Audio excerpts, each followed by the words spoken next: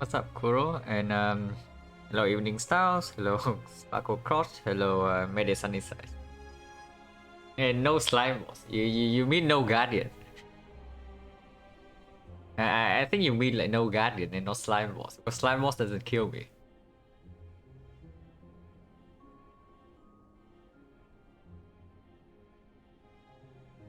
But yeah, we are on another 8th streak. PB like 2 weeks ago? No, it was quite a while ago. My PB of 8 was from when before I started streaming. Cause I got a 10 streak like I think maybe like 50 games ago or somewhere around there. But yeah, before I started streaming, my PB was like 8. But of course, my win rate back then was also lower than right now, maybe like by, I don't know, close to 10%. Last run feel like above average run and this row better than normal. Yeah, the most recent run was definitely quite lucky, I would say. But yeah, pretty much like comfortably over the curve after Act 1. And we never like fell down or anything, like no fight felt like it even pose a danger.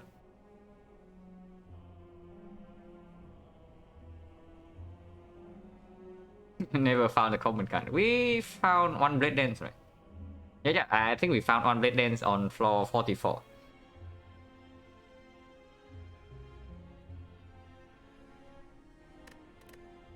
But yeah, let's go for 9.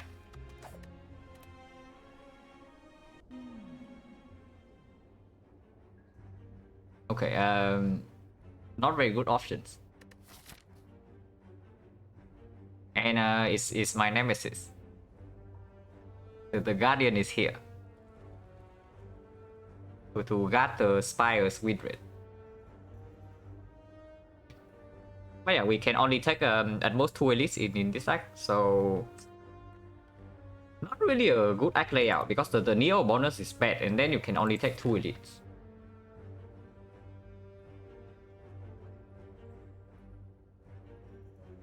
We're not forced into an elite early. Yeah, it's not that early. We always get the first elite before the first upgrade. Or we can even take this one. So like one floor later, but usually the question mark in Act 1, like at least early Act 1, it doesn't really make you stronger. If anything, it costs you HP. So honestly, right now I'm thinking we like if the path in Act 1 only has 2 elites, then sniping is like completely stupid. Because this bonus is already something that doesn't give you anything after the act. And yeah, with only 2 elites in the act, even if you save HP by like sniping the first one, it doesn't really matter because you just have way too much HP for the boss. So sniping not a thing, and I don't think even there's even a path to snipe here. Yeah, there's no path to snipe. What's up, Papa? And yeah, sniping's out of the question. So not this one. So it's between choose a card, curse for a colorless boss swap. And yeah, the act layout only has 2 elites at most. We already know that. So what does this mean? It probably means that you want to pick a Neo bonus that give you the most,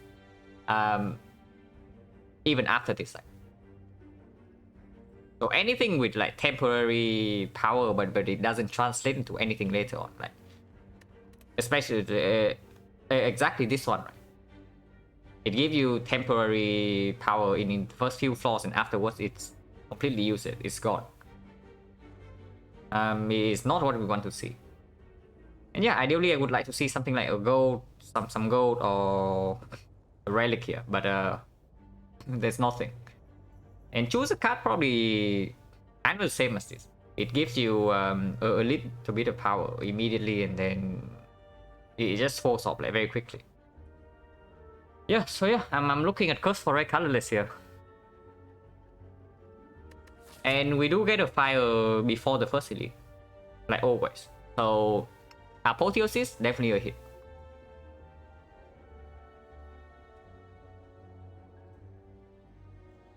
Just like lemon. It's not so bad. Yeah, it's not so bad, but if the path already has 2 elites in Act 1, then it's not really a thing, right? Like usually if I take lemon, 1 or 2 things need to happen. First of all, the Act path has to have like a lot of elites. It's a very risky path, maybe 3 or 4. And then the second half of the act has to have a decent amount of hallway fights, so that after I succeed or fail in the snipe, later on in the act I can still like adjust my deck for act 2. Do I ever boss swap? Right now, not really. I don't think I have swap in a run where I really try to win. In the past, I don't know, maybe 150, maybe 200 runs. But I do play boss swap runs like occasionally off stream. And honestly, the win rate is not that different. It's just feels really bad to play. But yeah, it's probably because red colorless, and we can go here. And yeah, we can take this one, or we can still go to this fire and avoid this elite. And this one we can also avoid. But the main problem with this is that if the red color is bricks and we cannot take the early elite, then this act is already yeah, completely ruined. But it's true that the red colorless usually is a hit, because yeah, apotheosis is a hit now, so at least 37% get like apotheosis and or Henogrid. That's one of the big two, obviously. But yeah, the bomb in Act 1 not so bad. Against Guardian, the bomb also does okay. I think the bomb is it is worse when you fight against like, Hexagons, but against Slime Boss it's very good. Against Guardian it's decent.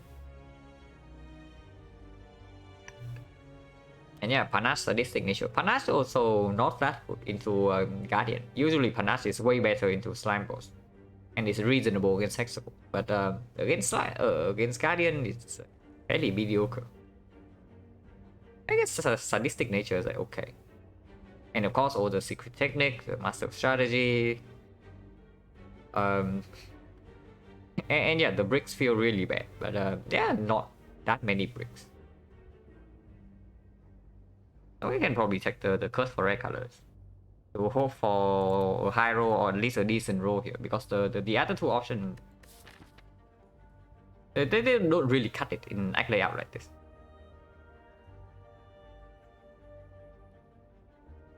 So yeah, we just go to this shop and move forward. Depending, if we don't even need to remove the curse, then maybe our path can be different. Same, right? So yeah, there's only one card here, and we pick the secret technique. So that's not too bad. Like so here's the thing, right? We don't get immediate power. The curse for secret technique is definitely not making you stronger on floor 0 or like the first few floors, but this card is very good later on. And in an Act 1 layout where you can only take the maximum 2 edits, I actually want something that will make us better like later on. So of course, it's not apotheosis, it's not Henogrid, but it's not bad. Unless we die in Act 1. If we don't die in Act 1, this Neo bonus is probably going to pay off better than the Neo's Lemon or the card choice. Magnetism, farm Henry, yeah.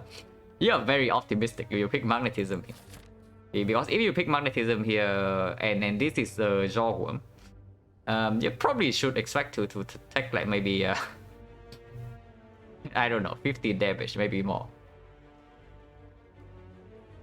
Very optimistic. I'm not saying that with the secret technique we are not taking 15 here, if it's the Jawworm, but maybe it's not a Jawworm for once.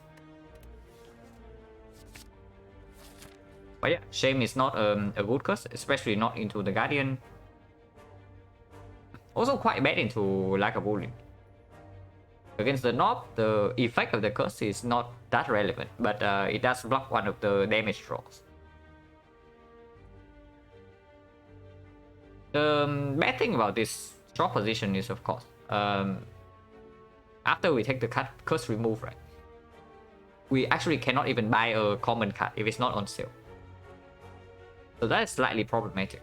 But other than that, it's not that bad. And honestly, we might not even need to remove the curse here, because honestly the trail effect is not that like huge into the first elite. So let's say I see a very good card here, for example, maybe I don't know, maybe Terror or a super good potion, and this fight doesn't draw a potion. Maybe I'm willing to do that over curse remove. And then after taking this elite and potentially this elite, it's only 2 elites in the act, and we have a lot of HP to spend. So maybe you can even carry the curse to these 2 elite fights and then remove the curse here. It's also possible. Kind of one question mark before shop if possible though, just for like both a chance for remove events or a chance for gold. But the shop position here is not that good. So maybe not.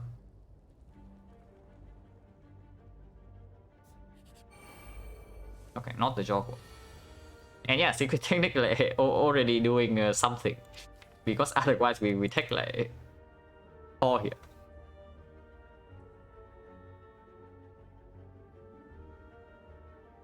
Do I pull Survivor or do I pull Defense? Because if I pull Survivor, the Defense is also full block, but Survivor means that I don't get frail for next turn. And with only 2 strikes here, and this guy is at 7 HP, it means that I need both to draw both strikes to have a potential lethal on this. Which probably means that I want to get a Survivor instead. Because next turn, I might need to play like triple defense if I don't have lethal here. And this guy is attacking for quite a large amount.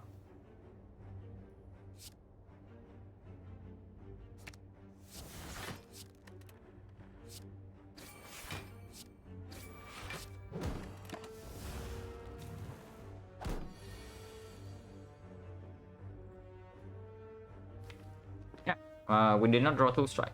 So we strike here and we double defend, we take 2.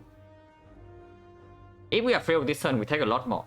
But because we pull Survivor last turn, we avoid the chance of like breaking on 2 strikes. And yeah, the other line triple defend, we take 3. So of course we strike and double defend instead. 10 gold. Yeah, 10 gold. Exactly what we want to see before the shop. But there's only 1 card here, so we pick the card. So Ancient Potion is not exactly a super good potion going into an early elite. But if we remove the Shame here, we really cannot do anything else. So we'll see what happens here. But I still think we go to the shop. Oh god. Well, there goes the good relics. Yeah, we can buy Flying Knee here and the card remove, and we probably do that because Flying Knee does have synergy with Dagger Throw like a little bit. But yeah, goodbye good relics and a good potion that we cannot afford. Now we can also take this Bouncing Flask. It's not even that bad. Because with the secret technique in our deck already, this Bouncing Flask gets a lot better, and it single-handedly solves our Lagavulin damage and our Guardian damage.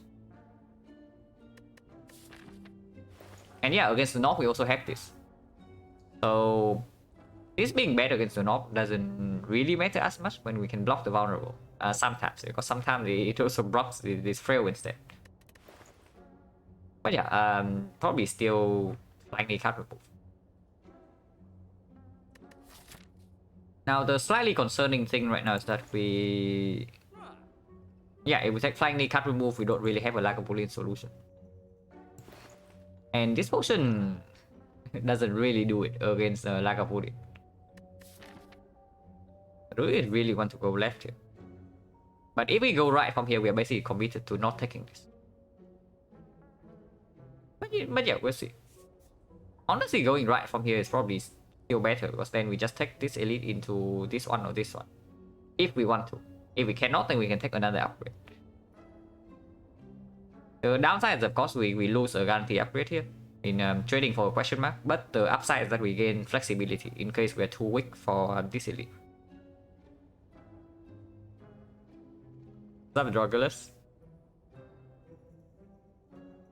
Oh yeah, Shame's really not a good cost to carry into Guardian.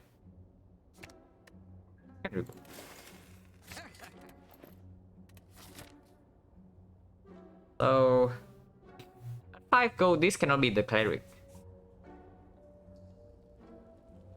If we take these 2 fights, we go to 35, so it can be the cleric afterwards. And we also lock ourselves to a floor 6 lead. But we are not that scared at all. So I guess maybe we can just brute force the Lagavulin, because afterwards we have like another fight. Another fire. So losing something like 40 HP here doesn't really kill us. Because we know that we only take 1 more elite in there. It's probably still okay to go left, because I think this path is just like clearly better than this one. Even though this one gives us options. Because we are already giving up like quite a lot by only taking 2 elites in this deck, and they're taking a Neo bonus that doesn't really pay off immediately.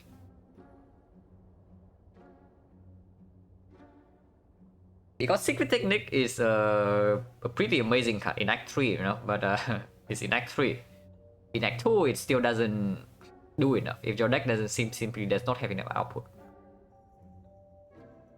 So we probably still need to try to get more value out of this deck if possible. So we go left here. A slight risk, but most likely it doesn't kill us. Most likely, hopefully. I don't know.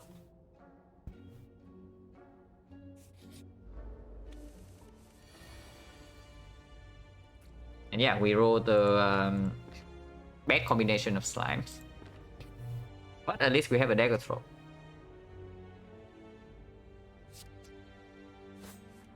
Okay, not survivor, not secret technique. So we take a 4 here.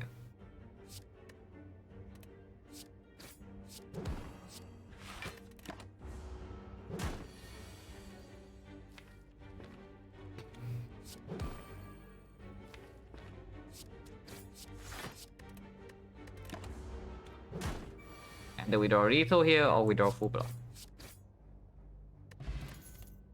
16 gold, no potion. These are not damage cards. And they certainly do not solve Lagavulin.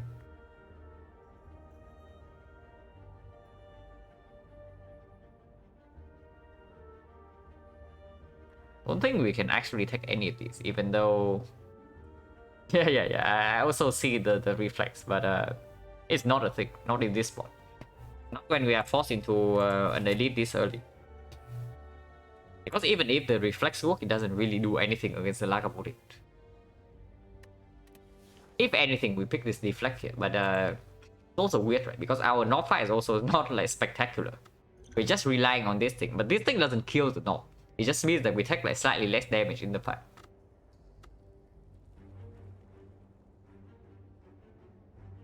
This is not a... This is a pretty scary spot. Let's put it that way. Because we only have 1 more card reward before our first elite, and these are also common cards with like not so good upgrades. But this upgrades for 3 damage. This also upgrades for only 3 damage. So they are just worse attack than worse like upgrades compared to other common attacks. Yeah, we cannot pick any of these.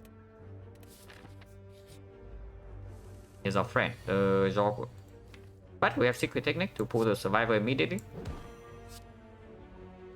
Do that.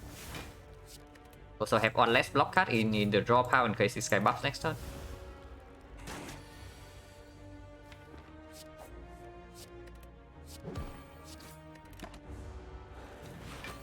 Reflex is OP. When it works, yeah. When it works, it's really strong. Also when your deck has real cards. Right now we don't really have real cards. No potion, so 50%. Okay, do you hear some real cards? These are definitely real cards, and honestly, I want to pick all three of them if I can, but I can only pick one. But okay, so we say that we have this against the North. So right now we are like really scared of Lagavulin and maybe the Guardian. So it's probably not Backstab, even though Backstab is probably the best card like, in a vacuum out of these three. So it's probably not Backstab, because Backstab doesn't help us in the Lagavulin matchup. And that is probably our worst fight right now. So it's between one of these two. Now, Nausea seems we have an upgrade for it right here. So if we pick up the Fumes and upgrade it, we almost, I say almost, because it's true, it's just almost. It doesn't like solve Lagavulin on its own, but it's almost a thing. And also completely solves our Guardian damage. Not super good against the North, and the upgrade it's a bit weird against the Sentries. I mean, it's still good in the Sentries fight, but it's a bit weird. We are probably taking a lot of damage in the Sentries fight if we take the Fumes here. But we have HP to spare, and it definitely means that we do not die to the Lagavulin. On the other hand, there's the Predator. It's like overwhelmingly better in the North fight, because we can also upgrade it for like +5. It has good synergy with the Flying Knee. And it's also reasonable against the Lagavulin. It's not bad. It is super good against the North. It's reasonable into Lagavulin, and it's also quite good into Sentries. Against Guardian, it's okay, but Predator alone doesn't solve the Guardian damage.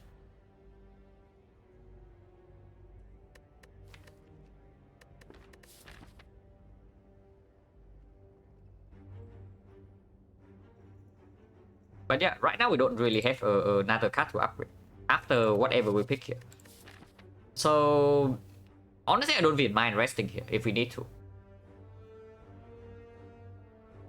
Yeah, because we upgrade Predator here, we don't see a card that's worth upgrading here, then there's nothing to do here. We are not making a 3 damage upgrade, most likely. We just rest. So I think it's Predator. Okay, how much gold do we have like if we try to pass for this shot? 60, 1 question mark, 75, 108.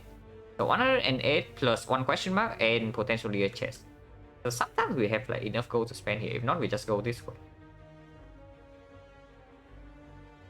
I mean, of course, we can also take this elite and go like triple fire, but we already don't have anything to upgrade. So going left from here is probably not a good idea. But basically what I'm saying is that I probably want to take Predator. And if we see Lagavulin, we still can brute force it. And with Predator Plus, in the deck, we do not die to the Lagavulin. Because we can still use this to block the -2 decks. If we need to.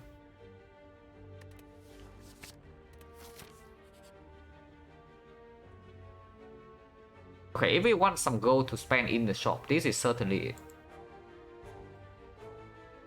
And card remove usually very good, but maybe not so good here because of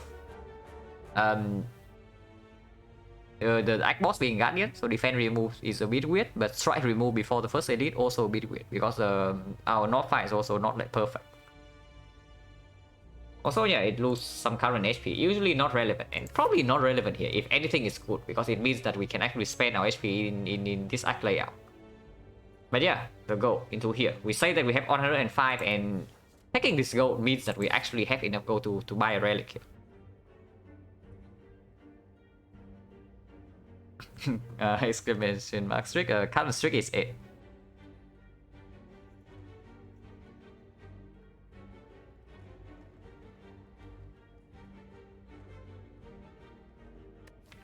But yeah, it's true. We did add like 3 attacks. So we can take a strike remove here. Yeah, thank you for the good luck, Bishop Star.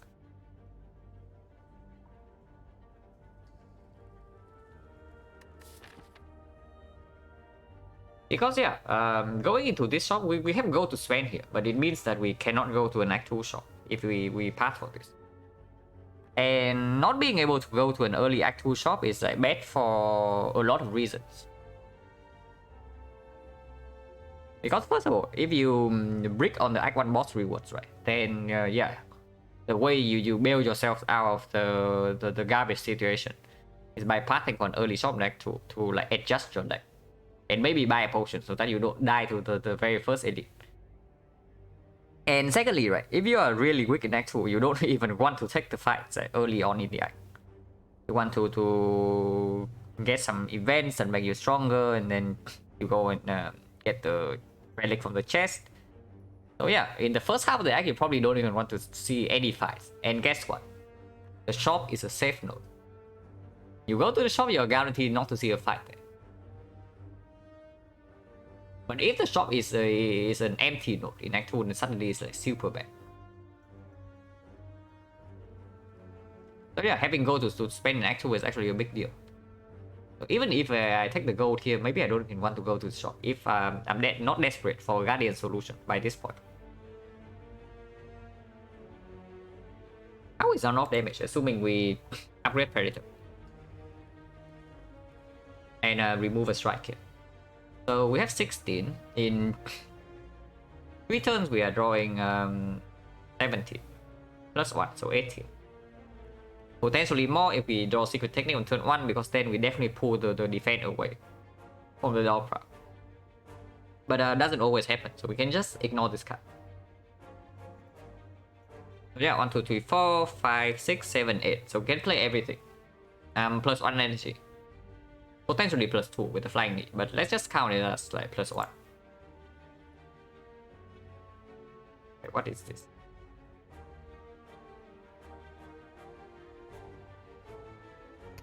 But yeah, so we can count this as the whole deck plus 1 energy. So 24, 44, 52, 61, 64 plus 1. So we don't kill the Norm in 3. Even with the Predator upgrade. Doesn't really happen unless we draw Predator early on and then we reshuffle right into it. Why do we have this potion? But yeah, against the Norm we are expecting to take at least 2 hits. So it's like 8 plus 16. Sometimes we can weaken it on turn 3, but let's assume that it happens on turn 2 instead. It's -2, so it's 6 and then 16. So 22 damage in the North fight. We go to 30, if we take the card remove here, we go to 23 and we rest here, and then we take whatever fight this is. It's not so bad. You cannot buy follower, feels bad. Really feeling bad. But yeah, strike remove is it's not even that good right now. So I probably take the goal. I probably take the goal to get value later on, because Act 2 I still know that most likely I go to question marks. And not removing strike before Act 2 question mark is also a thing, because yeah, bites exist. And then anytime we can take bites, I actually want to be able to do so, because bites are pretty decent cards, to be honest. It's just that if we take the strike remove early on, and taking bites just make your deck worse, while also losing max HP. Because yeah, normally this card remove make you stronger later on, like, more compared to taking it to go. But that might not be true in our case, because taking the gold here actually gives us enough gold to spend in this shop or the Act 2 shop. So they are already like close enough. And taking not taking that remove here also opens up for buy trades in Act 2. So I'll probably take the gold here, because the 7 current HP might become relevant. Yeah, Predator upgrade is very clear, plus 5 damage. Like, way better than every other upgrade in our deck, and whenever we draw into this card we want to play it.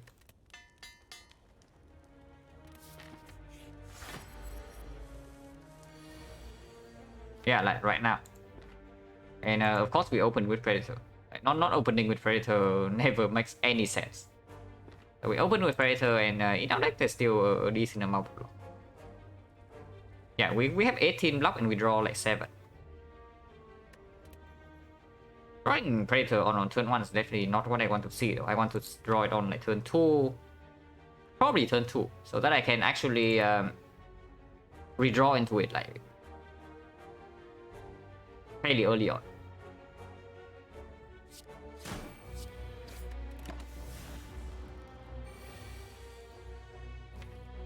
Yeah, Secret Technique cannot even be played.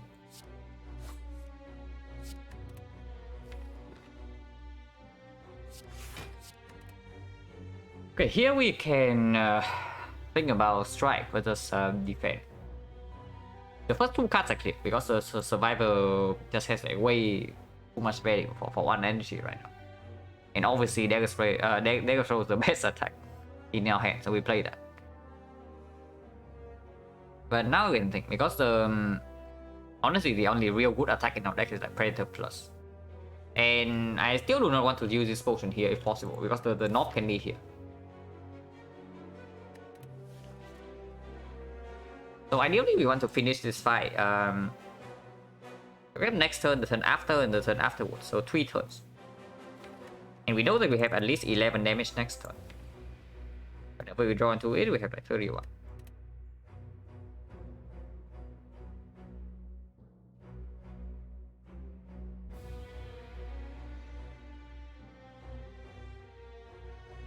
So 80. Yeah, 69, nice. And 49. 40?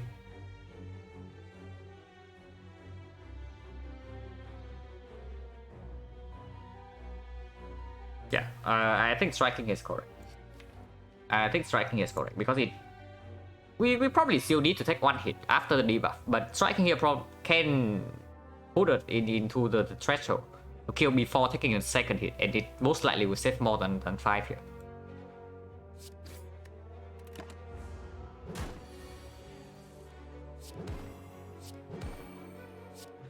And yeah, same situation, but this time we have like more information. So what are we doing here? Next turn we have 4 energy. Attack density in the deck is like not that high.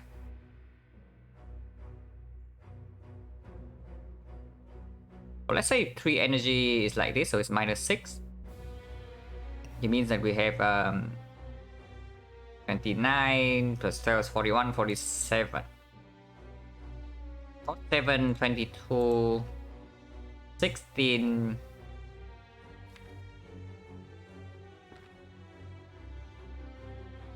Okay, that doesn't cut it. This draw is not good enough. Because it basically means we need to redraw into the Predator. Like 2 turns from now, otherwise we never kill. But yeah, this deals 18 and this happens to deal 4. So Predator plus the strike is 22. It means that defending right now is actually threshold. But only if we draw 4 energy worth of attacks next turn.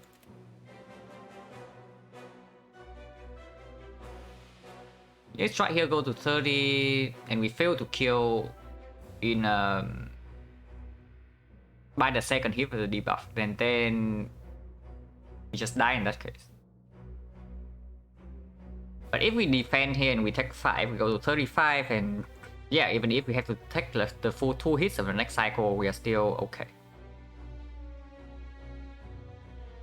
But yeah, it's not like defending it doesn't meet the threshold. If we draw well enough, it's going to be like exactly so by the 2nd hit. Defending now basically give us a close to 0% chance to die. So yeah, probably defend it. Because like committing to another strike here, it's very weak. It's basically it. Because most of the time we still fail to kill by the 2nd hit the next cycle with this kind of draw.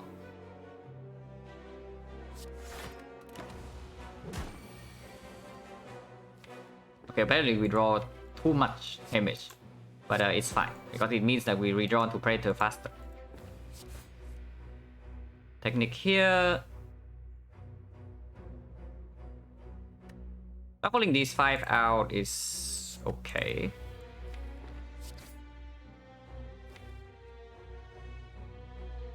I can also play the secret technique right away. And probably should, because this is not a really good draw in the next cycle. Like, it's just pull the survivor.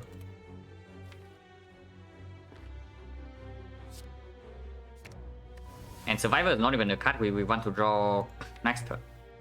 But yeah, here we can artifact potion, probably save us like 4 HP. But I don't think so. It saves way more than 4 in the North fight.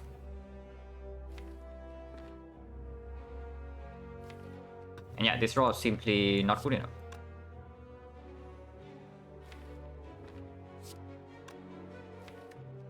$18 for 4, so 26. Let's see, dagger throw is like 25, 29. So technically flying the double defense here give us potential lethal next turn. Otherwise you can still block, because this still blocks for 5. This still blocks for 6. Honestly, yeah, I'm probably down to double defense here. Take 14.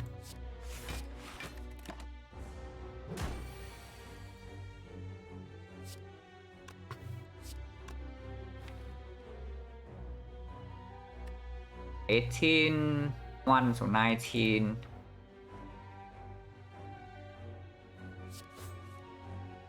Neutralize draw is actually very good.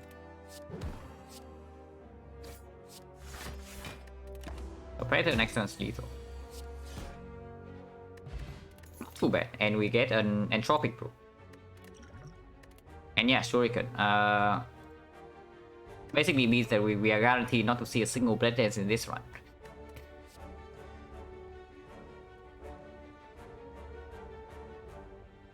Second Predator makes like absolutely no sense.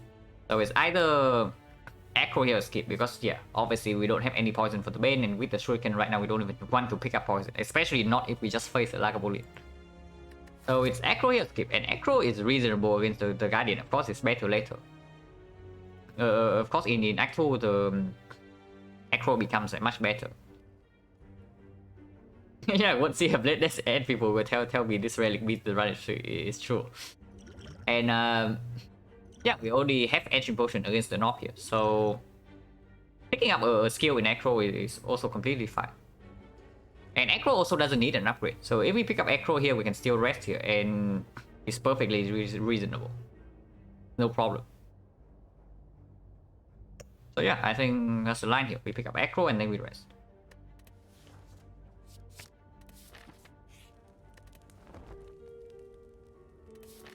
And yeah, definitely want to take this elite over this one, because we don't even have an upgrade target here, and sometimes we can go to a shop stick. Yeah, we take this, because we already remove the curse, so immediately this at least saves like 50 HP. If we remove once, if we remove twice, it's going to save like 125. And yeah, there's no reason to key this in Act 1. Doesn't give us any immediate power here though. But yeah, going to this shop right now doesn't make any sense. So we go here and we spend our HP. Because we effectively have 3 potions. And potion chance right now is 40%. So I'm definitely willing to use like both potions here.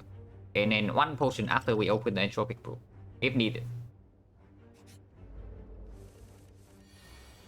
Yeah, here's the knob, so we can commit potions right away, because this opening hand is not good enough.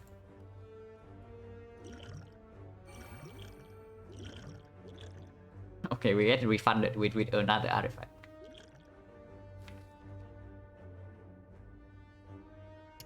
I think I want to use attack potion not this turn, because this turn we already get a shuriken prop. And then the later I use this, the better it is, basically. In case I'm actually use our artifact, yeah. But the second one, maybe not. The second one we probably cannot use. Oops, take out the screen.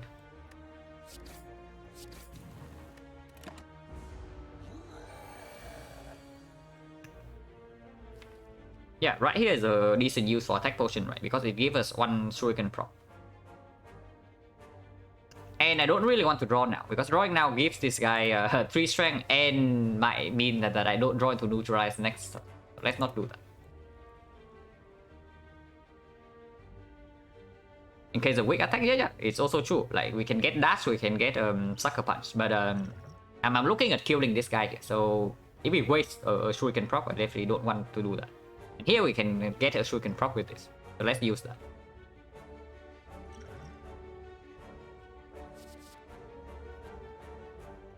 Now, choke means that we can actually play the defense and it deals 21. It's actually 22. So 22 here, 21 here. So 43 plus 7, so 50. And 50 is our next hand, so it's lethal, right? With the choke. Yeah, so let's do that. We actually have a kill next turn. So artifact potion actually doesn't play, unfortunately, but it's fine. Because we get this one back anyway. We just pretend that we use one potion in this fight. And yeah, we use entropic brew. One potion.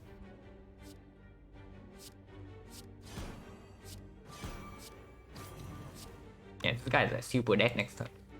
Because we have 2 strength now and we know what we draw. So we can defend here.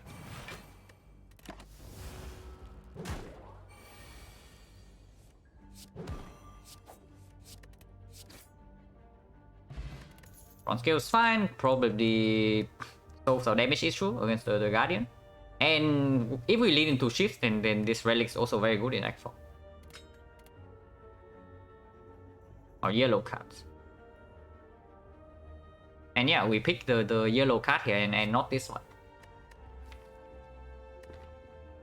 I mean, secret technique with Nightmare is actually like a pretty nutty combo if you see a single like Nightmare target. But right now we don't have any.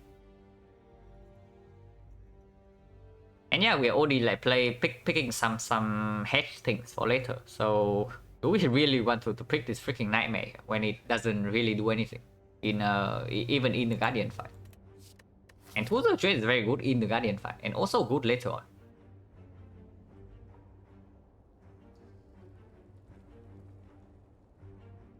Yeah, probably Tools of Trade. Because our block density is actually not that good here. And we only have an acro, so picking up the tools here instantly opens up a discuss synergy. And yeah, we can pick up the kite then. And then being able to pick up the kite after Act 1 is always feels good. Because when you can use the kite is effectively like free energy.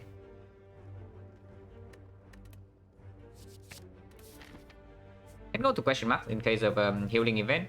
Then if we see a healing event here, we can take like this part for example. If we see life loss, we can go here and we can go to the shop. Because with the smiling mask now, we can actually go to more shops and we can still get some value, even if we cannot buy relics.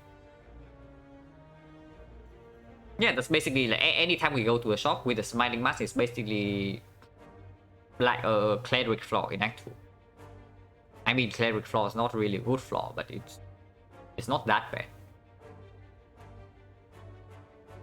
Also, potion chance like 50%, and the only event we have seen is like wing statue, so it's not even that good. But here we see serpent, we can actually pick it, and then we go here. Yeah, because curse remove only costs 50, so the serpent actually gives us 100 gold. Or -1 remove, and -1 remove we don't even mind that much because of potential buy straight in Act 2. So life loss we can take. Okay, maybe not Shining Light. Shining Light is scary because we still have to face this advanced forward. And taking 20 damage from Shining Light here means that we have 8 damage, 8 HP here, and if it's a nasty advanced forward, you can die immediately on turn 1. But Scrabbles we can probably click twice, and Wood of Goop we definitely take.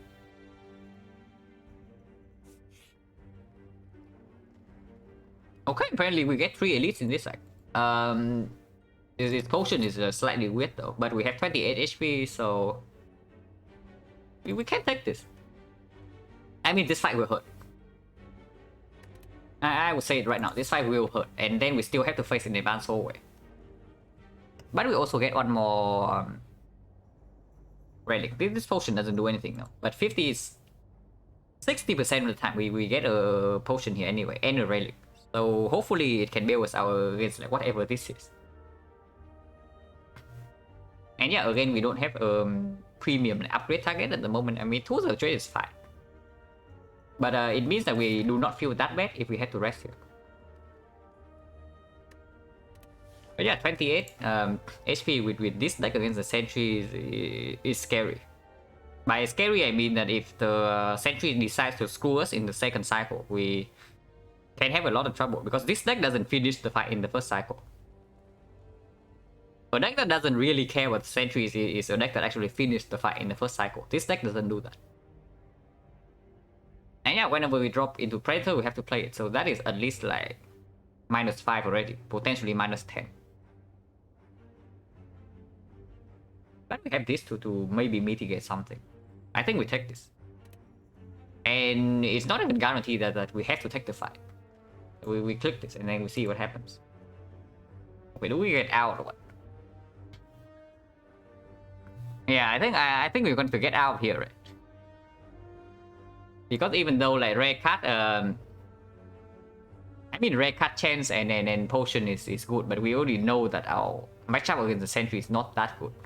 Oh yeah, also like Shuriken and Nunchaku, right? So we definitely do not see a Blade Dance this run. That's obvious, but yeah, we probably leave because I don't even want to take this fight. If this is not advanced way, then I take this fight for the rare card chance and the gold. Because that's a lot of gold going into this shop. But now we can still have HP to maybe spend in this question mark. But yeah, we just leave. And we go here. If the fight is really bad, we can go here and still do something in the shop with the Smiling Mask. And maybe buy a card. If this fight is good, we can continue to take this. Got the relic, time to deep out. It's -30 gold and not even -30 gold. If we find gold here, it's actually -60. So -60 and then -30. So yeah, -90 gold and minus a potential potion, minus a rare card. That's not very good. But our deck right now is not that good against Sentries. So I want to pull out. And yeah, we go here. Okay, this fight is not probably not that bad. Yeah, here we take 0 and we spend 3 energy. This guy always attack next turn. So probably want to set him up for potential lethal. If we draw into Predator, we waste a lot of damage, but it's fine. We can also not just not play Predator. Or play Predator on something else, because we have 4 energy next turn.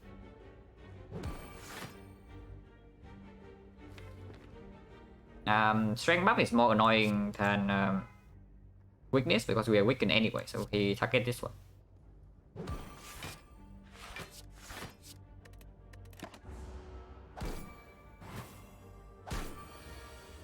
They all attack.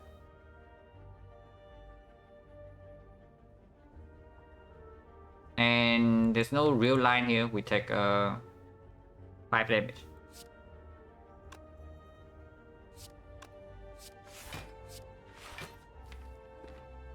Unfortunately, we brick on this, otherwise we can kill 2 here and take like only 2.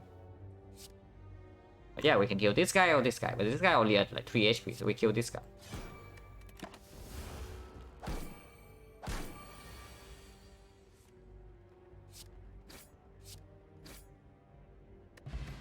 Tropic Proof.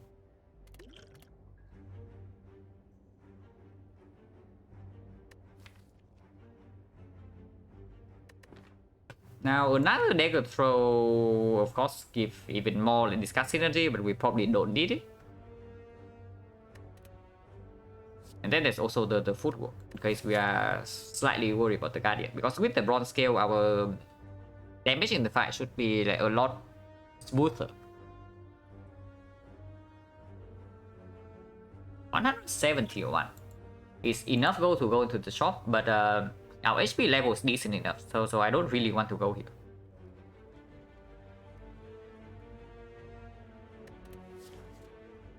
It's probably football.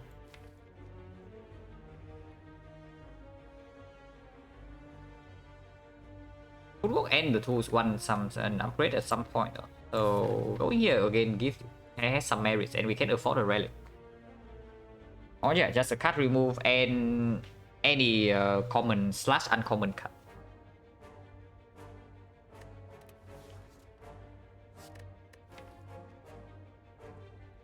Because honestly, even with a footwork, this deck doesn't fare that well in Act 2. That's clear. And right now we have 10 base cards, so Pandora's Box we definitely pick. And especially, we discussed synergy already. So if we pick the P-Box and we pick up the footwork here, it is going to be a pretty sad story. Like, we effectively just add a cost to our deck.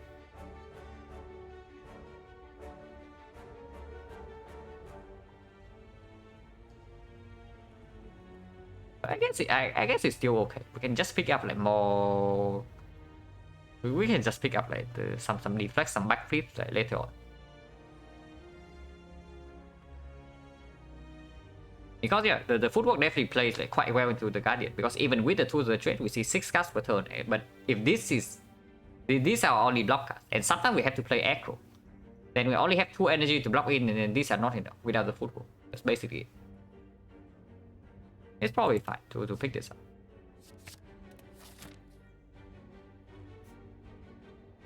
And yeah, do we want to play safe or do we want to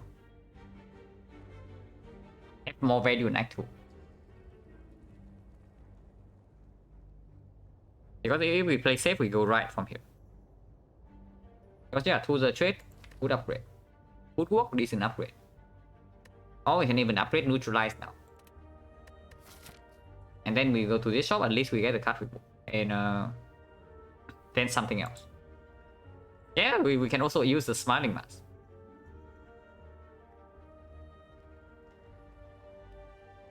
But I think I want to go left. Because yeah, we say that with 5 strikes, even if we remove 1, right, we are still looking up looking to pick up bites.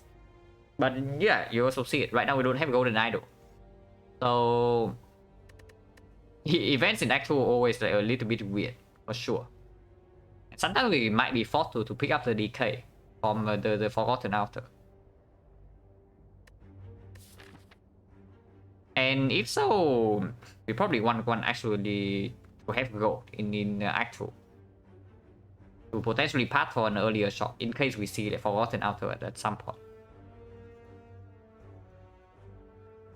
And yeah, going to the shop after the boss rewards is also like much better because it gives you a lot more direction.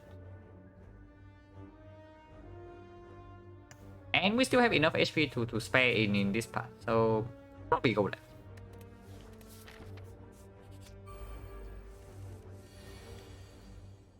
Okay, I regret everything.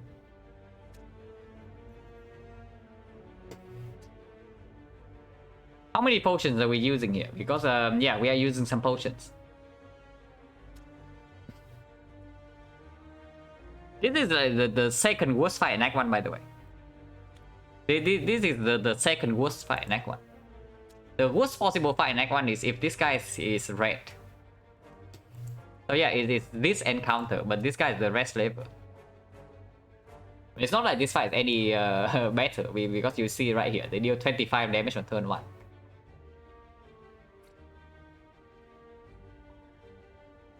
Now at least we can kill this guy immediately, so that's something. But that also means that we take 13. Now Ancient Potion is basically useless against the Guardian. It's okay in Act 2, but can we really hold like all the potions? When like looking at what's happening here, we're most likely resting before the Guardian. If so, then are we even strong enough to finish the Guardian fight without any potion use? Basically, I mean that in case we don't break the entropic here, but I don't think so. I probably want to break the entropic right now.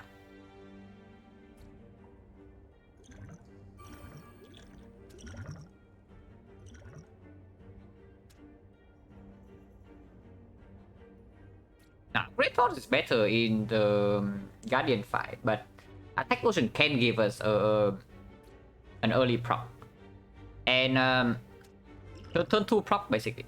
And I think if we can proc the Guardian on turn 2, then the fight should be fairly decent for us. Because afterwards we have Footwork and to the trade for block like consistency, and then we have a Bronze Scale to deal passive damage, and sometimes we also get a Shuriken proc.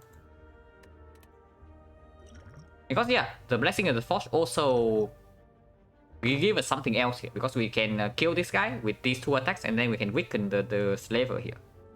to get some immediate block. And this guy also attacks every single turn, so the weakness also plays like next turn. Maybe not, because we draw 7 cards next turn, but it can play. And yeah, I think I want to save attack potion for the early Guardian prop. Because right now, at this level of HP, and we are losing some more here, we cannot afford to take the turn 2 hit against the Guardian. That's basically it.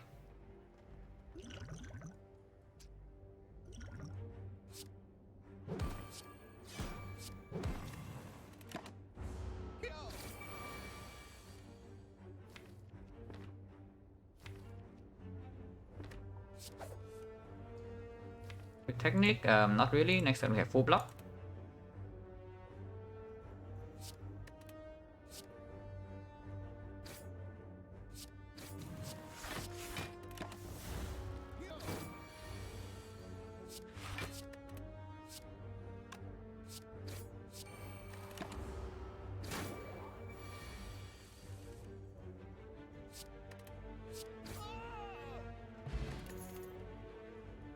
Yeah, escape plan with the footwork. Escape plan is decent against the Guardian. Escape plan is bad in Act 2, but who cares about Act 2 right now?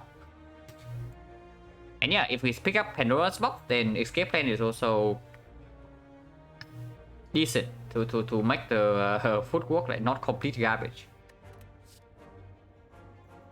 And so it's probably fine.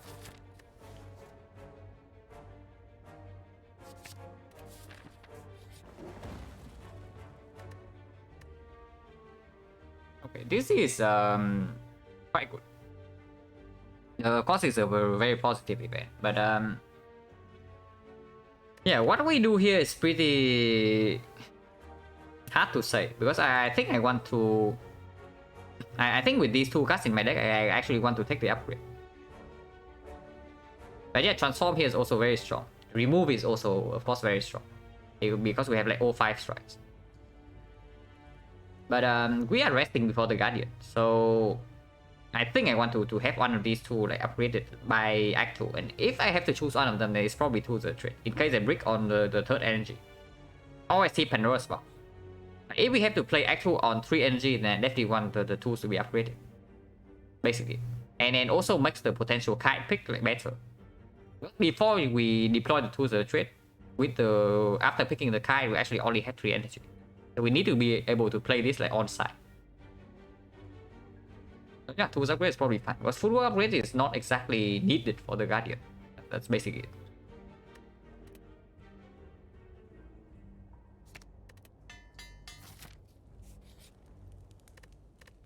Now, honestly, I don't think we even need to rest here. I think we can get away with upgrading footwork if we commit this potion. But if possible, I don't want to commit this potion. And without well plans, even with 2 the trade and footwork plus, we can still brick sometimes on 14 HP. We can probably rest. The footwork upgrade is good, but not that good. Because even unupgraded footwork, we already have full block basically against the Guardian if we don't brick. And then if we brick on block cards, then this upgrade doesn't help like at all. So let's probably rest.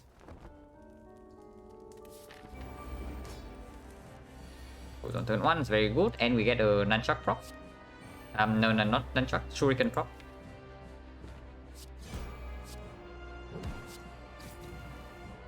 And yeah, we only need to deal 20 next turn with +1 strength. If anything, we still have this potion to bail out, so it should be fine. We should be able to preserve this potion from this spot.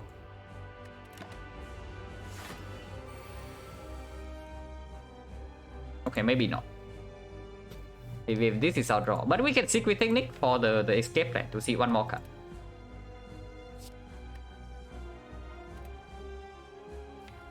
Yeah, we need 1 more attack. So we actually need to secret escape plan into one of the attacks here. So 60%.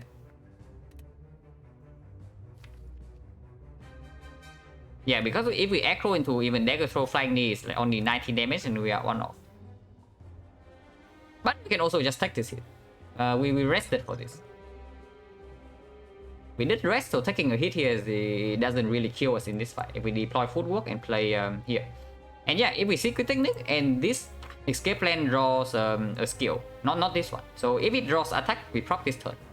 If it draws the skill, we can play footwork, defense, survivor, and block for 20. So we take 16 here, and we at 17 HP with footwork and to the trade down, it should be fine afterwards.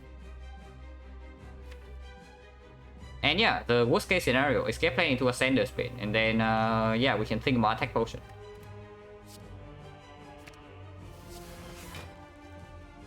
Okay, I guess we are blocking. Next time we get another Shuriken prop.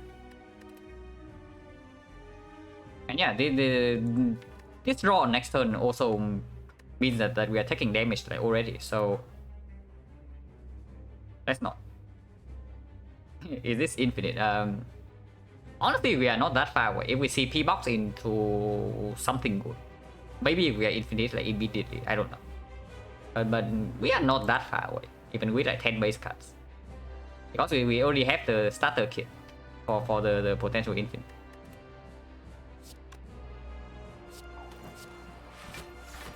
Yeah, take 16.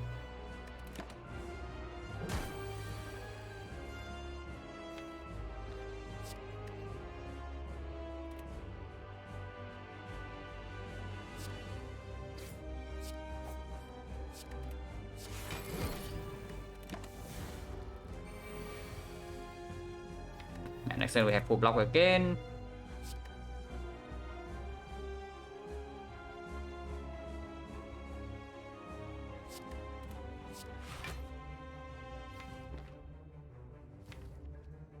I think I want to preserve Nunchuck for next turn, even though the attack here is completely free.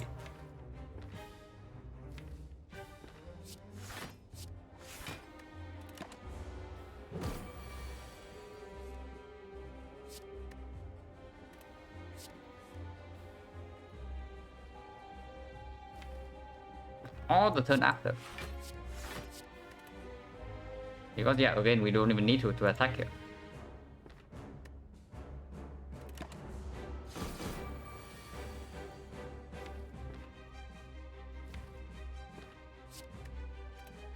Yeah, we have full block, and flying knee is free, and it also gives us energy for next turn.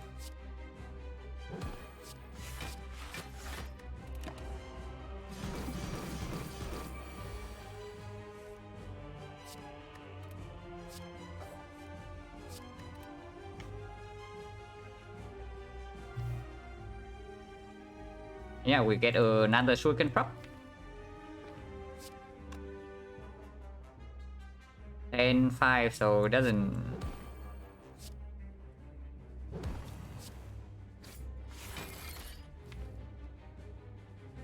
And we want to draw here. Maybe not, right? Because when we draw 12 cards plus escape plan is like 13. So we draw this plus 3. And this block, we only need 2 cards for next turn and 2 cards turn after, and this can also like gain block. So drawing here, I mean it's okay, but probably not needed. And then we have like 17 HP, so we have a decent margin of error.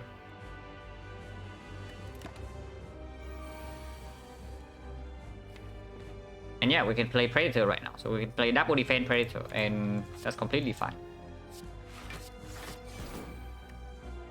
And yeah, we don't even care about drawing it because we already guarantee 2 block cards next turn, and we don't need this block right now.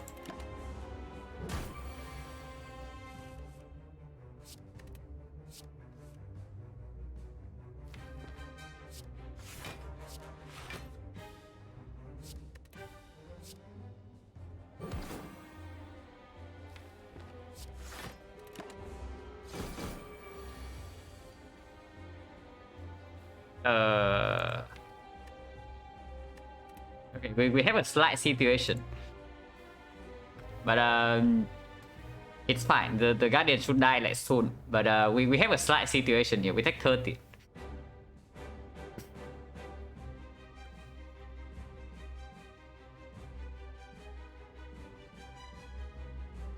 Taking 13 here, if we proc on 16, it means that we go to 4, and we go to 4, it means that if we brick on the 8 times 2, we actually can die. That's problematic.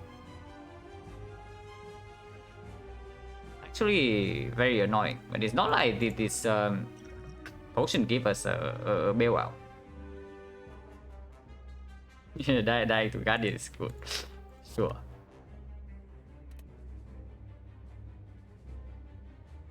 And yeah, this exact this kind of draw is exactly why I don't trust the tools trade like as much as the well-led plans.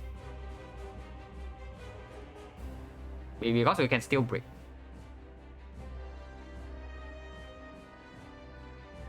If anything, I want. Yeah, if anything, this attack potion should be safe for the 8 times 2 turn if we completely break. Because then it means that we can still play 1 defense and play 2 attacks. And with the attack potion, it should be enough to kill this guy. Because he's going to have less than 30 HP and we have at least 3 strength. And yeah, I think Predator here has to be played over Flying Knee Strike because we know that we draw 2 defense next turn.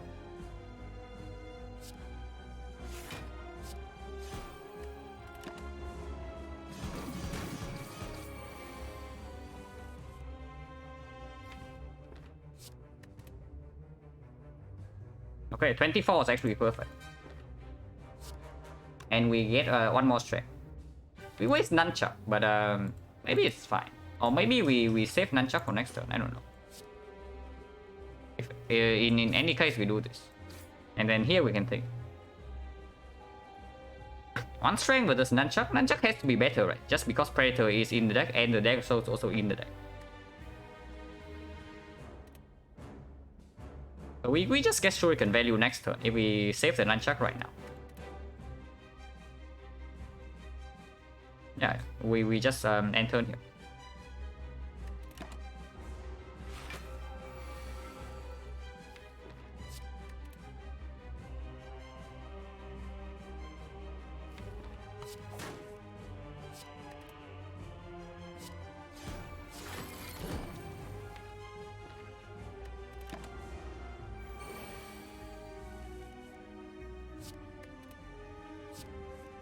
Yeah, okay. We kill this turn.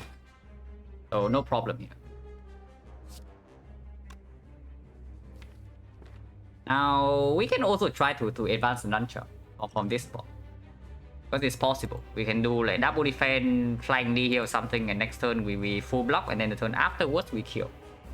And if we draw to neutralize next turn, we also have a prop. So instead of putting Nunchuck to 3, we can put Nunchuck to 3 here, 4 now, and 5 the turn after. Because we kill with 1 attack. So 2 Nunchuck charges. Do we have any chance to die though if we do that?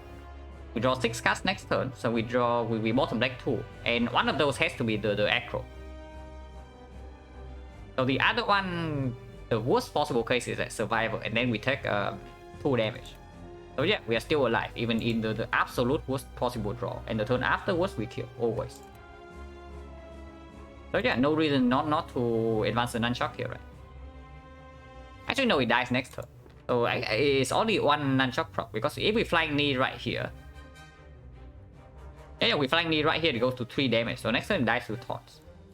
But if that's the case, then there's no risk at all, because next turn we just play 1 block into 1 attack. So yeah, there's no reason not to advance Nunchuck. Doesn't make sense.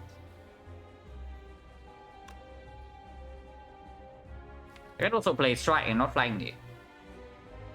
But even then, we still cannot play neutralize next turn, so it doesn't really matter.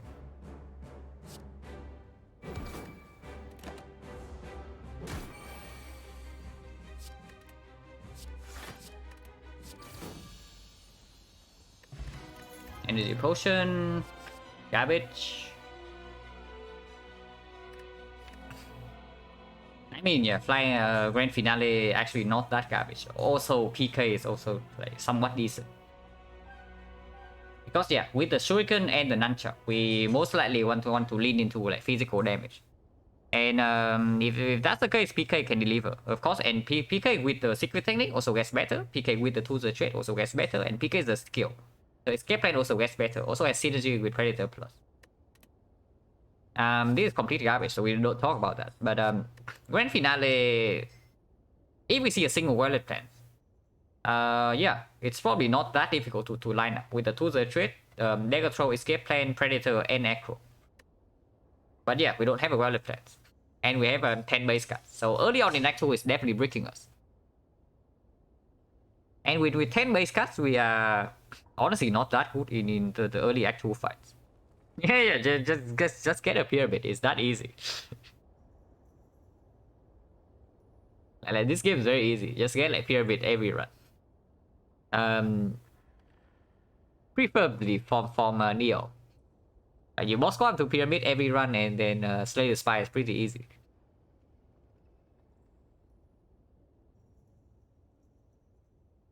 But yeah, even if we brick on energy, the PK is probably still a good pick. Because if we brick on energy, we just upgrade the PK and then like one Tactician. We definitely can pick up Tactician with Tools Plus and Aggro. And then we just keep cycling our deck, playing the 0 cost PK, and that's enough damage scaling. Because if we are stuck on 3 energy, then we need to make our cards more efficient. That's basically it. Yeah, it's probably PK. PK is better than skip here. It's a bit weird in Act 2 for sure. With 10 base cards. But it's fine.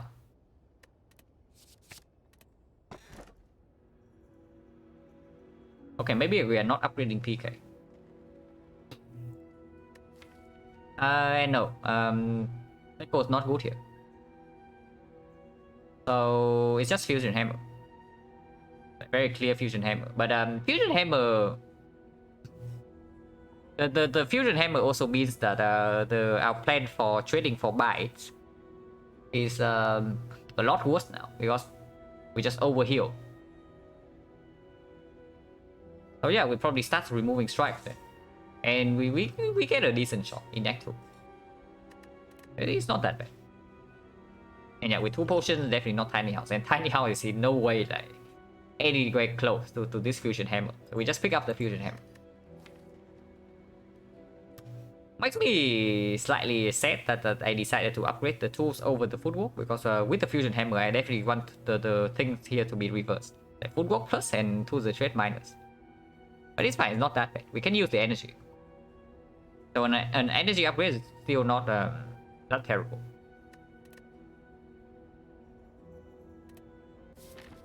Automaton. Okay, very early shot then.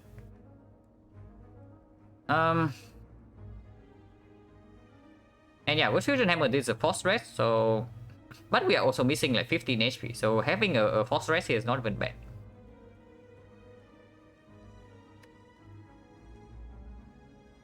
Somebody should do Tiny House squad to see win rate. I think I squad into Tiny House like 3 times or something recently.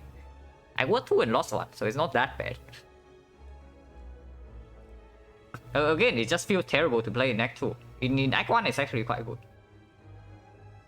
Because the -2 draws on turn 1, right, is somewhat mitigated by the random upgrade. Is somewhat mitigated by the random upgrade, and then the 50 gold and the potion makes it possible for you to take like a very early elite. So the Act 1 pathing can be more aggressive with a Tiny House squad. It's just that in Act 2 you suffer.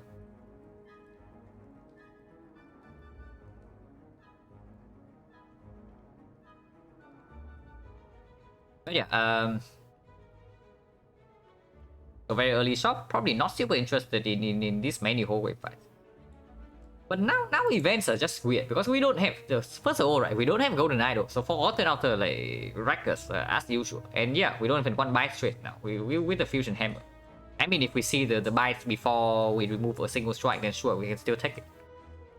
But otherwise, it's not that good because we are only like somewhat over sustaining with this Fusion Hammer. And then yeah, Apparition, like same story, right? You pick up Apparition and you're forced to rest at every rest side, and you cannot even upgrade Apparition for at least 1 Apparition for like the well-laid plans later on, and then it's just not even good. So right now, bites marginal slash bad, Apparition is the same, and Forgotten Outer is complete garbage. So do we actually want actual events or what? Because it doesn't sound very good to me, but it's not like the whole way fights are any better.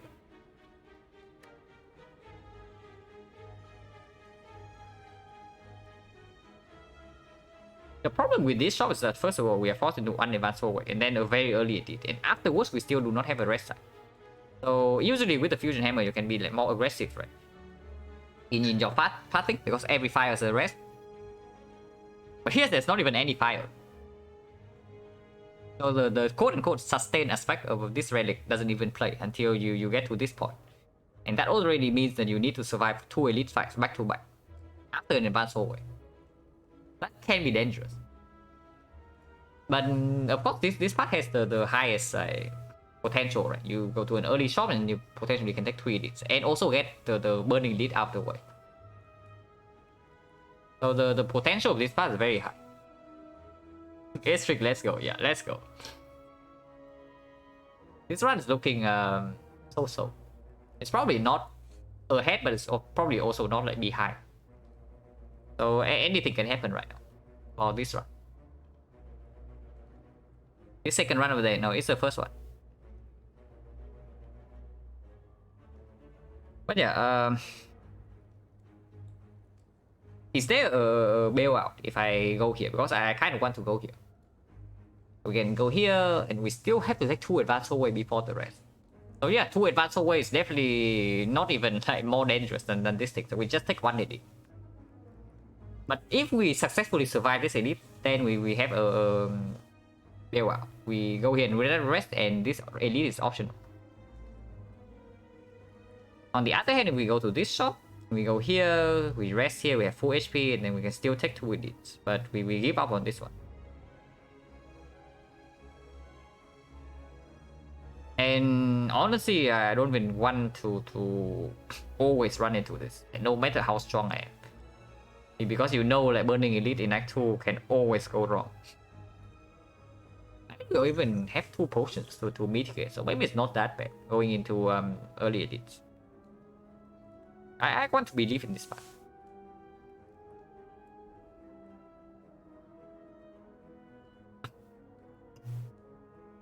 If this is the outer, we lose like 18 or something HP. Go to 33. Let's say we lose like maybe 10 HP here. We go to... That's bad, because honestly our block is not that good. And when your block's not that good and your burst damage is also not like super premium, we don't have maybe like 2 backstabs or some mutagenic strength here. So if we see something like the avocado or maybe the snake plant, we can suffer a lot in the advanced hallway fight. The left part is actually so dangerous, but if we can pull the left part off, then it's like so much stronger. I mean, we can still take bites. It's not like we remove 1 strike and then bites are like untakeable. And if we take bites, then this part is a little bit more manageable for sure. But only 1 question.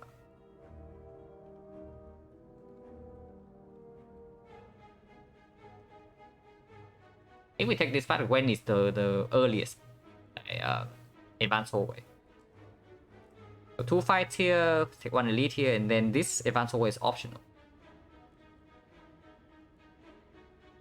We can still take question mark and we go here, and then we can still go to the top if needed, like for card remove and then dodging advanced hallway. That's also fine.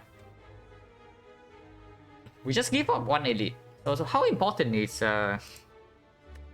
honestly, how important is the elite? Hello, Frankly. How important is the freaking elite anyway? How good are we even in the elite fights? Like, not so good, right? Here are our attacks. Honestly, our damage is quite mediocre before we deploy the PK. And then we don't have a single blade then. So maybe the early elite is just strictly a bad idea. Yeah, we also have no AoE damage against the Gremlin Leader. So we are bad against the Gremlin Leader, we are bad against the Slavers, and against Book Stabbing we have this, but even against Book Stabbing we are not so good. Okay, so yeah, let's go here then.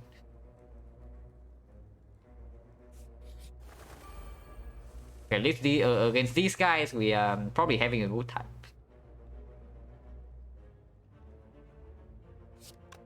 And yeah, we have full block here no matter what. So let's get plan first. Just escape lane right now, if it pulls either survivor or PK, then we just secret take it into the other one.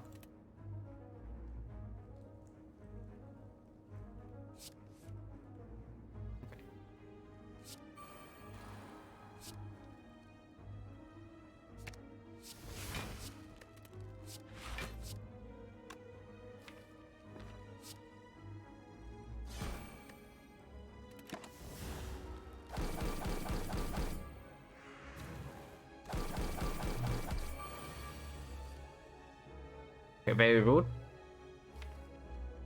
Actually, extremely rude. So no multi-attack, and we also do not draw neutralize to down a bird. Yeah, 29 damage. 29 damage is here. I mean, we are only taking 8 if we don't potion, but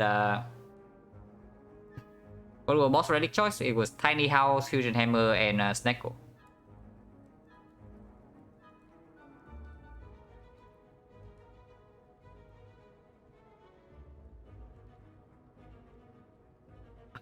I mean, even if I don't Predator the middle one, it still doesn't change anything, right? Because if I don't Predator middle one, then I would actually Predator this guy.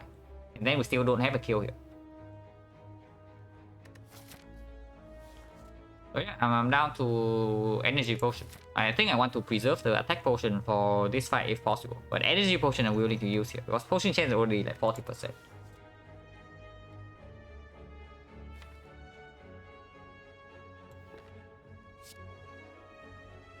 Probably never playing this PK, to be honest. So 1, 2, 3, 4, and we block here, we take 4, otherwise we take 8. Potion for 4, that doesn't make a lot of sense. Maybe we just don't potion at all. And then we just take the 8 damage here. But next turn, if they decide to be rude against next turn, we don't have anything to do. Because yeah, next turn this guy is guaranteed to attack, and then we spend 4 attacks on him, and then we have 1 block for 7. This guy decides to attack again, this guy decides to attack again, we I don't know, we are in operation range.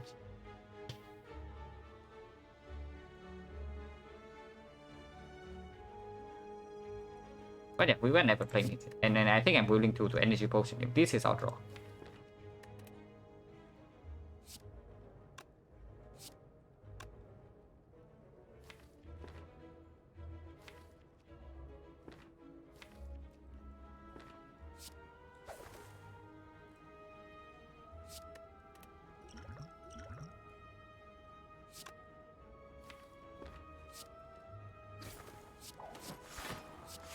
Yeah, we still take 8, but at least we set up a better next turn. Yeah, the boss are outplaying us with the bronze skills. You look at this. And then imagine if we did not like energy potion last turn. And then this turn we would have drawn flying knee, defense, strike, double strike, and neutralize. And just imagine. But here at least we can kill this guy, we can weaken, and then we full block and they die on their own.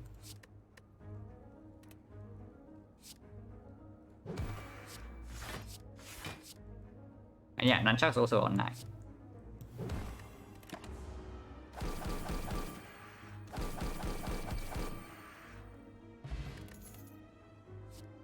Wow, it exists. And when we still pick that with the Shuriken and Nunchuck. So we definitely pick this even if it's unupgraded. And you don't have like accuracy after image or anything. Yeah, common card, right? It's actually like pretty difficult to see. And yeah, we picked that. I'm probably willing to pick up like 1 more, but not 2. I think I pick up 1 more Blade Dance and then I call it. Like that's it. But 1 more I'm willing to take. Oh, it's a sign, right? It's just a sign, right? We have exactly enough gold.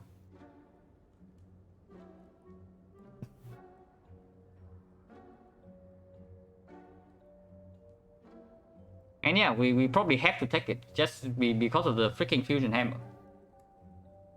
Like if we just want to talk about the present, then toolbox card remove is probably just much better. But if we pick up the toxic egg, we can actually pick up apparition.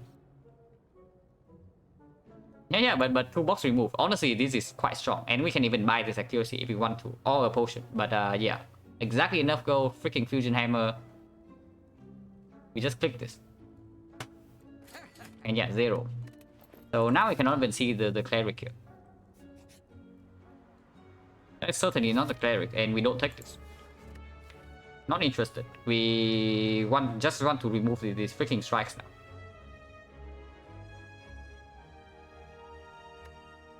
Yeah, we are behind on remove, so we definitely don't even want this. And we already have direction. So we are behind on removes, we have direction, and turn 1 we can spend our energy. So absolutely no reason to ever take this.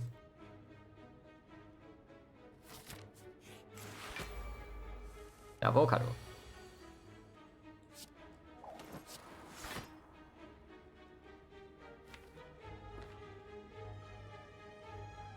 We have 4 energy this turn. And this is full block already, so we can secret technique for Blade Dance.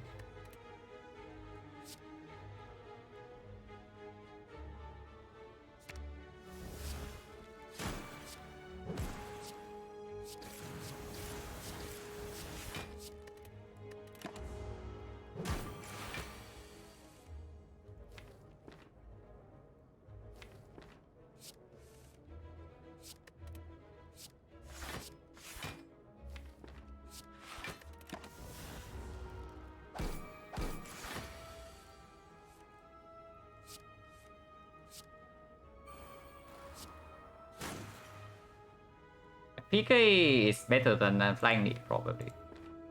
So we take 2 here and we play the PK.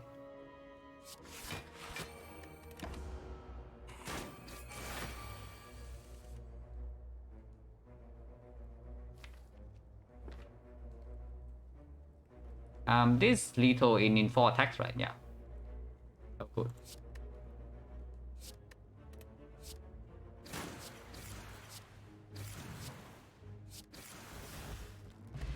Potion, so potion chance 40% now. And deflect plus. Probably good. Synergy with the footwork or block density is also quite low. And yeah, eventually we need to find some ways to block. Of course, I would like to pick back creep, but deflect plus not so bad because we also have a lot of cut draw.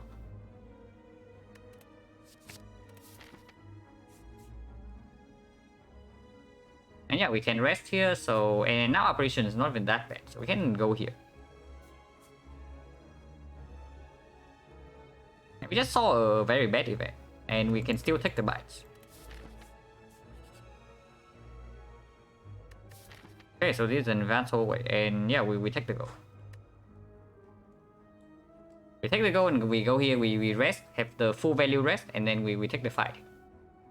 That's fine. Because with the gold, maybe sometimes we can even take this. If the chest gives us more gold.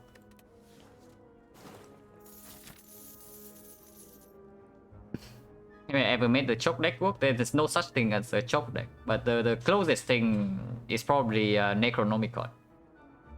And honestly, even with the Necronomicon, I don't even pick up the choke. I just want to pick up like Predator and whatnot.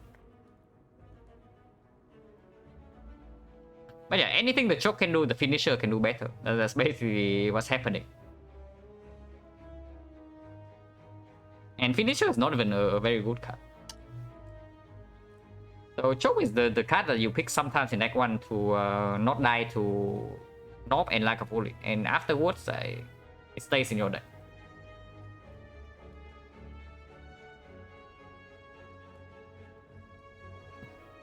But yeah, with the Necronomicon, it actually hits quite hard. But it's still not the 2-cost attack that you want to take. I said infinite, I had to kill with choke.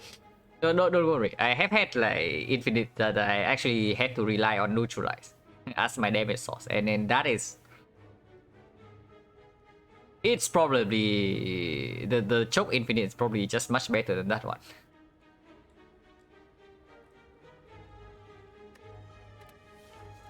But yeah, choke is usually not a card that you want to build around because it is really not that good. You can pick cards that go well with it in next one, of course. But don't try don't try too hard to make it your damage source in next 3, because it is just disappointing. Okay, we go here, we rest, and we know that it's an advanced hallway. 40% potion chance.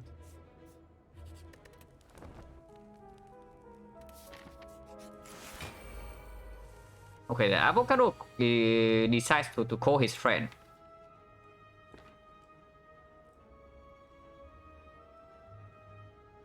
And yeah, this fight will hurt.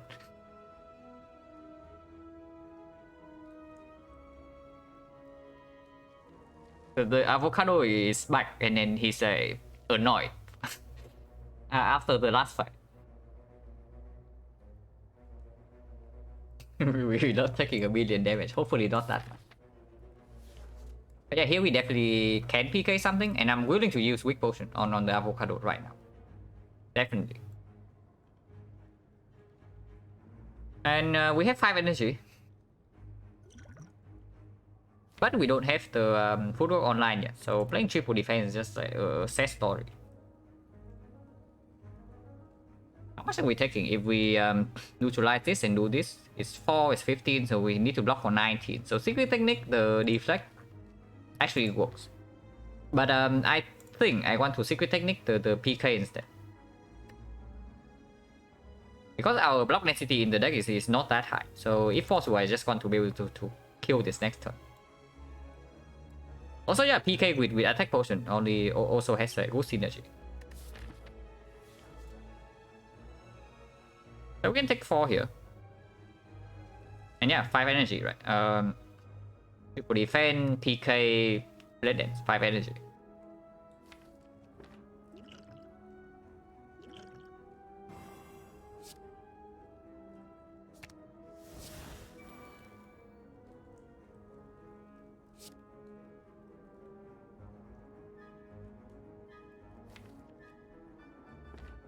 Honestly, maybe we don't even care about like blocking this tool. But otherwise, it doesn't strip rated armor from this. Because with the PK, we still definitely want to kill the avocado first.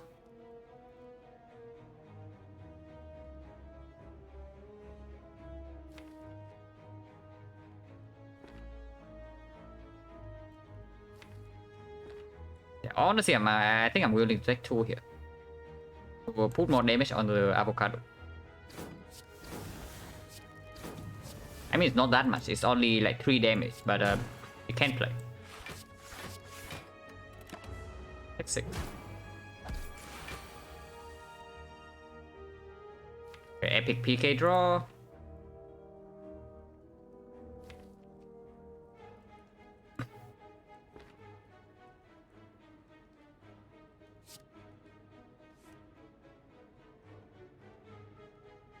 That's not good enough.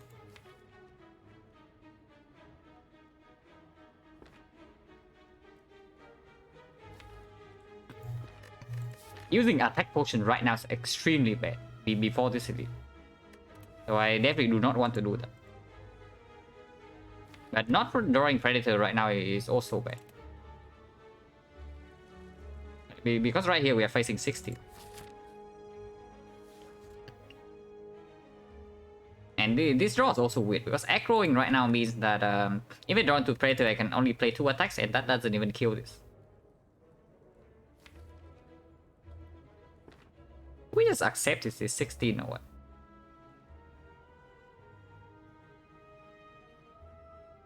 I mean, it's base 7, so weakness vulnerable, it goes back to 7. So if we kill the mushroom here, the next turn the avocado doesn't hit us for that much, but I mean this turn.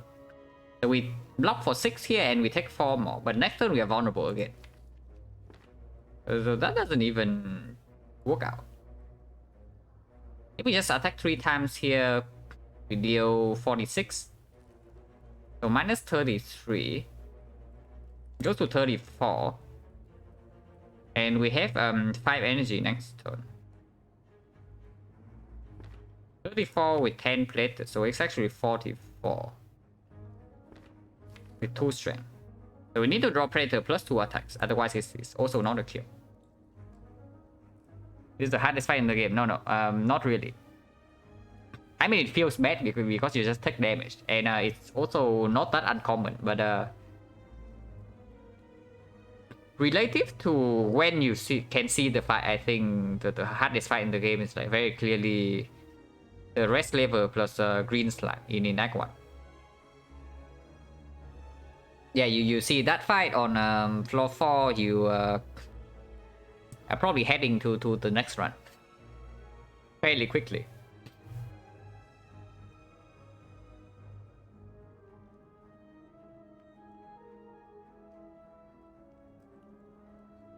At least we can rest after this fight. Not before we take this elite. We have to take the elite first and then we can rest. But yeah, because of the elite coming up, I don't even want to use this. Because this potion is just better for the elite fight. That's basically it.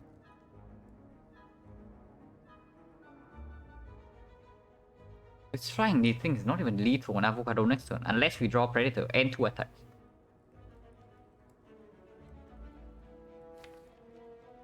And yeah, block density here is also not good enough. If this guy decides to do 21 to us again next turn, so with weakness vulnerable, it goes to 23. We have frail.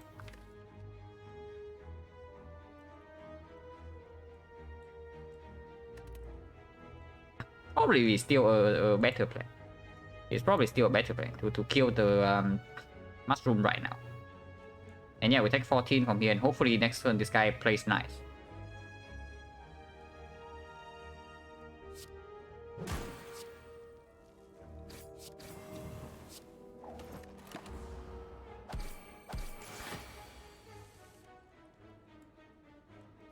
Not too bad.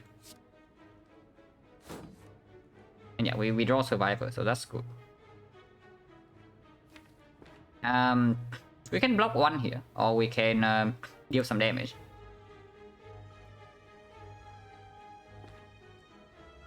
Yeah, we can take 1 if we play Deflect Survivor.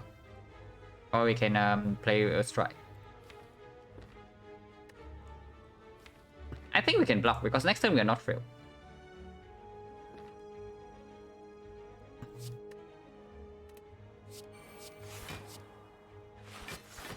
And this guy is still taking like passive damage from the top. Root.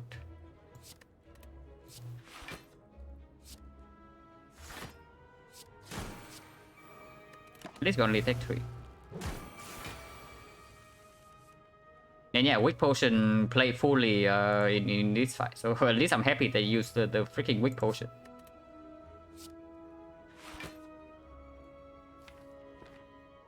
There's no way to set up Nunchuck in this fight, right? Unless we try to go super long. And then it's just risky.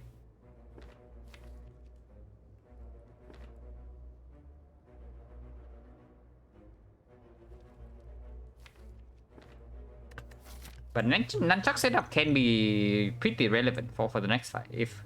So if I can do it, I want to. But weakness runs out already, so the next time this guy deals 21 to us, we are probably taking damage because our block density in the deck is not that high.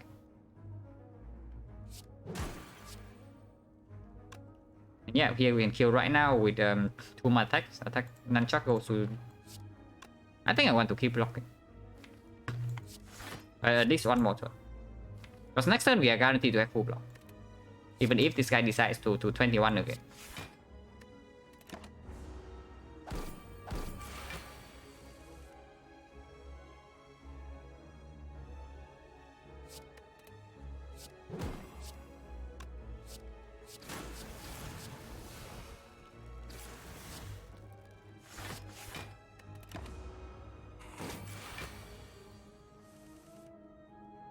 Yeah, here at least we advance it a little bit.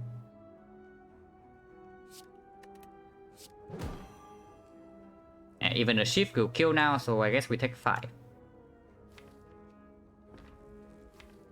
Actually, no, we can try once more.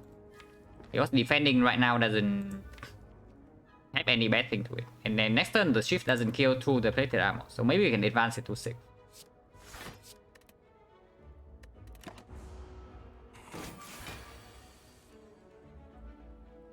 Okay, we cannot. So we take 5. We take nunchuck on 5 is what I mean. Not that we take 5 damage. No potion. Backflip plus. We take that.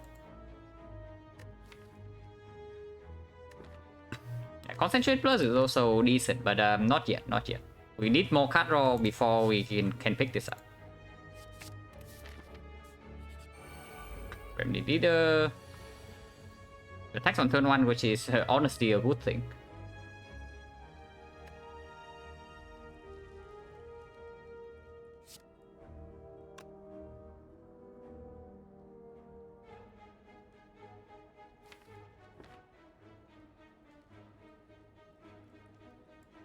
Yeah, we still killed the Fake Remedy.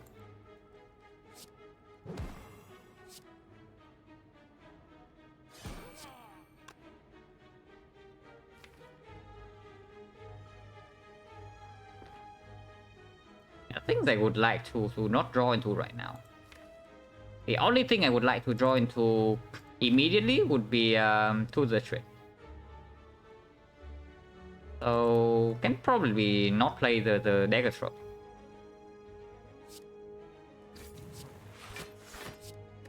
Yeah, we take 2 damage. The summoning is not good for us.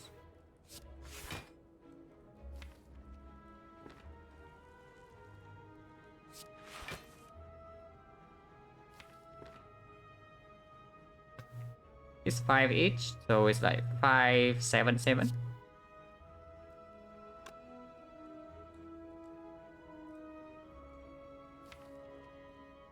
Yeah, resummoning right now is like really bad because next turn we have no damage, so we are being guaranteed to be attacked like 2 turns after this, and that is terrible.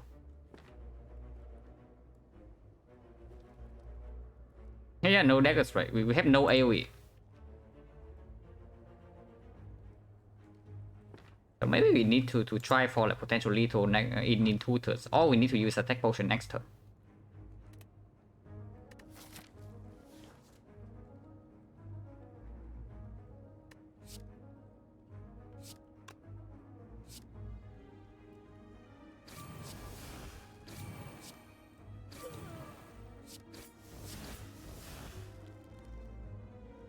Is it able to strike here over footwork to get like 1 more shuriken prop and maybe try to have lethal into?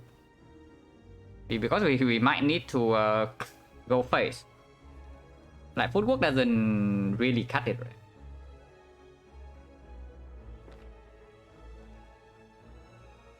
But she has no strength yet, so she's only attacking us for like 33 2 turns from now, and with that it's still blockable with the footwork, so maybe not. If she has 5 strength right now, then I think it's always strike here, but she has 0 strength.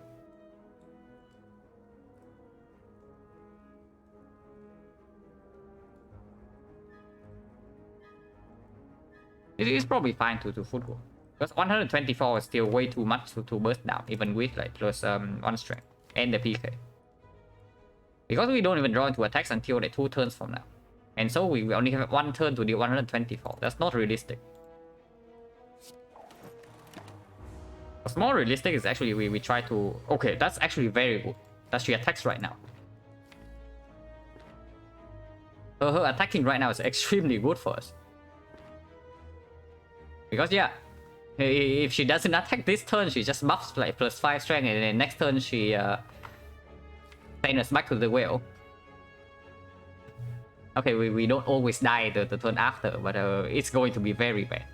But here we just take 4 and then be done with it. And that is very good. Yeah, here we aggro to set the tools in play. Also, tools and the secret technique is being bottom deck.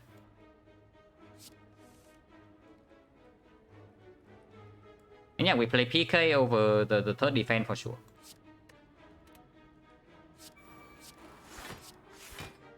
Or I can play Flying Knee, but I think PK is just way better.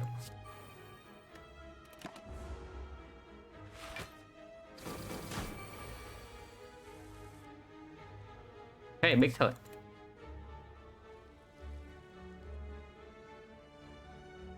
Do we have lethal in 2 if we go face right now? We have 6 attacks. So the first 3...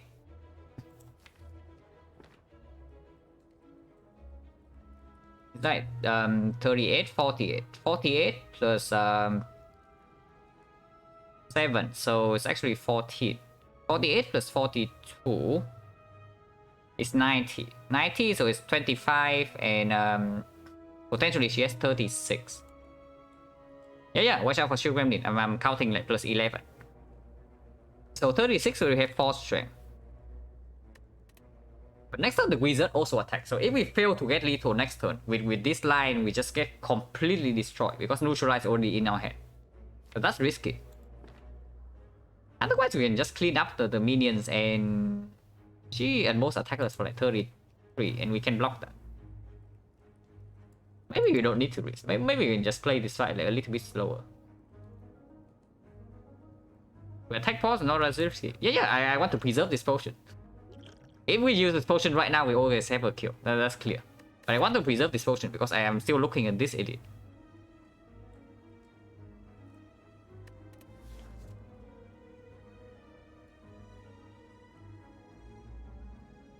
And yeah, the attack potion with PK and the shuriken, it always has huge value. So if possible, I want to carry this potion like a little bit like longer.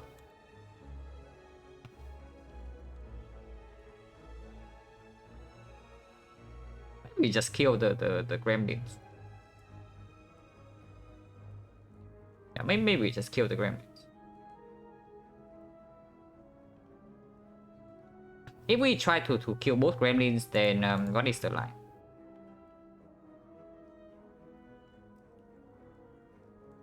Now this with 1 strength is going to be 18, so we use this on this and we waste only 1 damage. So shift is 12 right now.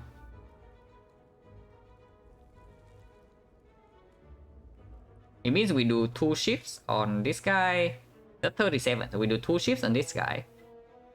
And then we dagger throw the leader. And then afterwards we strike to kill this guy. And we use the 3rd shift to kill this guy. We waste 2 damage. That seems fine. So we can dagger throw leader first. Because no matter which line we choose here, we always dagger throw leader. So we can like, even have more information right now by using dagger throw here.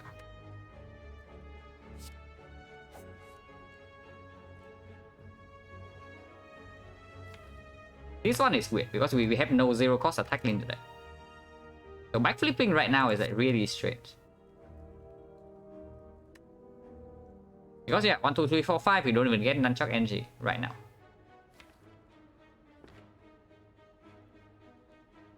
So we probably float 1 energy and then just kill both gremlins. Because they're drawing basically our best block cut right now.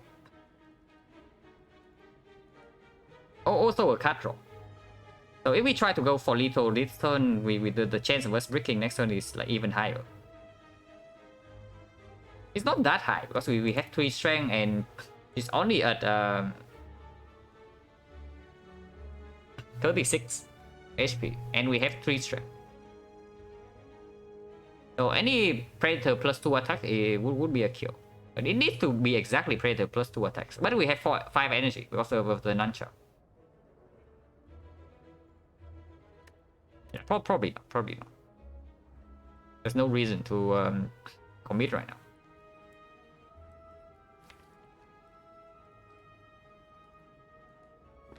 But yeah, if she attacks for 33 next turn and we brick on a block cut, because now the best block cut is already in our hand.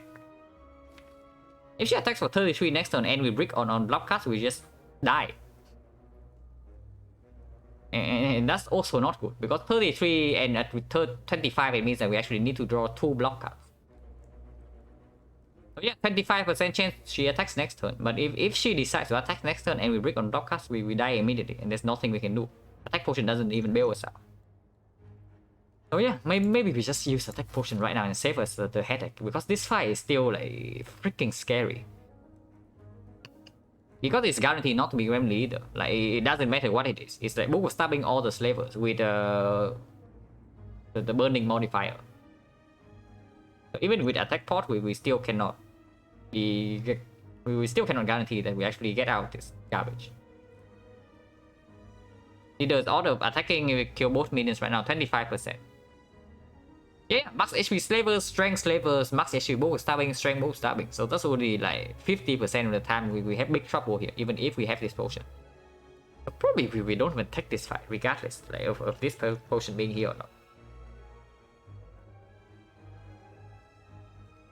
Oh yeah, sure, I can see attack potion. It's unfortunate, but this situation is messy.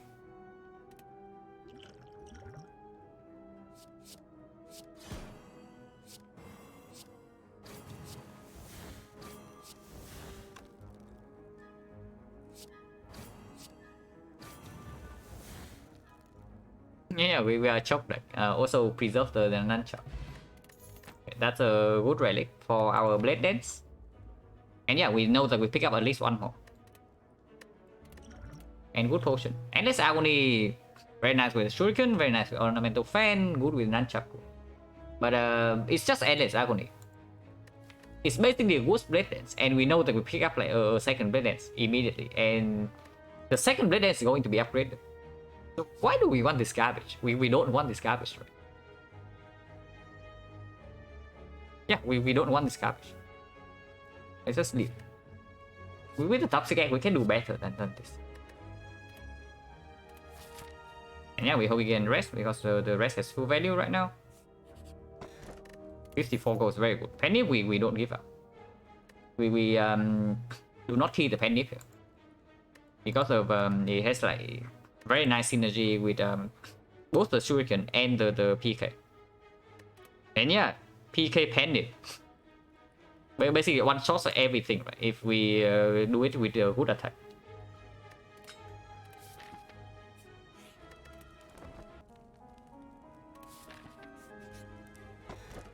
Another 53 gold. Okay, that's a lot of gold. Suddenly we have a real shot. And then here's the potion belt. We don't key this, right? Even though it has like basically no value right now. Man, I want to get the blue key so badly, but this potion belt is actually a good relic. Too strong. It doesn't give us anything right now, but most likely it will perform better than a random relic in the next act. The only consideration is, of course, again the curse key. But with the fusion hammer, we are not even pressured to pick up like the 5th energy. So it is probably fine to just take this spell. And yeah, we don't run here because our potential just got a lot higher, but our current strength is still staying the same. So let's not go for this garbage. Fight is actually good. Give us even more go into the shop and give us a card choice with Toxic Egg. Yeah, well, Toxic Egg potion we're looking good for Act 3. No, this is not an Act 3 relic. This relic is for Act 4. Act 3 you don't really need 4 potion slots. Immortal would be nice. A lot of things would be nice. I mean, I would take like some good cards over basically any relics, to be honest. Yeah, to the trade against Neko is also decent, and we have 5 energy next turn. Yeah, free box would be nice with freaking Toxic Egg. Yeah, escape lane costing 3, good job.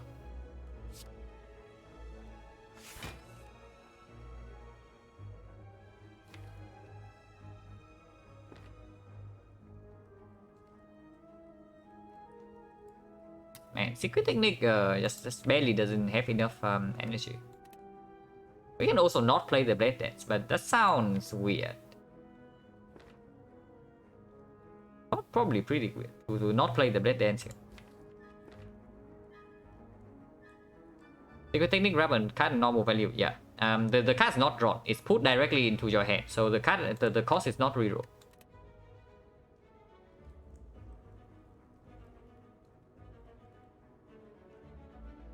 You get Searing Blow from Astro and have a both in X to come double upgraded. I have no idea. I'm not a Searing Blow expert. I have to confess. I think I pick up Searing Blow like 2 times in total.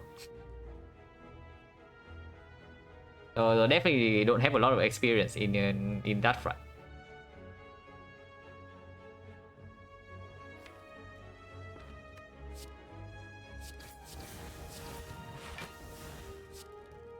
But yeah, we are just like 1 energy off from pulling the PK here.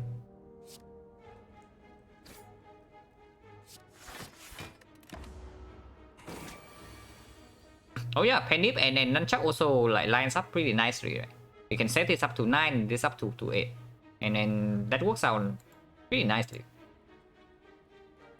Okay, apparently we cannot even play the PK here because it costs 3. We can't play this though. Because even after the aggro, we can still play neutralize footwork defense if we want to. We might not want to if we draw better things. For example, for second defense.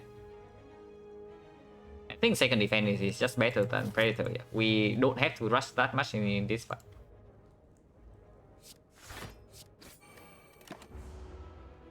Oh.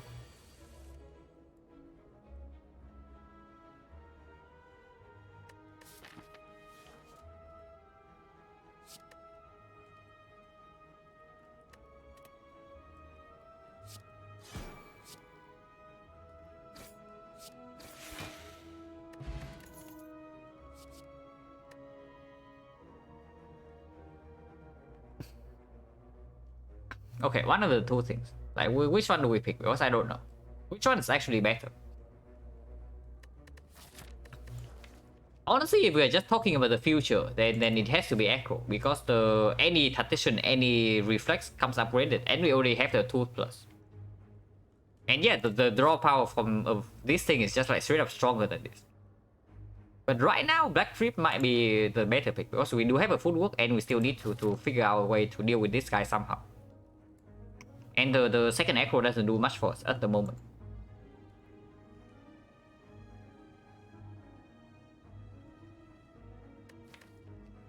And yeah, even without the second aggro, we can still pick up the discuss synergy already, because we do have a 2 plus. So honestly, I think I like the backflip like slightly better than aggro here. Just because of the immediate threat of the automaton. Yeah, if we have any tactician or concentrate right now, then it's not even a question. We can pick up second aggro. But we don't. And we have 10 base cards.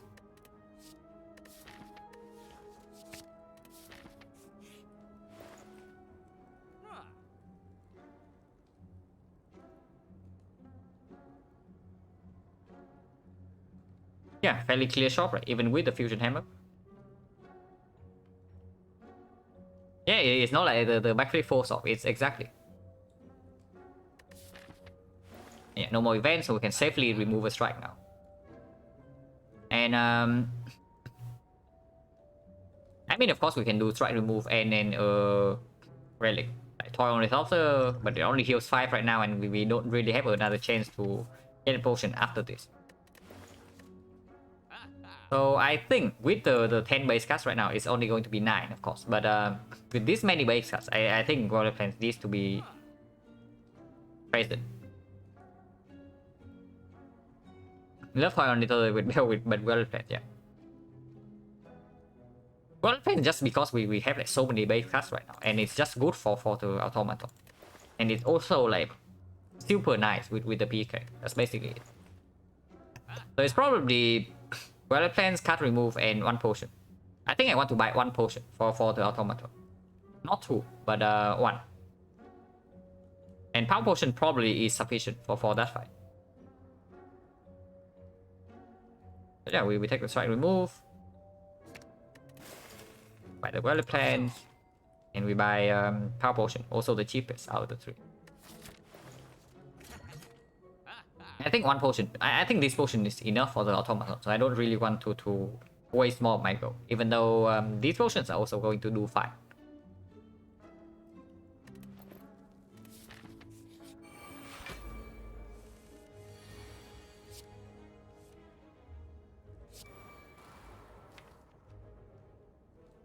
And yeah, the backflip plus, we have to do some work here because we are going to be frail. And killing this guy from 95 is difficult, to say the least.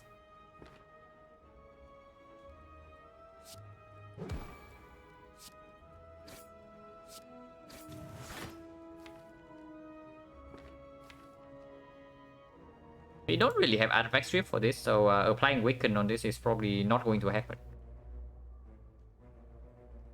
So neutralize here is probably fine because it means that Blade Dance will kill it next turn, wasting no damage.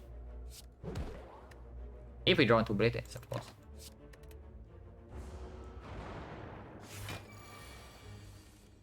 Yeah, easy, right? Yeah, exactly so. Predator. No, if we draw into Predator, then we wasted damage. I think I want to hold the backflip for next turn. Also, we need to block against next turn.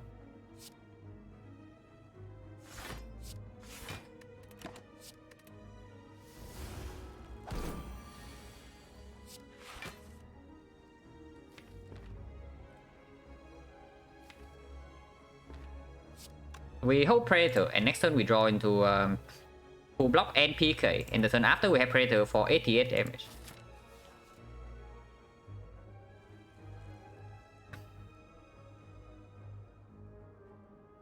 Took forever to roll Serial or Astro tested, and Serial does not come double upgraded. Okay. Unfortunate, the game is like clearly unplayable now. How can the devs like do this to us? Yeah, I actually worth a refund like off of that like interaction alone. Unfortunate. But yeah, even if we break on the backflip next turn, we can still secret technique into it. So we always draw like everything here next turn, and that's sufficient. So we do that, and we hold the Predator.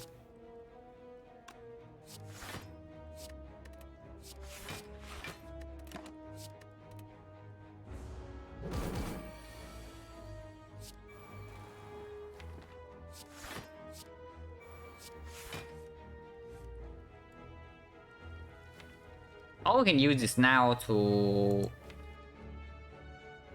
Or we can use this now to maybe push the penny back up a little bit for the automaton fight. We should probably do that because Thrill is running out pretty soon, and I think we can block this guy decently well.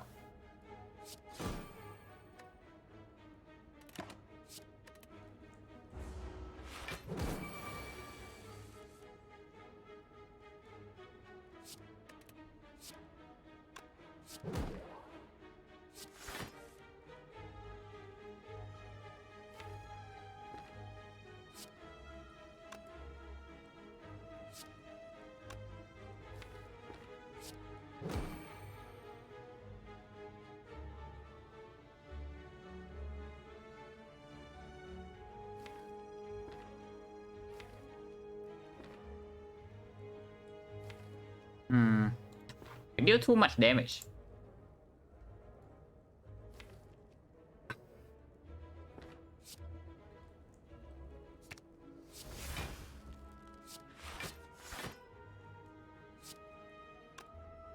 But like this next turn we just kill with one attack.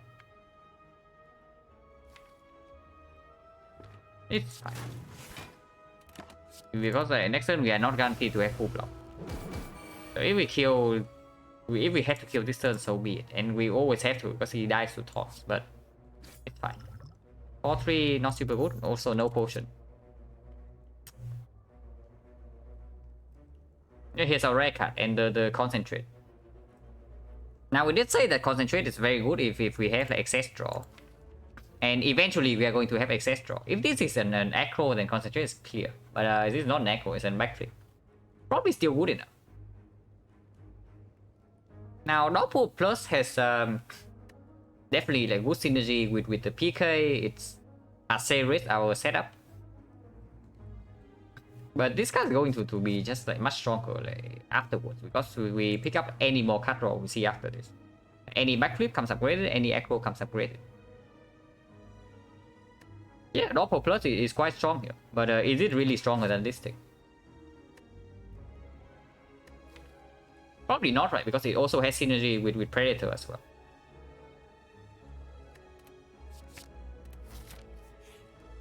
Yeah, he can recall, but there's a small risk that there's a small chance that we can get close to dying here if the power potion breaks and we draw badly. So I want to rest. There's no reason to force a recall here.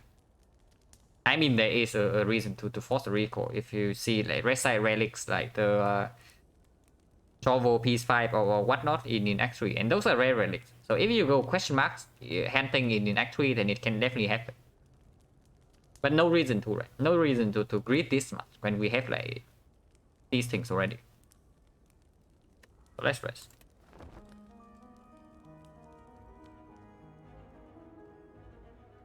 Doppel is like adrenaline activates next turn at the moment, don't have excess energy to feed it. Doppel Plus is quite good. Honestly, Doppel Plus is very good because it's not really the same as adrenaline because you can control the timing of it. And it has like a lot of synergy with this PK. So PK while playing Doppelganger is definitely a real combo. But I think later on it's just not going to be as useful as this concentrate. And right now the performance Doppel definitely is slightly stronger than this concentrate right now. But I think I want to pick up like, a little bit for later when we have Toxic Egg. As long as we don't die in this fight, which is why I still rest here.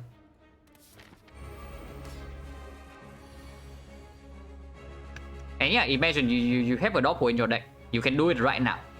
You secret technique into Doppel right now. You have PK Doppel next turn. You wipe these things here off the map. Like right here, you see a use case for Doppel Plus immediately. Doppel requires a down turn. Yeah, unupgraded. But upgraded Doppel is a different story.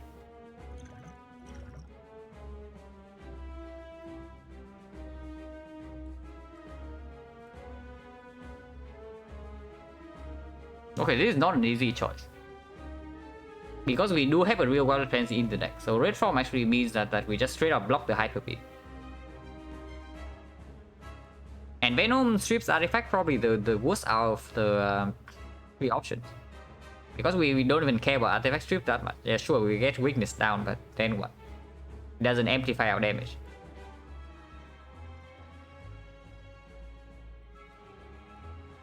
It's probably still the wild plants because our real wild plants is also not upgraded. So we just have an upgraded wild plants in our head. In that case, and we can block now Hyper Beam này. We can block Hyper Beam the normal way if we have like 2 retains. Because then yeah, we have like 2 back 3 plus and a concentrate. So blocking 58 should not be too difficult with the footwork.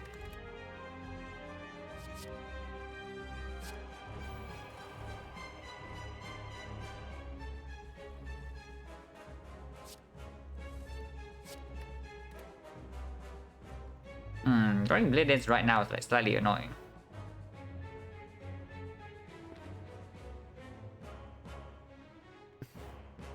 This yesterday's run with inferior kunai. Almost. I don't know. I don't know if this one is like going better or worse than last one. Probably worse right now because by this time in the last run we are like already permanently intangible. But our relics this run is probably stronger than the last one. A little bit by this point. So yeah, thank you for the good luck. Drawing Blade Dance right now is annoying because I kind of want to have Blade Dance in the draw pile for Secret Technique next turn. But I also wanted to draw to advance these relics and also get the Shuriken prop. But it's fine. If it's in our hand already, we can retain it. But if we retain it, we don't get Shuriken strength. So maybe not. Maybe we just get 1 strength here and we hold something else. Because next time we can still be attacked, so holding Secret Technique is probably still okay. This one becomes a lot better with a field addition. Yeah, and a field removals, right? we will remove like a few more strikes and we add some upgraded skills, and suddenly this deck is very, very powerful. But not yet.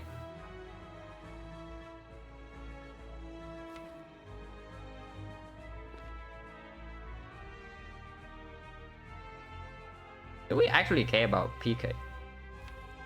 Probably. I think we can get concentrated right now and just play our whole hand. Maybe that's just the line. Yeah, let's just get the freaking concentrate. And then play our whole hand. Because I want both yeah, we even have energy for next turn. Let's do that.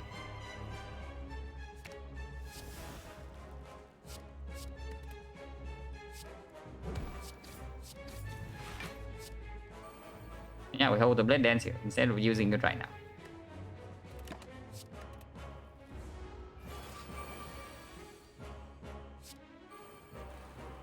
Okay, this is double damage. If we want it to, so it can be 84 damage, which one shot this.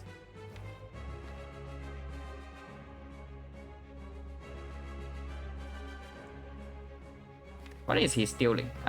Footwork or escape plan?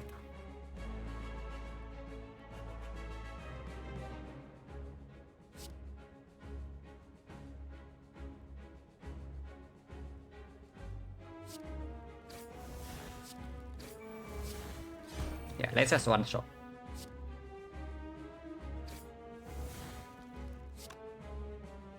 Probably that was a mistake, but maybe not, because we still have double damage here.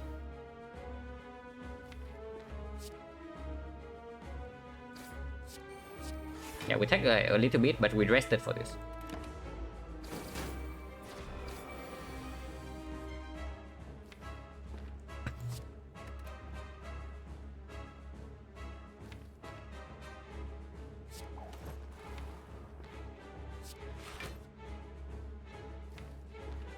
Can backflip right now because I want to exhaust the Ascended Spin.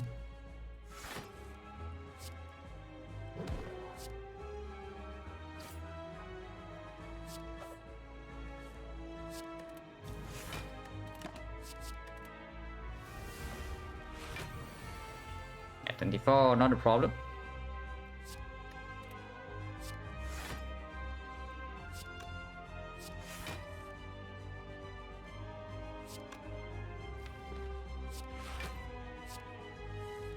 PK is here, and we can line up PK Pendip again next turn.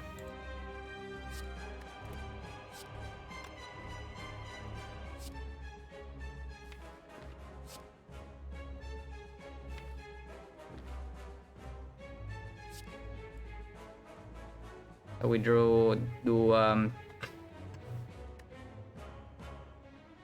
these 4 cards, and we hold the Blade Dance.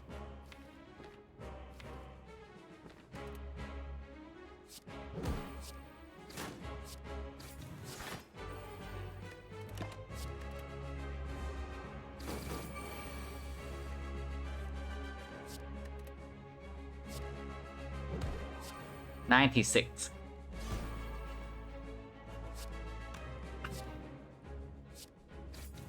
And yeah, we easily block Hyper Beam next turn, even with just these 2 cards. Okay, maybe not that easily, because we have exactly 58 with these 2. But any block card we draw afterwards, we will also block.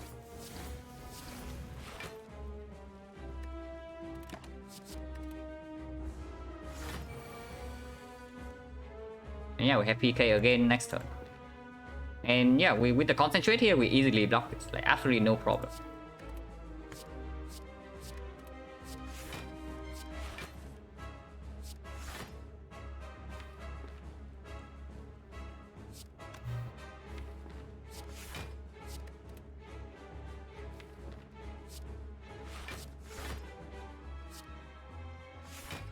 Yeah, easy, right?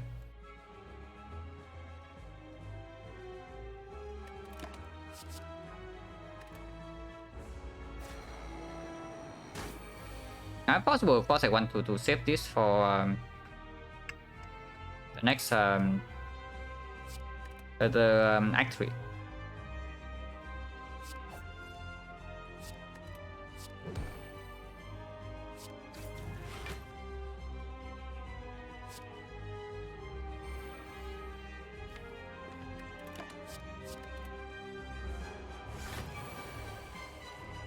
Yeah, we can do that. We can kill this thing with 2 attacks easily. Because 1 attack here it already died. So Penny on 9, Nunchuck on 8, and everything else reserve. Second liquid memory is fine. So here's some cards. We say that we have like 0 AoE at the moment, so yeah, there's a corpse explosion. But you know how ridiculous like double PK in the deck can be, especially in a deck that cycles itself as quickly as we do. Like, double PK, you basically turn into Watcher without like double damage taken. And yeah, when you have enough like single target damage, then you don't need the AoE from corpse explosion. That's true.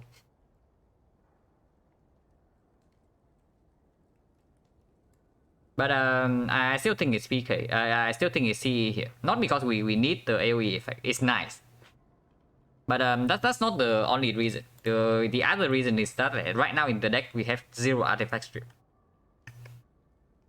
And eventually we will need artifact strip because we most likely are going to block with dexterity in this run and not like intangible. So we need weakness. But if we need weakness, we actually need artifact strip, like very crucial. Otherwise, Act 4 elites like completely wreckers. The hurt completely wreckers. And when our deck is cycling fast enough, 1 PK is sufficient. We don't need the second one. And yeah, CE basically just gives like very nice utility while also opening up Catalyst Plus. Yeah, it's disgusting, but Catalyst Plus can be picked.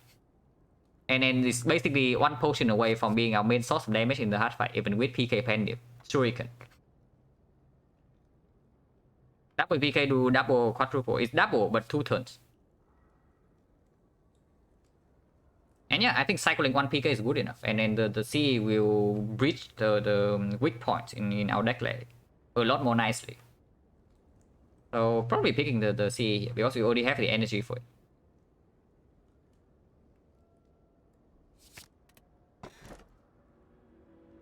Okay, it's definitely not Joker. I can tell you that much.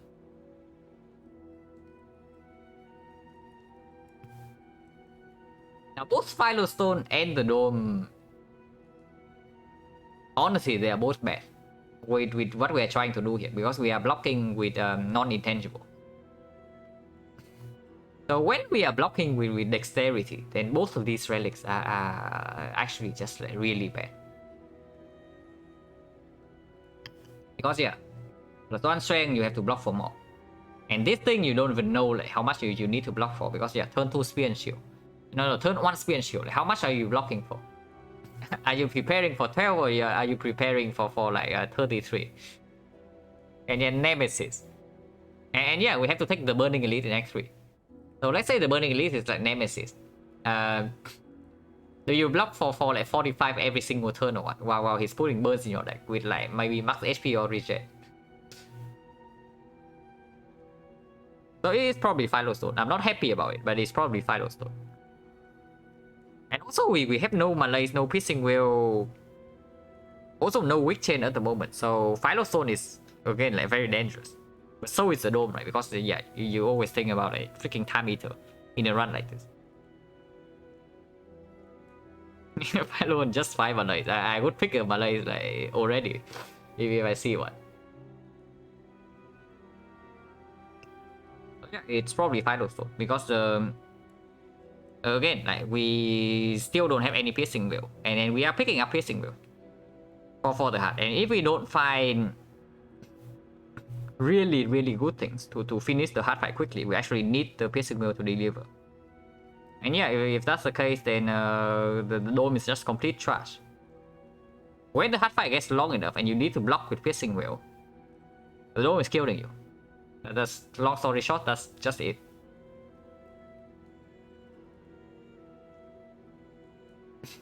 Silo is knowing what kills you. Dome is such general, yeah.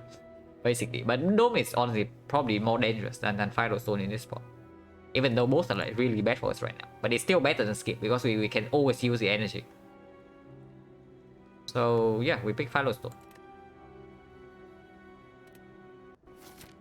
And yeah, here's the Time Eater waiting for us. Okay, we can take 3 edits, and we don't need to go to multiple fires. So this path thing is decent. We can go to fires, but we don't have to. Yes, it's always time meter. Like the time meter is always here waiting for us. But honestly, time meter first fight is probably better than second fight. If you have any setup relics at this, because it means that the second fight is always easier to control than this one if you don't have malaise. So it's easier to line up Penip in the for the Sphere and Shield fight if the second fight is not time meter.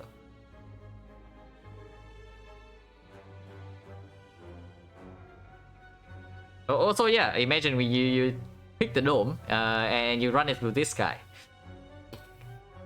What are you doing this fight if you have the dome? I don't know, die probably. Not like Final Soul is much better, but yeah, dome is just so much worse here. But yeah, we take we probably want whole wave fights. We have no red mask and we have toxic game, so I actually want whole wave fights, and we also have potion belt. I want whole wave fights to see more cards because right now this deck is not ready. Like, this deck is nowhere near ready. So we need to see more cards. And yeah, I also force one to take elites. So no heavy question mark hunting. It means that it's not this elite. Actually, this elite we cannot even take because then we cannot go here. So it's always this one or this one, and then so basically we just take like multiple whole wave fights. We can take 4 whole wave fights, and from this point we can decide whether we want to go here, or even the file if things are like really bad for some reason. So yeah, we take 4 whole wave fights. We still need to find something like a freaking leg sweep or something, because right now we have no block play, even with the toxic game. And our scaling is also fairly abysmal, like defensively. Yeah, we don't have a weak chain, and we only have one unupgraded footwork. That's not good enough. Red Form Nightmare. No, I don't want. I honestly don't want to see Red Form and Nightmare in this spot. Nightmare I want to see, but Red Form I cannot upgrade, and that's not even a good block plan for this kind of deck. So yeah, we start here because going here is just objectively better than going here.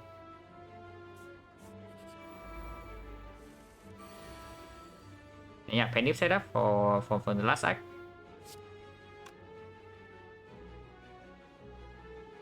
And we can block with 2 energy, so we can Negatro first. Negatro second.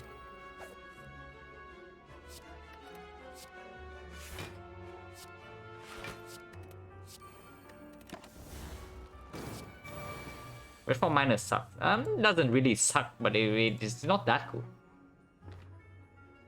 It doesn't really suck. It's still very strong. Because yeah, you can just save like an upgrade potion, and then suddenly it's like Ghost in the Jar. Block still looks a bit weak. Yeah, block definitely sucks a little bit, just because we have no weak chain. If we have a single leg sweep plus, then suddenly our block gets a lot better.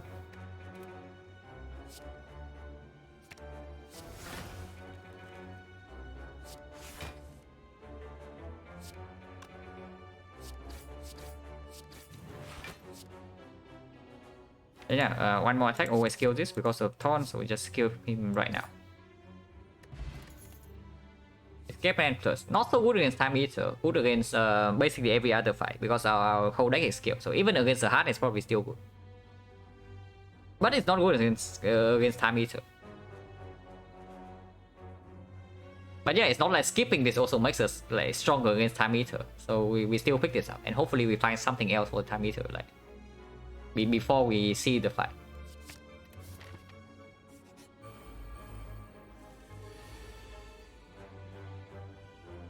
Concentrate, good. Concentrate is a card that demands like certain conditions. Unupgraded is usually very hard to use outside a pyramid deck.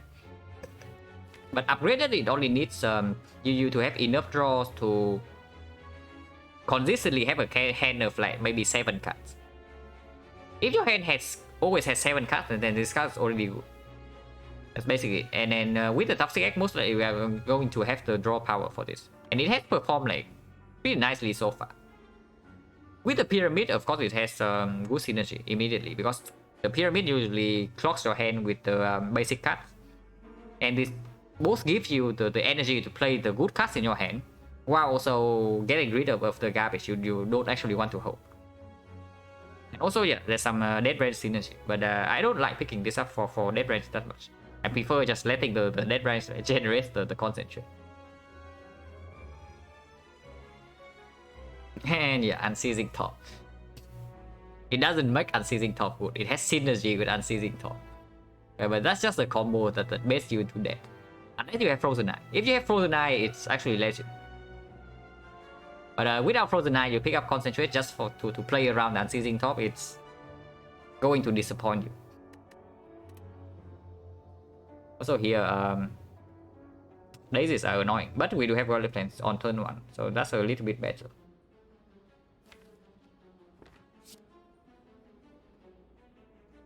And yeah, we have C to deal with the Spiker. So we don't even need to play this fight that quickly.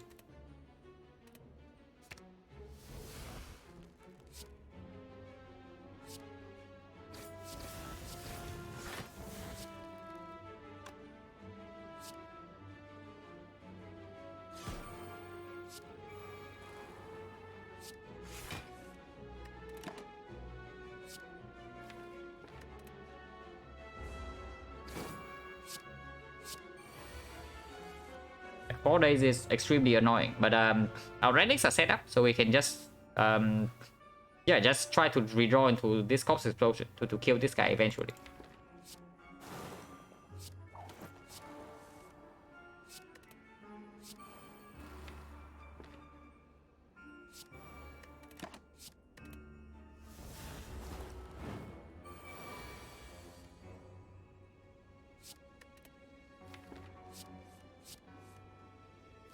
Yeah, this is a full block against this guy no matter what, so we just keep the backflip in hand and we are always safe. So there's no need to rush. Anytime we draw into C, it dies immediately. Yeah, again, this is full block, so we can keep this around.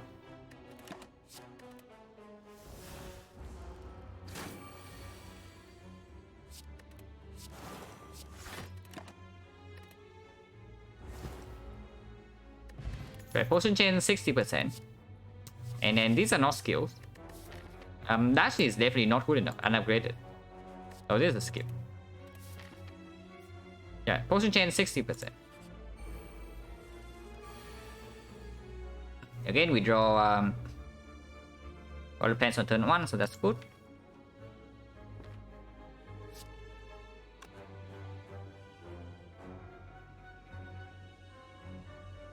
Frozen Eye, too much calculation. Yeah, Frozen Eye, if you just want to play a fast run, it's probably not worth it.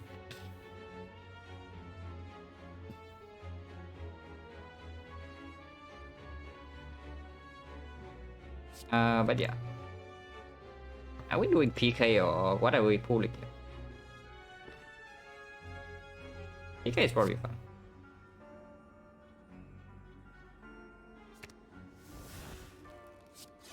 I think I want to hold backflip instead, because next time we still need to block.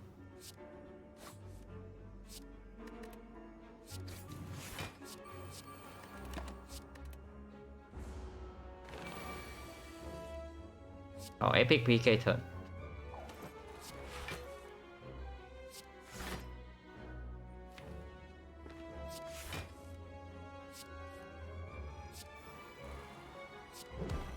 Yeah, very epic PK turn here.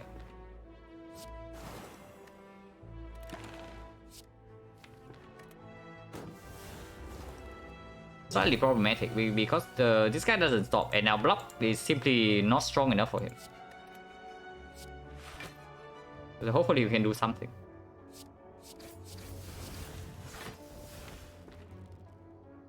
I mean, maybe a block's not that bad.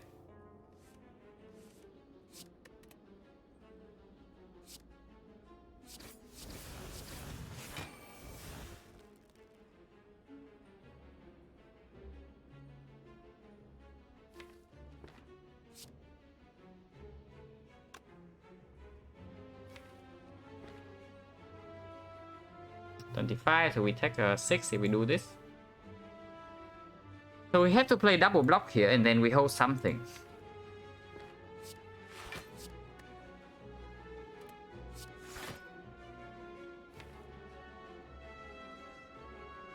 Probably Predator, because our block consistency is not good enough to try to preserve this Penip right here.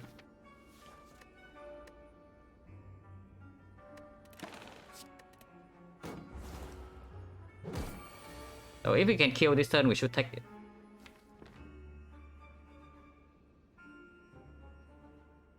Let's see, 6, 12, 9, so 67 plus 7 is a kill.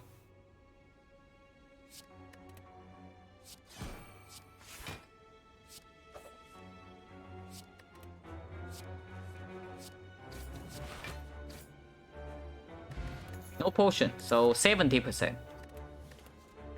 Okay, here's some cards at least. With 5 energy, backflip plus is of course very good. Now our block is not good enough to use this yet. And there's a Cloak and Dagger with Shuriken, Nunchuck, Penny, and Ornamental Fan. So it's between backflip and Cloak and Dagger, but which one is better? It's probably still backflip, right?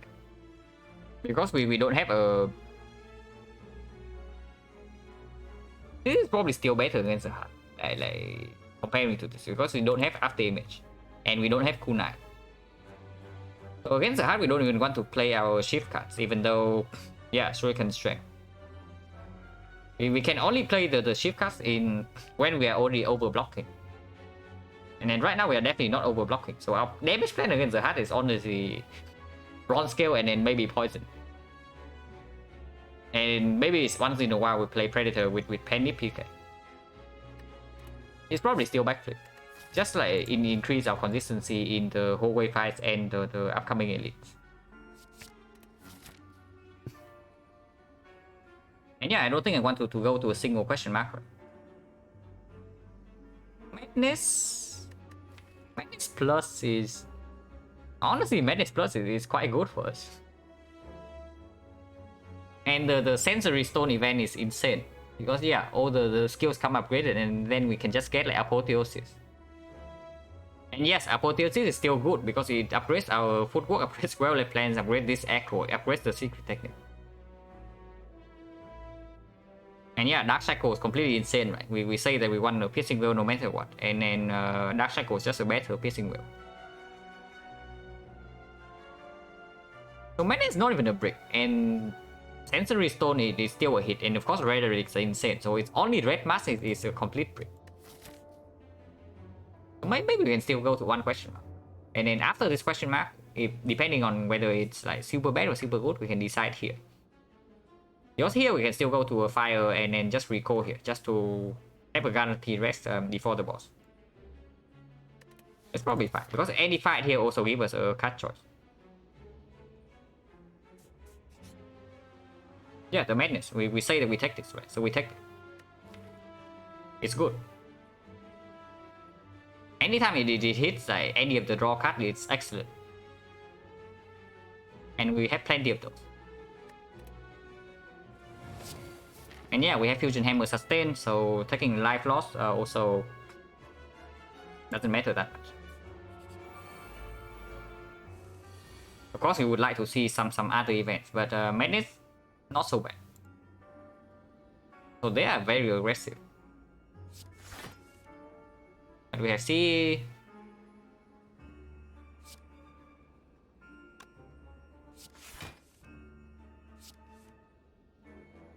Woodwork.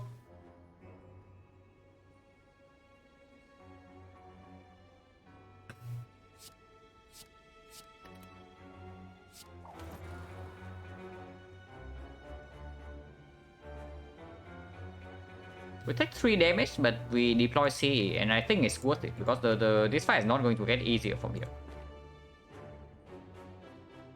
Happy Christmas, good luck for the run. Thank you. Happy Christmas to you too. He was trying to get Corpse off or no way. I think we play Corpse Explosion on this guy because he attacks every single turn, and then I also don't want to deal with the daisies here. And we only take 3 damage.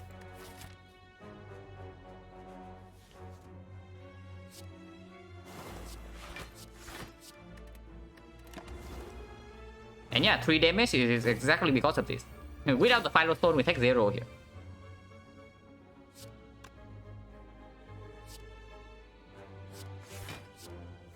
And yeah, we can force the Madness target like fairly easily, right? Because we have 5 front load energy.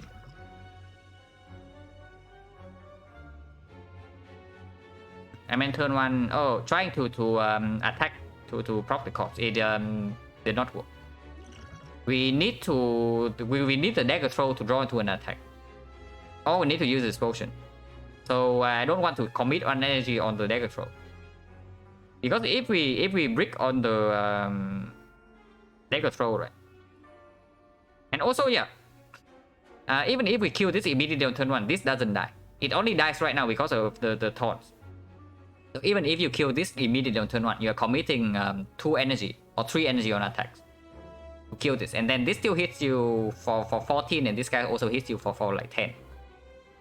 So you take 20 to the face, and then that cannot be good.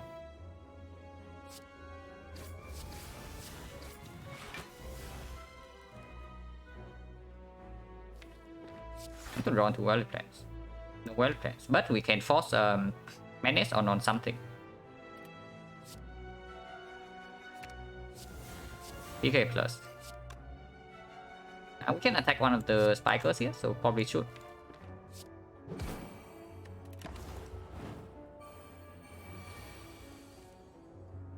Yeah, we take another one apparently. Actually, no, we don't. We can kill this.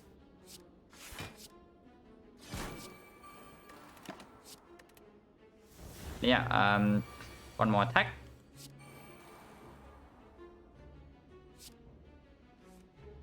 Yeah, this attack kills, so just do this.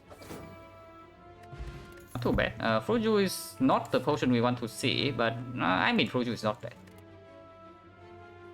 These are not the skills I want to see. And yeah, we still don't have a single weakness source besides the neutralize, and we cannot upgrade neutralize now. We need to take more fights. And yeah, nothing. Destruction says skill twice. Without the burst, I don't like it at all. And we don't even have energy constraint. I think this card is quite strong if you have burst in your deck. Especially burst plus. Or when you are on 3 energy. Like for example, you pick Pyramid after Act 1, then this card will probably deliver. But definitely not in this form.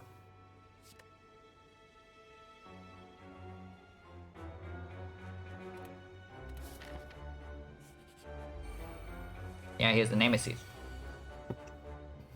I think we don't have the freaking dome. But this means that 50% of the time this is Retromancer, and that is slightly concerning. But we do have a...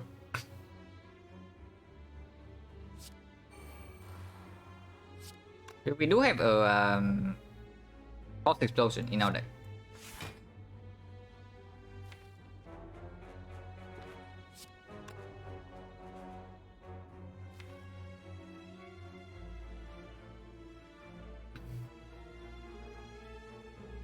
I mean, PK is like literally useless right now, so I don't want PK. I think I just want to technique for madness. Yeah, I also hope it's a giant head here. For sure.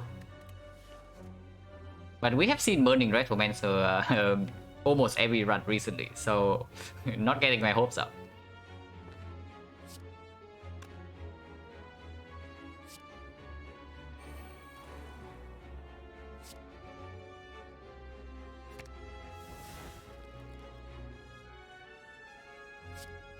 Yeah, I take the 2 out of 3, right? Because even if it hits this, it's not even that bad. I want to hold this.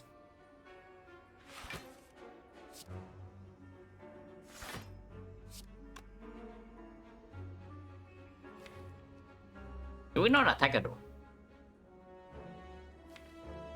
Because if we don't attack at all here, we draw PK next turn, and the turn after we have a huge attack with the penny PK. But only if we draw PK next turn. Instead we can do 16 right now and have energy. Probably worth saving.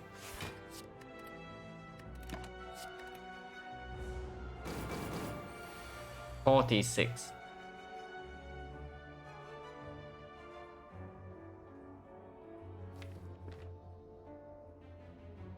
Not the blade lens.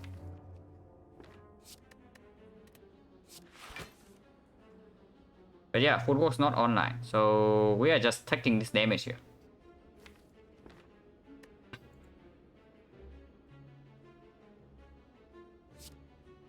And we will waste the pendant a little bit, but we need to draw into this footwork soon. Okay, we save a lot of HP here apparently. I think that's good.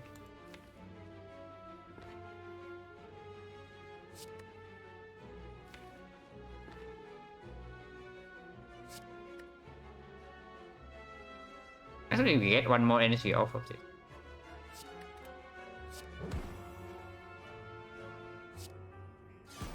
Yeah, I think I want to take a 7 here. Get that one shuriken strength and also advance these relics a little bit. DK on the wrong turn, but we can hold it at least.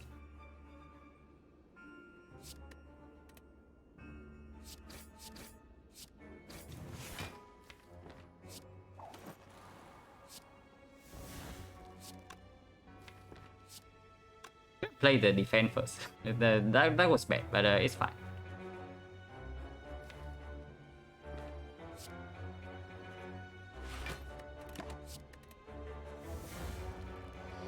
It's not that fine. So if this guy decides to be rude, he's going to be very rude.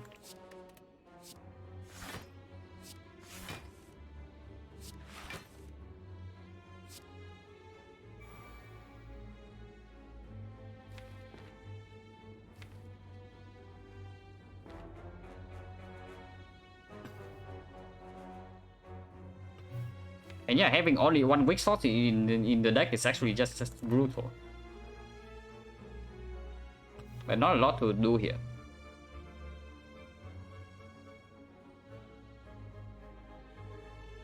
So we can block for 11 more and take 8. That might be okay. But I don't actually want to aggro here and I want to hold Predator for next turn.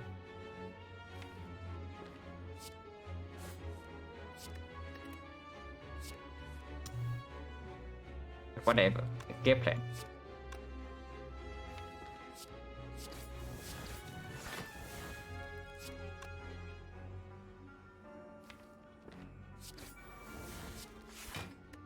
Take 10.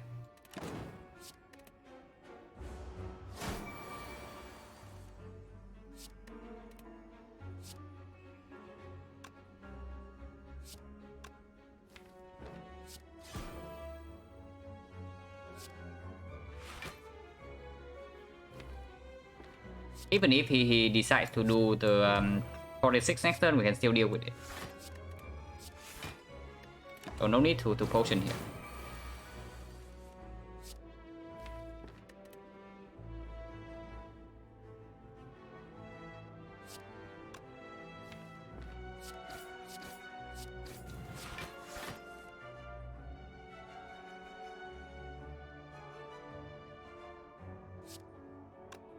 Next turn though can be a problem. Holy crap, next turn can be bad. If he attacks for 46 again and we don't draw lethal.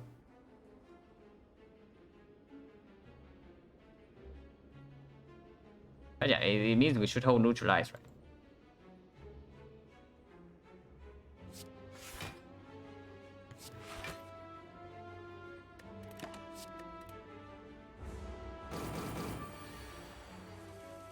Okay, we probably have lethal.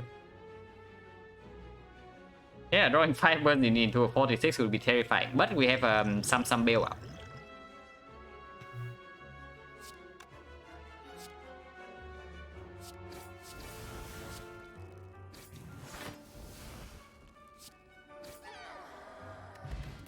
Falcom's not exactly on right. 1 second footwork I definitely pick. Unupgraded, but I still definitely pick this. We still have no weak chain though, so the effectiveness of this thing is not that high. But we still pick this because we still need scaling defense from somewhere.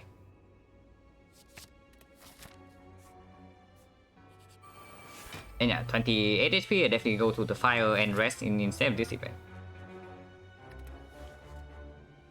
After we get out this garbage fire, at least.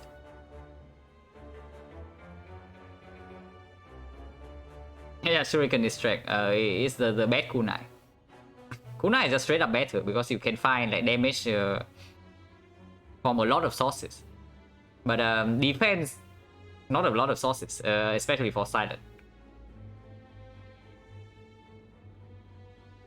This guy needs to die because he attacks every single turn.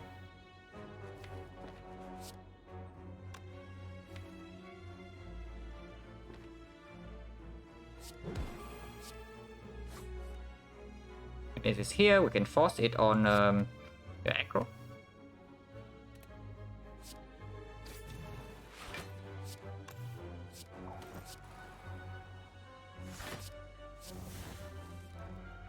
Can play Predator, which is good. Yeah, definitely play Predator over Strike Knee with this not down and this not down.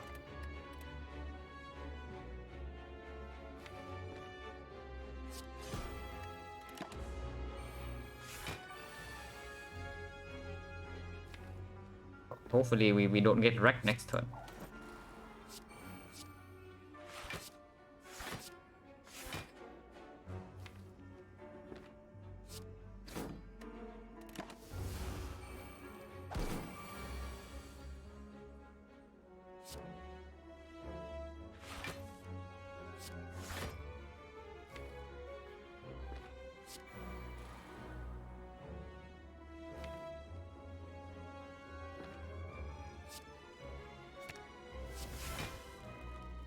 Okay, not too bad. We're only facing 34.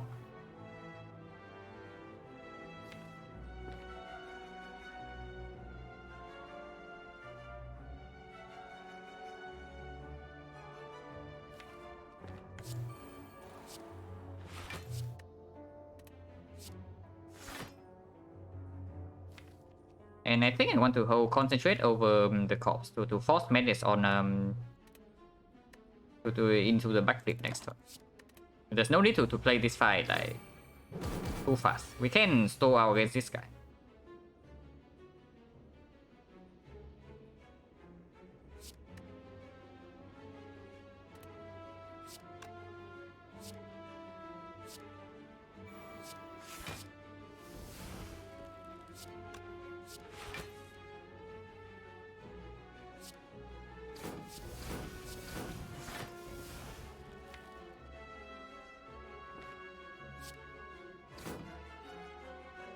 Yeah, next turn we have hopefully PK Pendip lineup. And with these three in the deck, I think concentrate over deflect is stronger. Even though we need to block for these quite a lot next turn.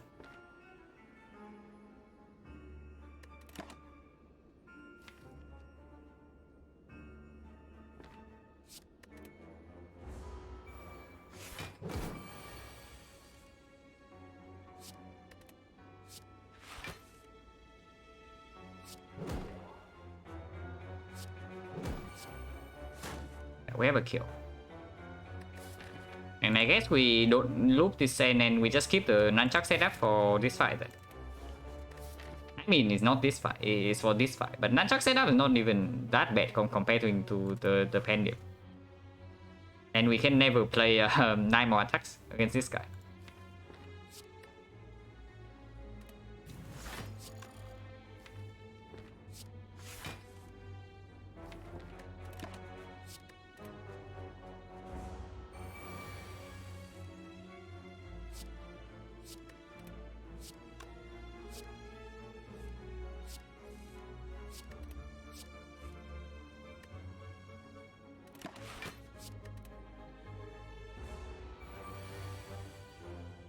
Yeah, see, we're just slowly using C on this guy to kill him.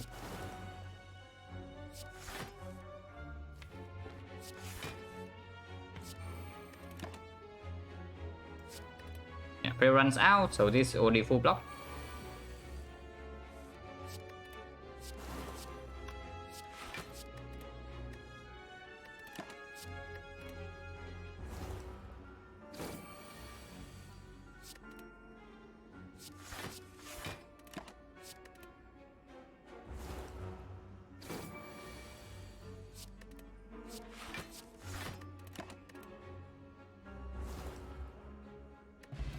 was fine. Our maneuver plus, not what we're looking for, especially when we only have the concentrate and the madnesses. So this guy's just completely useless here. We don't have energy problems. I want to see a single weakness card or even a piercing will, but right now we don't have any, so I'm really scared of this fight at the moment. But yeah, fire here because we actually need the HP for this burning elite if it's Reptomancer. But I don't also want to go to the shop, so it means that if we rest here, we don't have a rest here, so we have to make do with this level of HP.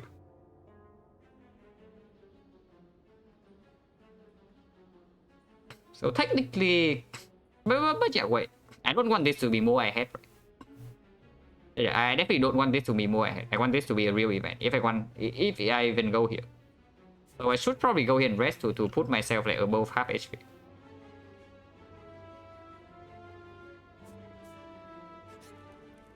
And if we rest, then we drink the juice.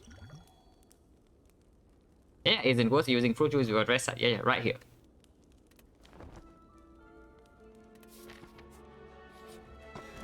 Okay, Mobang King Mobang right now is completely fine. More.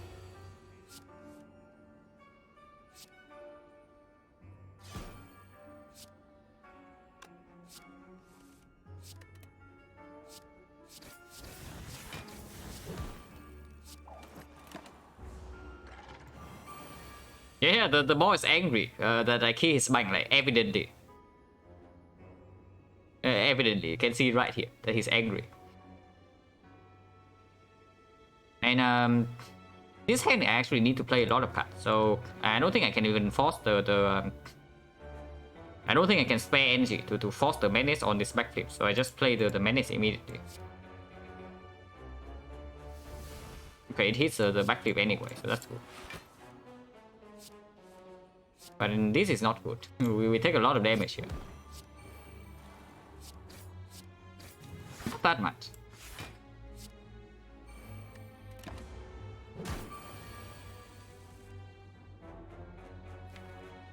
Welfare is still not in play, and epic PK turn.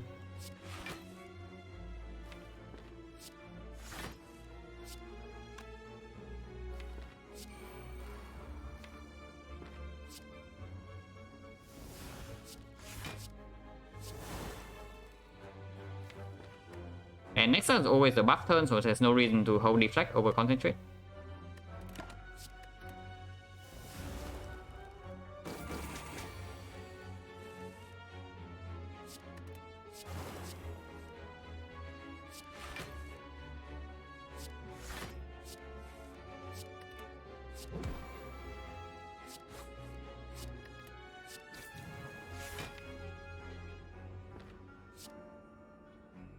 Having no weakness whatsoever in the deck is like so freaking hard to block against like Philo Stones. Concentrate here is still stronger than weakness next turn because we can reach with this. And yeah, we're still frail.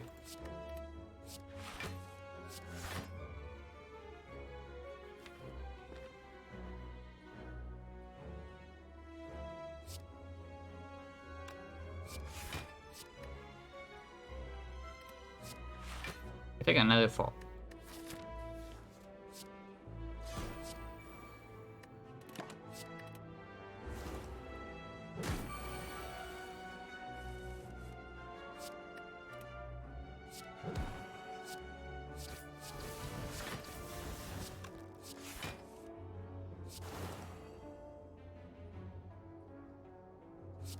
We actually cannot we preserve the setup because next turn this guy is going to attack us for a huge amount. What am I going to do after these 100 games? I'm probably going to play some boss squad runs to basically do science. So no pyramid, no Pandora's box, but yeah, I filter those tools out and I play a number of runs to see if the expected win rate is like as I estimate or not. Yeah, Oracle should be 6 times the number of acts. more silent runs. But yeah, if we don't kill this guy next turn, we have some problems. So probably should not care about this setup, even though it's right before the Burning Elite. Because yeah, 50% of the time it's a giant head, and hopefully we can deal with that. Because I am scared of this thing next turn, and we still have nunchuck setup, so it's not that bad. Okay, it's only the single hit, so we could have blocked it.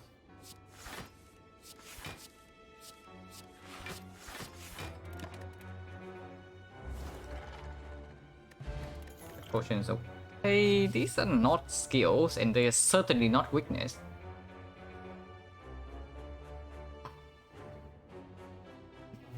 Is it another toxic egg run that we get like slowly choked out? Because we don't see enough cuts. We even took like almost every hallway in this act. Right now we are being slowly choked out here. And we don't have a lot of time before this.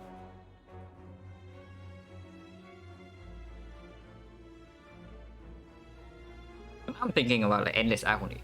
And we actually try to play faster. No way, right? Because we still need to draw into these things. And yeah, this run is just showing you how important a weak chain actually is. Having a weak chain is basically equivalent to like maybe 3 dexterity, maybe even more. Like we just have upgraded block cut with 2 footworks, and it's just miserable, like trying to block it. Because we don't have weakness. The shop, can we actually go to this shop? Because if we go to the shop, we don't get the heal here, and we cannot rest here because we had to recall. So if we go into this shop, we are basically going into the boss gauntlet with this much HP and whatever we lose from these fights. And yeah, cannot pick agony here. There's no way. And yeah, it's not even freaking giant head.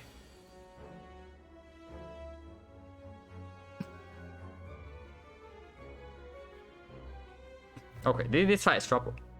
This fight is extremely dangerous because we don't have weakness for Rectomancer, and she either resummons every turn or she just hits us for 30 plus. And then without weakness, blocking in against 20 plus every turn is difficult. I think strength potion here is clear. I think we had to commit at least like some potion here. Otherwise we never get out of this fight cleanly.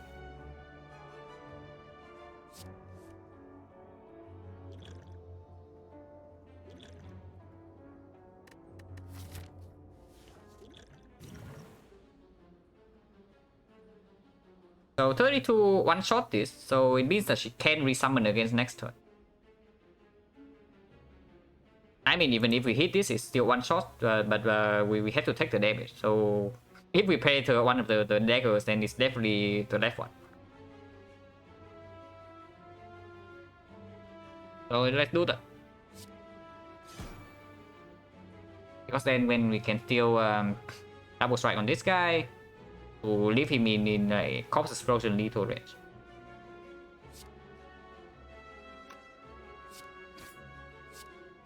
Then we have PK for next turn, we have full block this turn, and we draw 7 cards. So hopefully we get something good.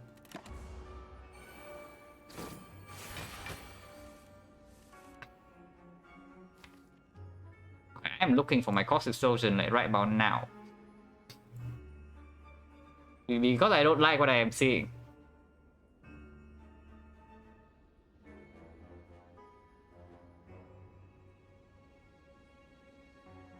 Probably Menace first. There's no way we can like force Menace on anything with this kind of head. Strike deals 18, so at least we can kill this if this doesn't hit. Concentrate.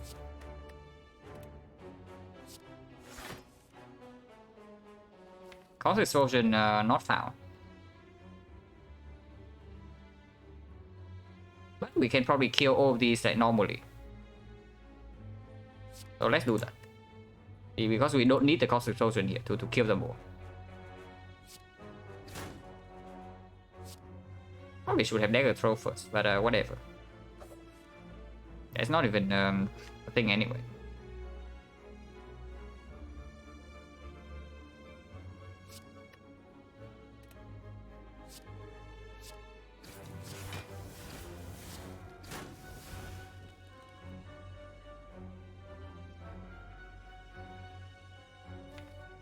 Not playing Worldly Plans is just completely stupid, right?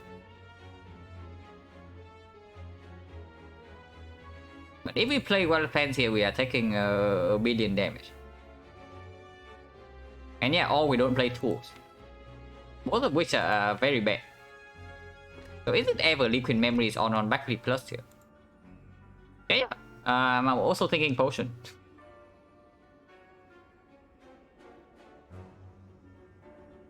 Honestly, because we want to go to the shop if possible, right? So using one potion here is not even that bad. If it can give us the shop. It's probably fine. Because with weakness right now she deals -5, so it goes to 12. 24. Okay, 24 is not that bad. But this we can draw into the yeah, the second backflip. And now we can actually play our things.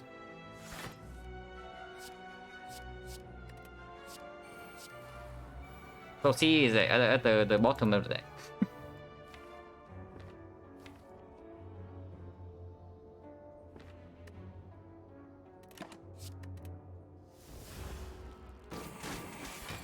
It's not resummoning, which is honestly not that bad.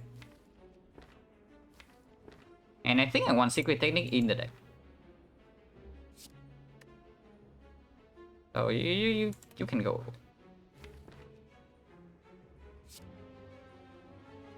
Don't want to shuffle out Neutralize though, so I should backflip first.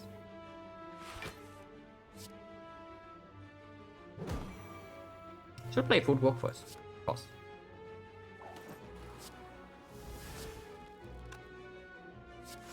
Yeah, I want to shuffle the good I want to shuffle the good block card in.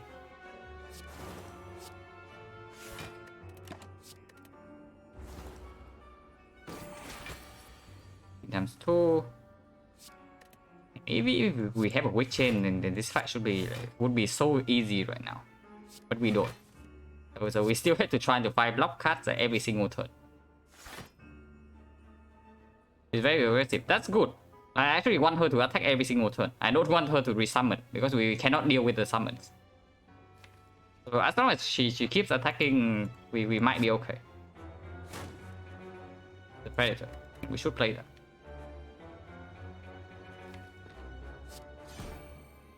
And I think C is stronger than one Shuriken.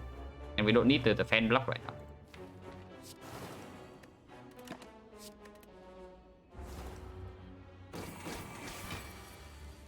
Yeah, she keeps attacking, and that's good for us.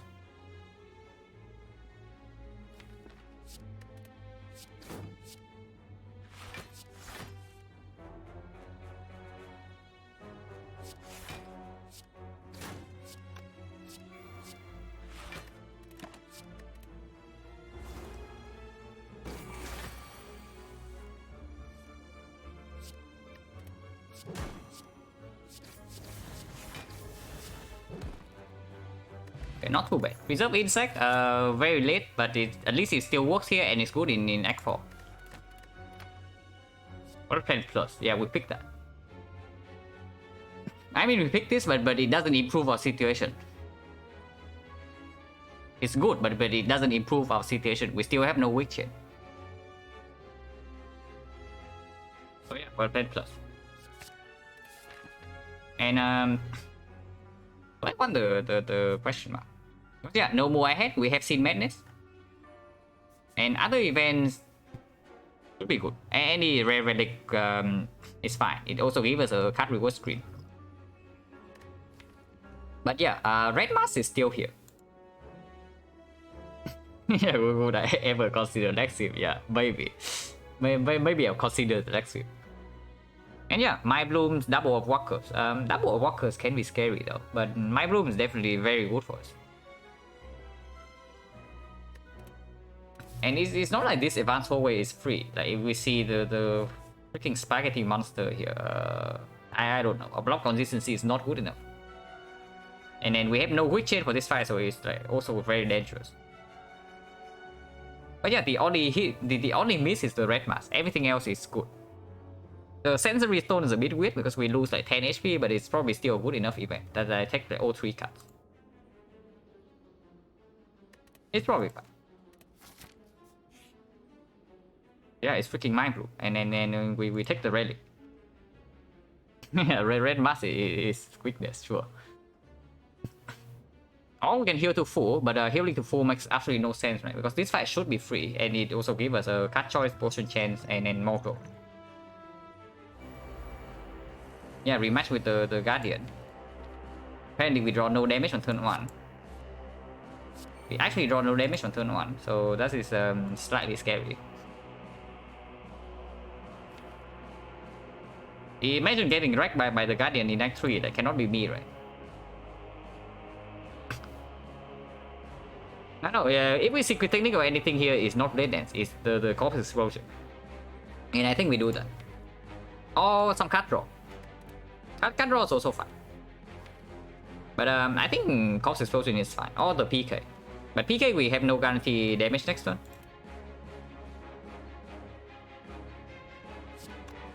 So 17, 23... We need to deal 26 with double damage. Should be fine.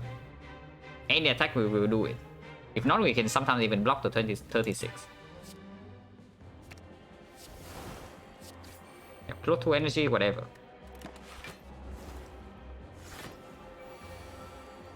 Yeah, completely fine here. Don't care about the dagger throw. And I think we play Blade Dance and then Madness. If it hits one of the other 3, anything it hits here is good. Yeah, Acro.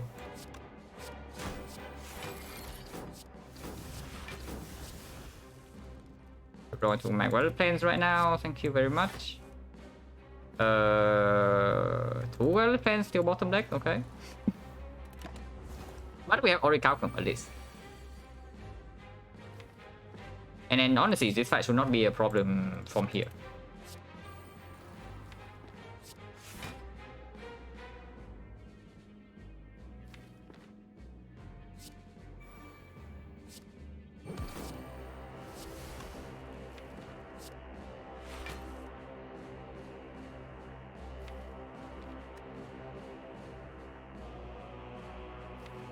And also keep drawing. But probably not.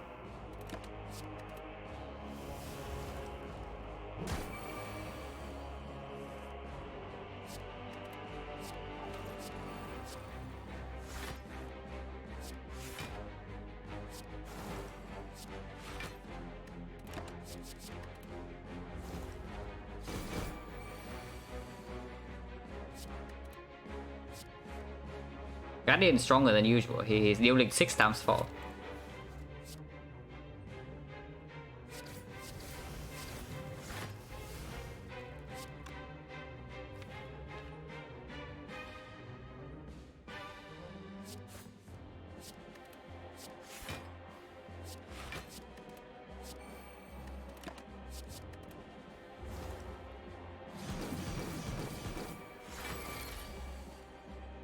No taunts here.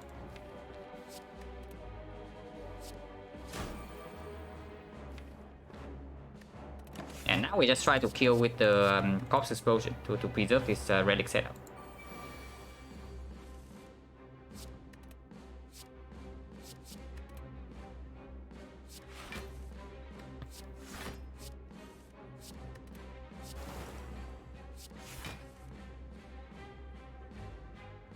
And should be easily doable, right?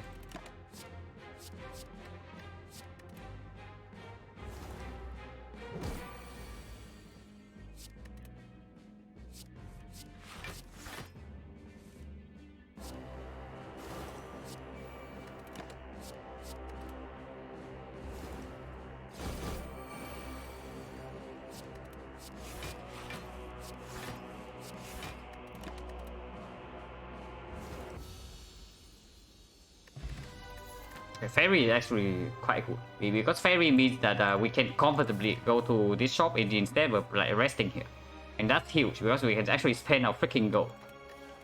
The relic not super good, and yeah, piercing wheel we pick that. It's no weakness, but it's a way to actually reset time meter strength, and very good with the 2 well plates. So it is good. This floor is very nice. Of course, we would still like to see a freaking leg sweep somewhere. Yeah, we go to the shop. There's no leg sweep here, and super garbage relics. But there's a Nightmare Plus. And yeah, we picked the freaking Nightmare. There's still no weakness, but maybe we can get our own weakness chain by Nightmaring Neutralize. But probably not. We're just Nightmare Footwork. I mean, it's Footwork minus, but it's probably still good enough. Hopefully. Yeah, Strike Remove is clear. Nightmare Purchase is clear. And then we leave. I don't think we buy the Deflect. Or this one. When is Purity good? When your deck is so here's the thing. Purity is the card that doesn't do anything in the first deck cycle. In the second deck cycle, it very much performs. So if your deck is like a setup heavy deck that struggles in the first cycle, but is much stronger from the second cycle onwards, then Purity does not do anything. But if your deck like benefits greatly from less cuts, and you don't have a lot of setups, like no powers and whatnot, then Purity can easily put you into like some infinite combo. Yeah, when you're near infinite, and your exhausts are not powers. That's basically it. And yeah, we can also have Nightmare Madness card, and it's freaking upgraded, so we picked that. And we leave here because we still have things to do in the Act 4 shop.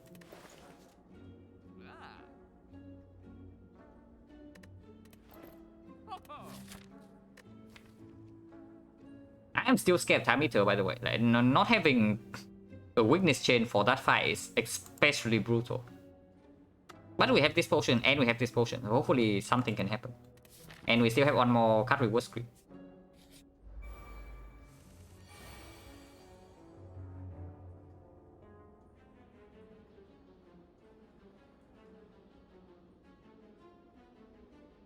Yeah, we can do it right now, right? We can Nightmare the zero cost backflip.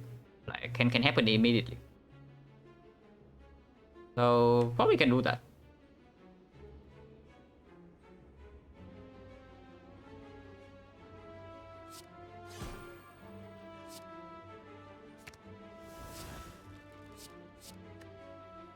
I mean 50%. Okay, maybe it's not that good. I did not think this through.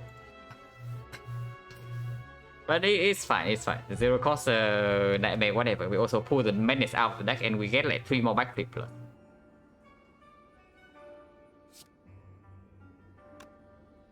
Just nightmare menace? No, absolutely not. Because next turn is when we need block cards. If this guy decides to hit us for like 46 next turn and you have like 3 madness in hand and no block cards, what are you doing? But even if this costs 1, having 3 copies of this CD in our deck is just like going to solve this fight. We're almost. Not really solving, but it mitigates a lot. So yeah, if we lose 50-50 here, whatever. Still draw.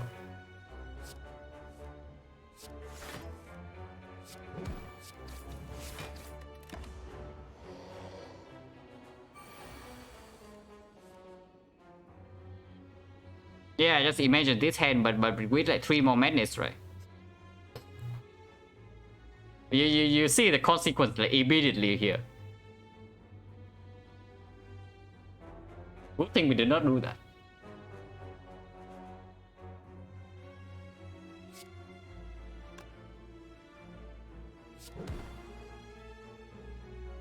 So 1, 2, 3, 4, 5, 6. That's not enough. Oh, you can play menace right away then. Whatever hits doesn't really matter.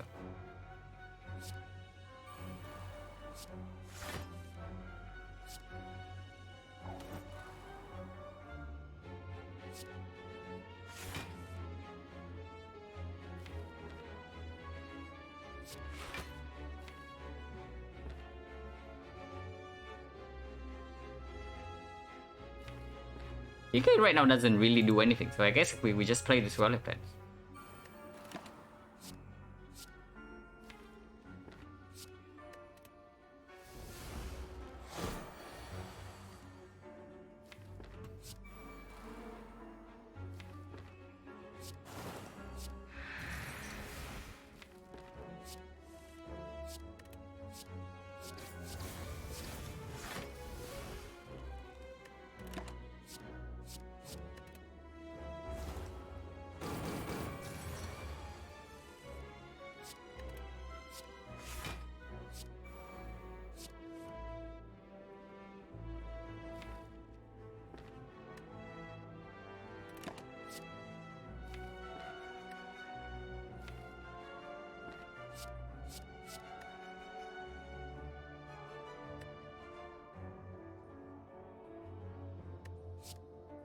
Actually no, this is probably just better because we have like 4 more backflips in the deck.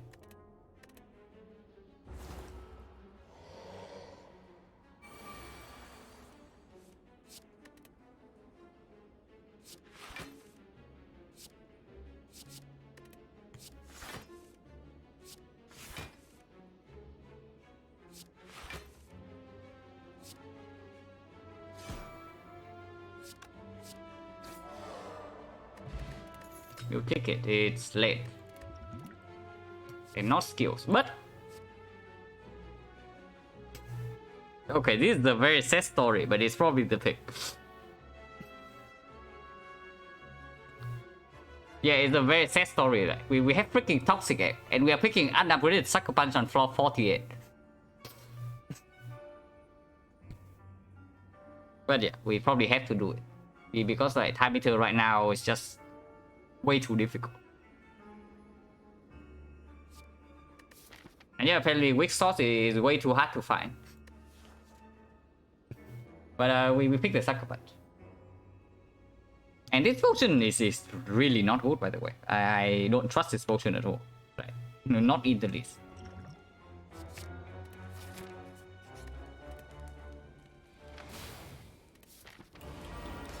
Okay, please don't kill me. That's a decent start. Yeah, that's really a decent start. Because you also see what's happening here, right? Yeah, we have Nightmare Football. But no guarantee energy for next turn. So next turn we are being hit for like a billion, and then we cannot actually play our footworks. So it's not really that good. I think we can try to fish for Violet Pants. At least. Not here.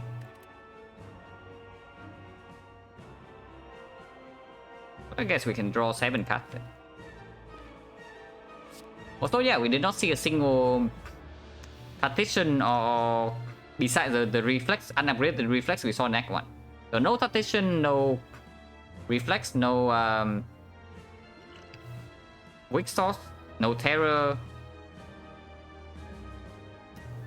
This fight is really annoying. Like this guy has not done anything yet, and then I'm already annoyed by what's happening next turn.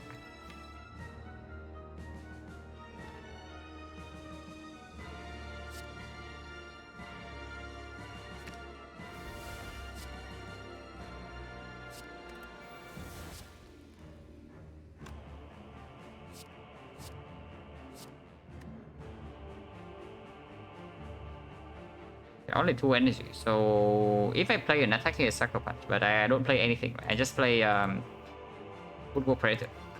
No Red Form. No, Red Form's not even that good here. I mean, with the Nightmare Plus maybe, but unupgraded Red Form is actually not doing anything in our deck. Honestly, if we have an unupgraded Red Form right now, deck is going to be worse than it currently is.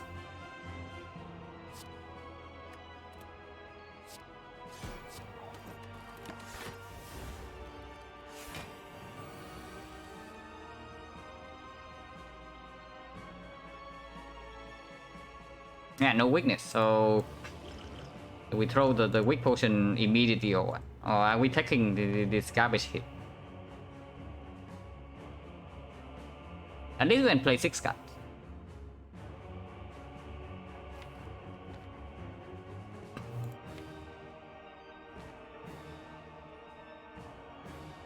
And yeah, I think we play 6 cards, we take 1 hit here, and then we move on. Play this, we go to 8 dexterity. So deflect blocks for 15. 15 with fail goes to 11. And defense is 13 goes to 9. So we block for 20. And this guy hitting for 15 times 3. So if we don't potion here, we take a 25.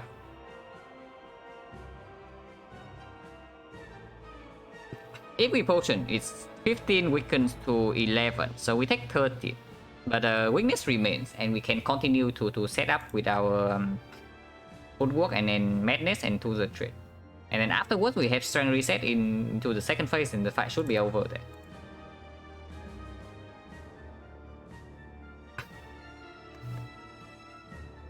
The second defense. How do I play 6 cards? I play 5 cards with 5 energy and then I play the deflect. So 6 cards. Play second defense. I'm thinking about it. Like we can keep the third footwork and we just play 3 defense. Then how about that? Then in which case we have 5 no we have 6 dexterity. So deflect blocks for 13 is actually 9. And defense blocks for 11, so it's 8. So 9, 8, 8 is 25. 25 compared to the other line we block for 20. But we have footwork in play and we retain a defense for next turn. How important is retaining a defense for next turn? Probably not that important, right? So I guess it's actually just double footwork. And we play double footwork and 3 blocks and the Violet Plans, and we hold the second Violet Plans and the footwork. Probably fine. And yeah, I throw a quick potion here.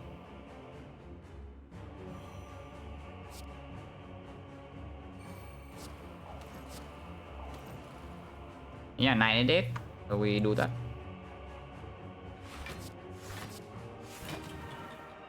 Take 11.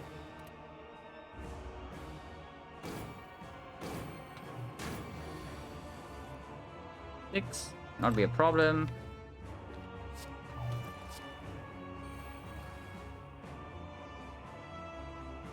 Don't want this to hit dagger throw, so I probably play it first. Also don't want it to hit survivor, so I just force the menace here because this is already fully blocked with these cards.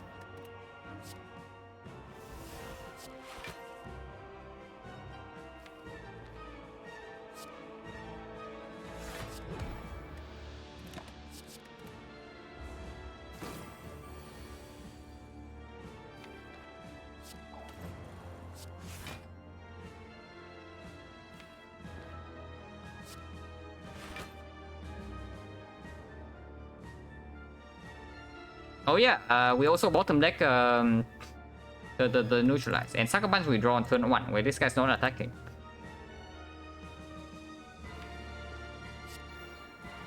So this size right now is like base plus 5 after this, so it's going to be 13. 13 weakens to 9, so 27. So we can play something and then not the defense here. But these are not good menace targets, so probably play a strike. Double check because losing any HP right now is like very bad. So yeah, base is 8 plus 5 is 13. 13 weakens to 9. So 9 times 3.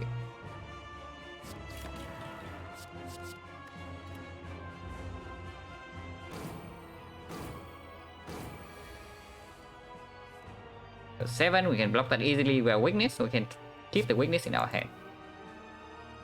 This hand menace is okay. I just want this to be get out of my deck right now. And yeah, it hit the best one, so that's good. So now we can start attacking because we can still have the piercing wheel. Probably not this. I want to draw into PK or something. Not this. 1, 2, 3, 4, 5, 6, 7. So I can actually play 7 cards here, but that's building up the strength like too fast, right? So probably not.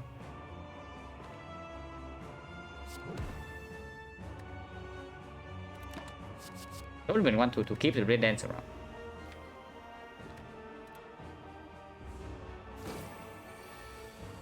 That's 3.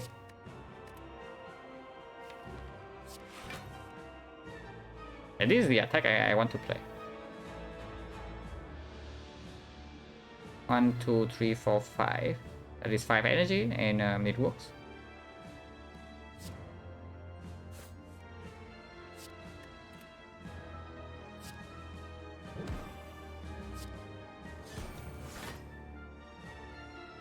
So the base goes to 15. 15 weakens to 11, so 33. 1 defense will do it.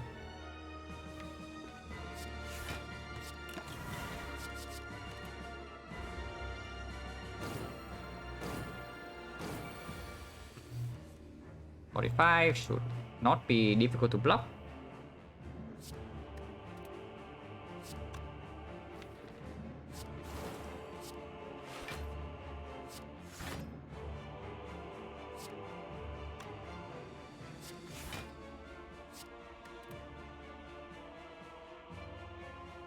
Probably don't even want to play more cards than this.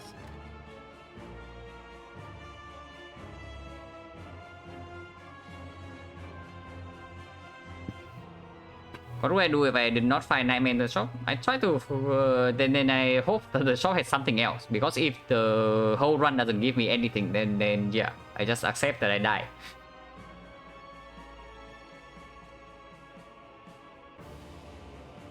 But the shop definitely had the highest percentage of working out. Like resting here will never win. So the shop could have had a good power. Something like a leg sweep, something like a good relic like an orrery, a good potion solution like maybe Cultist potion, and a lot of things can happen. Can also be like a dark shackles in the shop, and maybe sometimes it works out. But yeah, the card rewards we have seen in this run has been not very good. Besides the backflip, the backflips are good, but besides that, not very nice. Especially, it's just the weak chain basically. Honestly, if we have a single leg sweep right here, then this deck is actually good. But we don't have a leg sweep. Instead, we have a unupgraded sucker punch. So unfortunate situation, but what can you do?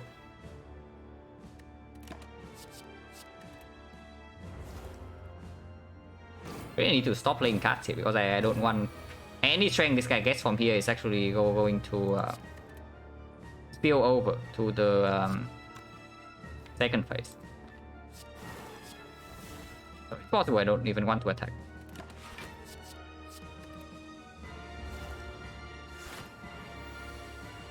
Yeah, 22 times 3.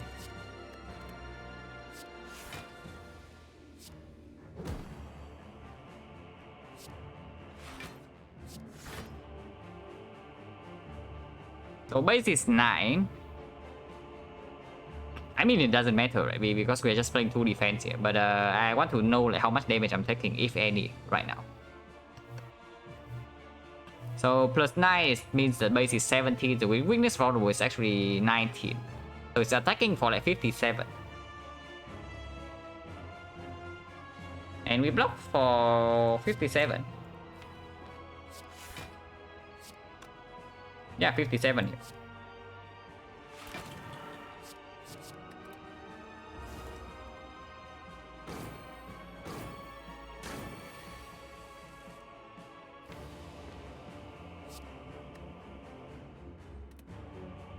And yeah, the sucker punch definitely playing, but not a surprise.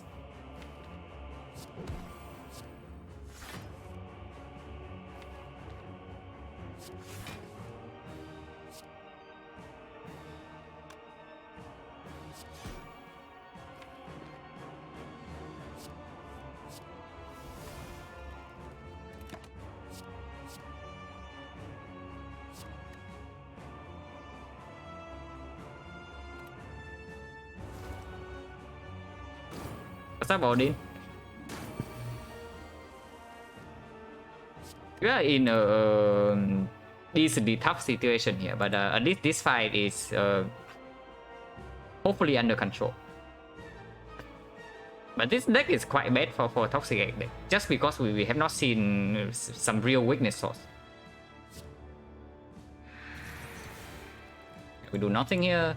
We just try to kill this guy with like Corpse Explosion, PK or something.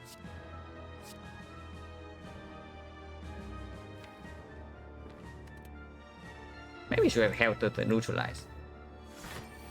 But he has no strength now, so it should be a lot easier to block, like, at least at the moment. Okay, we have PK Predator next turn.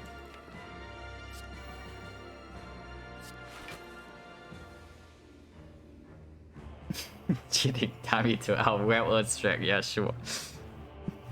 I leave the one initial strength. And next, yeah, we have 10 dexterity with the Nightmare Footwork, but we have no weakness. So this fight is still like troublesome. We only threw a weakness potion from the first phase. Yeah, we play 2 cards here, and definitely not an attack to keep Nunchuck for next turn.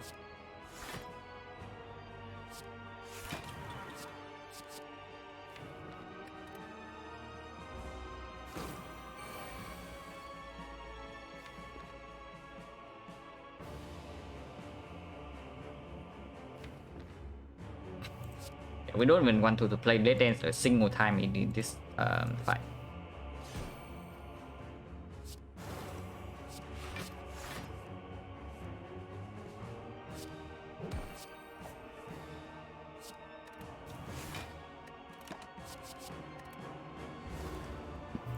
But yeah, after we get set up like with 3 retain, we are somewhat we are pretty good,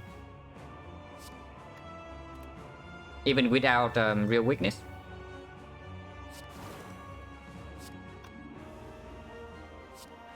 It's just 2 strength. We are scaling here. It's true.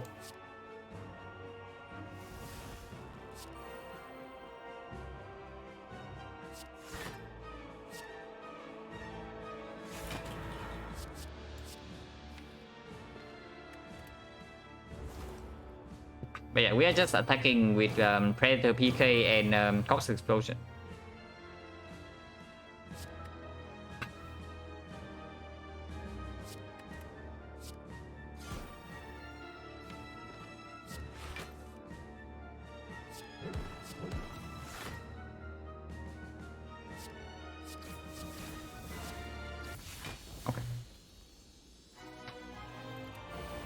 So the Necker, I don't know if this is easier than the Awakened one. It probably is, because we play like I don't know how many powers we actually play in the Awakened one fight, and we have Cost Explosion here. But it's not like this fight is trivial by any means.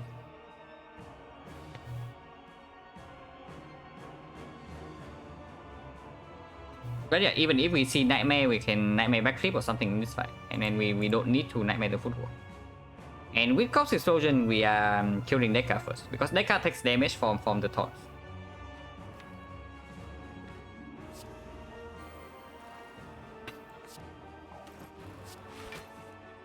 The Royal Plains opening hand is quite good.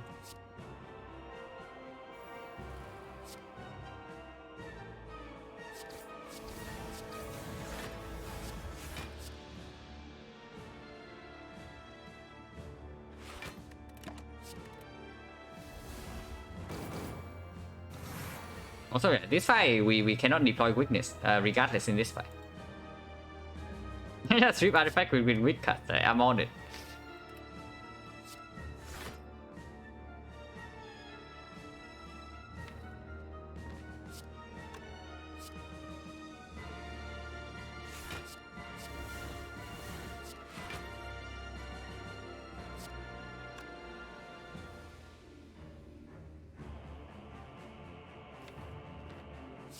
Don't care about Predator PK for next turn. Right? I just want to draw more cards to get my setup down.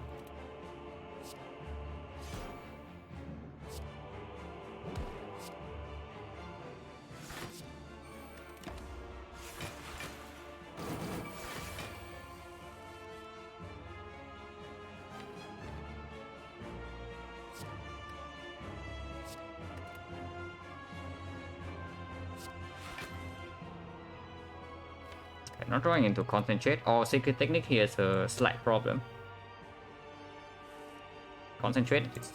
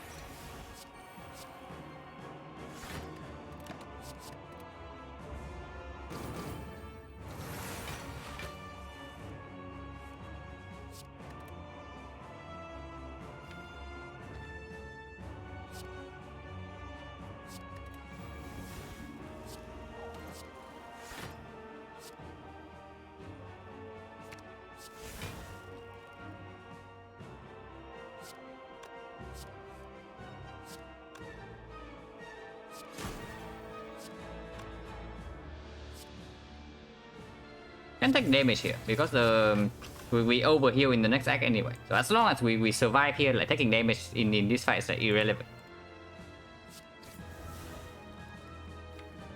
I actually want energy to go with Predator card draw next turn. Take 4.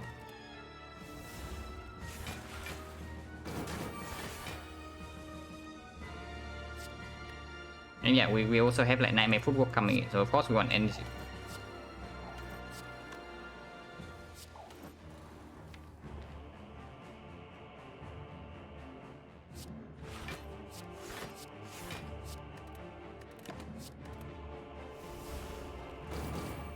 Should be fine from here.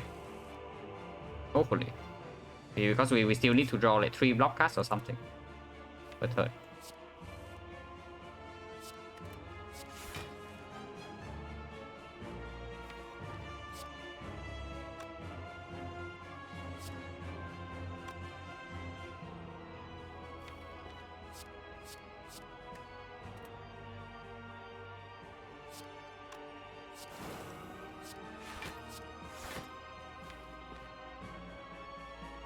This gives energy next turn, so I can do this.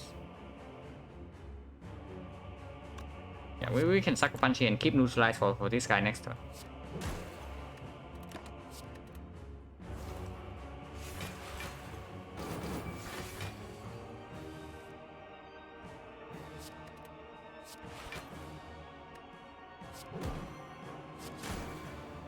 Yeah, now we need to set up Nunchuck Penny for the Spear and Shield.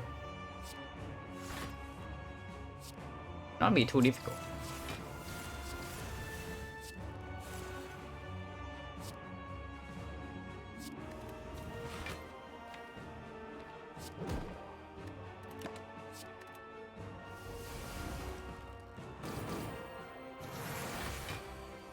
$50 is quite a lot of damage.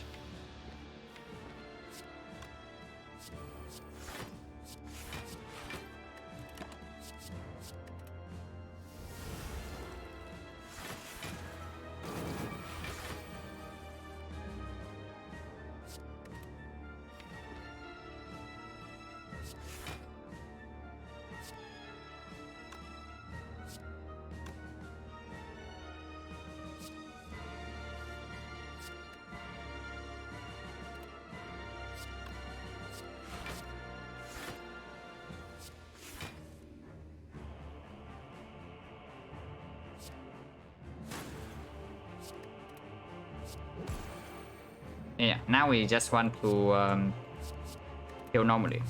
So we don't even care about deploying weakness anymore. We just keep the block cards in hand.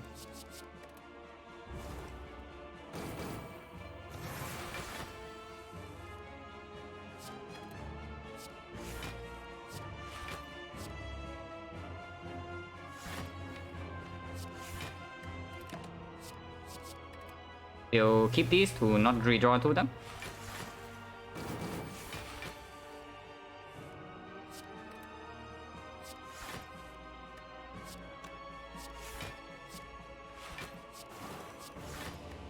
And yeah, fight's over next turn. So we still have we still have an Act 4 shop. Now we cannot buy a lot of things in the Act 4 shop, but we can spend our gold at the very least with the Smiling Mask and the Potion Bell.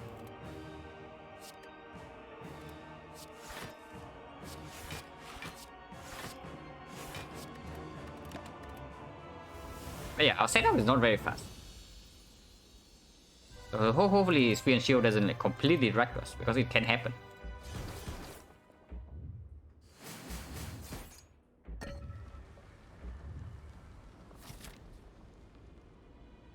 I'm either so 8 for spam is silent, yeah, kind of. Especially if you don't have a Malaise. Nothing to do here, we overheal, so this relic's useless.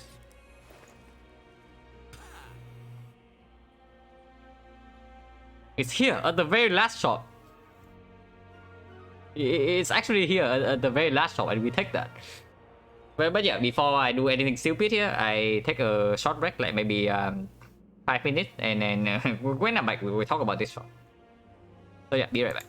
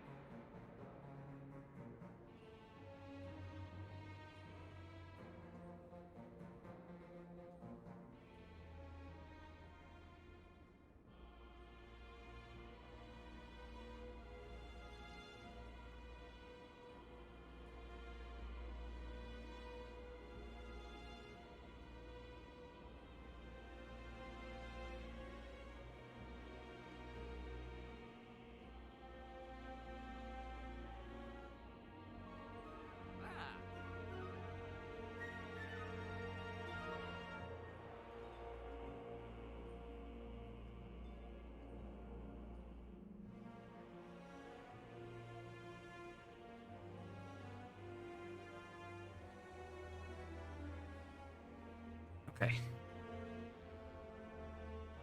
Yeah, slightly unfortunate situation. We are 2 gold off.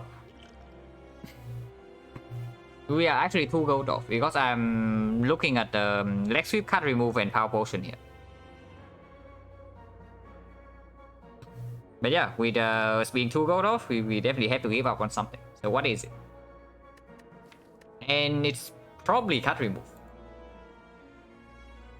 Yeah, no reflex. Reflex would be pretty good now. Yeah, definitely reflex would be pretty good now. I think statistician is still stronger, but reflex would definitely not be bad at all. But yeah, leg sweep is probably like super clear. It just makes our weather plans so much stronger. It sweeps artifact against the heart also, and basically what I mean by making us the weather plan stronger is that if we don't have this leg sweep, right, then we always need to retain our freaking neutralize or sucker punch in the hard fight if we want like the heart to have any weakness at all.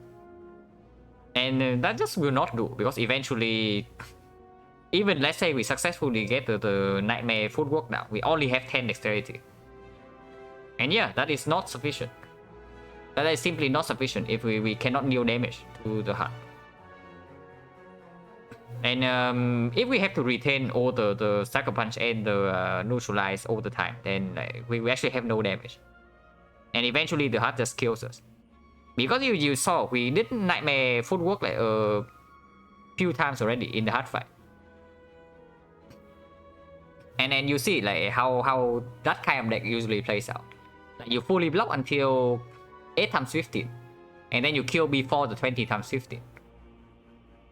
But right now, even with just 10 dexterity, right, it's not even a guarantee that we can actually block against like 8 times 15. And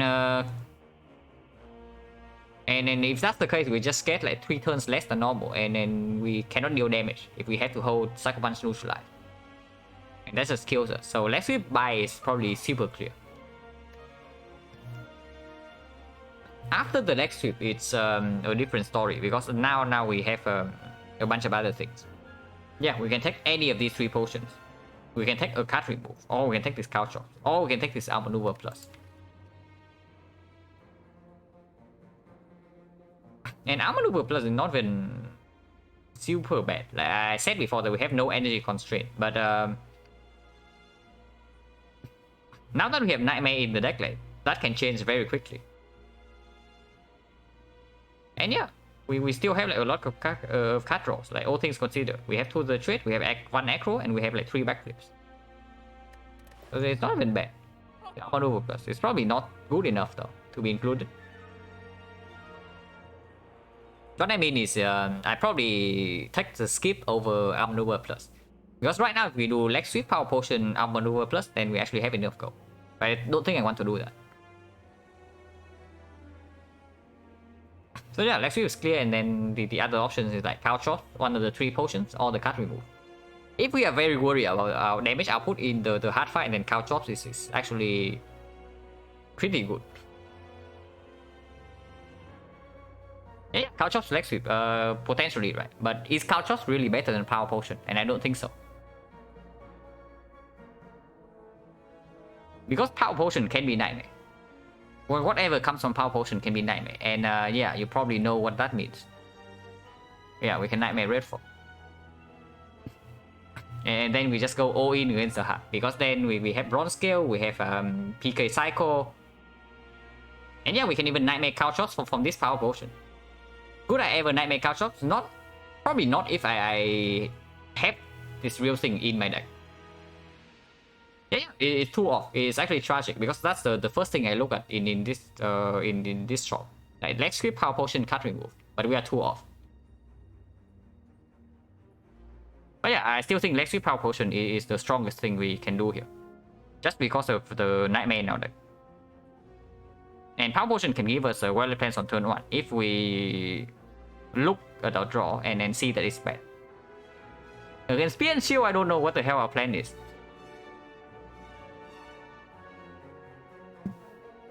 Yeah, Pellets Power Remove, sure. I would also like to buy Pellets and Power Potion, and the Leg Sweep, and the card remove, and maybe the Liquid Memories for like good measures. Is remove good, as I got so many Cycle 1 card remove may not matter? No. Especially because I have so much card draw that 1 card remove matters more. If I have no card draw, then the card remove actually matters less. But because I cycle through my deck so quickly, the 1 card remove will add up like very fast. So it's strong here, but I don't think it's stronger than Power Potion because as I'm looking at it right now, I think we need to have some additional output in the hard fight. Right now, our deck doesn't cut it if we draw like averagely. If we draw well, we probably still win. But if our draw is average, we just get completely dragged in the first cycle. And potentially we use the fairy, and then after that we just get slowly outscaled by the heart and die because we don't deal enough damage in time.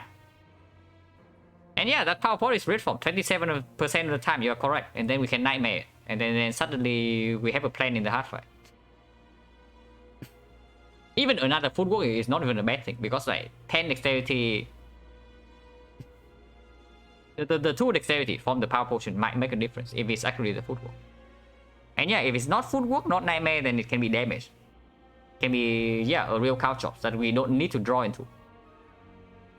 Yeah, it can be Envenom, it can be Caltrops, it can be Noxious Fumes, it can be a lot of things. As percentage for Caltrops in Power Pot, any one potion is 27%. And we have like way more than one hit. So Red Form's a hit, Footwork's a hit, After Image probably also a hit. Caltrops a hit, like so on and so forth. And there's only 11 powers. But yeah, of course we can also get something like Infinite Blades. We can also get Infinite Blades, 1000 cuts, and then I don't know, a second tools maybe. Because the second tools is not even that good once we get like 3 Violet Pens in play. So yeah, there's a chance to break, but not very high. And it works like super well with the Nightmare. So I think I want that. For hits is 108% chance for hit, yeah, sure. And just because we have this freaking leg sweep, honestly, if this leg sweep is not in this shop, I buy the colorless potion every single time. But the leg sweep being here is like making me think that the power potion is stronger. Because yeah, if you just consider the high roll, the colorless potion is actually better. The high roll possibility. So if we have like no other way to win except high rolling in the hard fight, then this potion is probably stronger than this one. Because yeah, Apotheosis, you see Apotheosis instantly, I mean not instantly, but the hard fight is like half won already, because you just have like Nightmare Footwork with upgraded Footwork. So this time you actually have like, instead of only 10 dexterity, you actually have 15. And then that's a massive difference, because it means that you just block 8 times 15 and all of your damage cards also gets upgraded. Yeah, it's stronger than Red Form, because you don't need to line it up with the power potion. Because if you try to rely on Nightmare Red Form, right, you need to have Nightmare in your hand before you pop this potion. So you cannot play it on turn 1. And then that is not a good idea. Because I think I still pop power potion on turn 1. I don't really care what it is. But yeah, it's probably leg sweep, power potion, because I don't think we are that desperate to rely on this thing to high roll. Because the chance of this high rolling is so much lower than this. It's actually insanely lower, because there are 35 colorless cards in the pool, and the number of hits is also lower than this. This is only 11 powers in the pool, and we have a higher number of hits. This is 35, and we probably only have like 3 hits. There's Apotheosis, there's potentially Dark Shackles, and yeah, there's okay, maybe 4 hits. Magnetism and Discovery. So yeah, 4 hits out of 35. Actually, it's out of 34, because yeah, Jack of all trades. But we probably don't count Jack of all trades. And speaking of Jack of all trades, not a word next week. But yeah, if this shop doesn't have a leg sweep, then there's a lot of like interesting decisions here, because the high roll potential in this thing and this thing is actually quite high. The chance is just low, but the potential is higher. But yeah, we just do leg sweep power potion, and hopefully Spear Shield doesn't completely wreck us, because we need HP for the hard fight.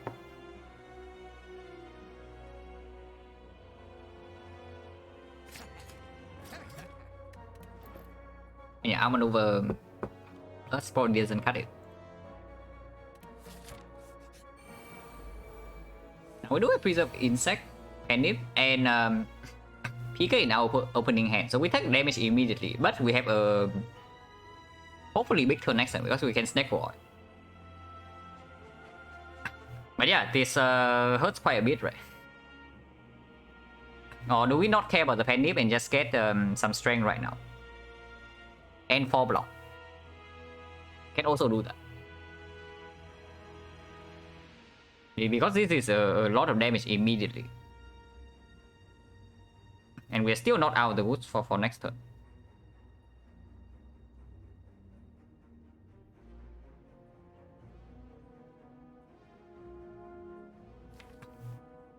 This is actually looking like XecnaR next turn, and then I am scared. Because if XecnaR schools us, we get screwed. Like very hard.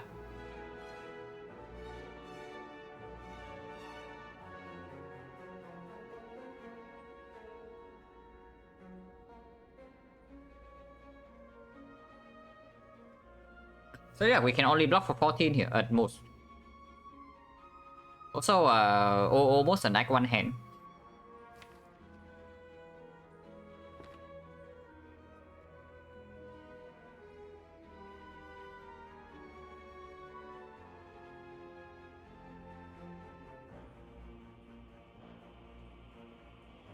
Now we do have cost explosion, so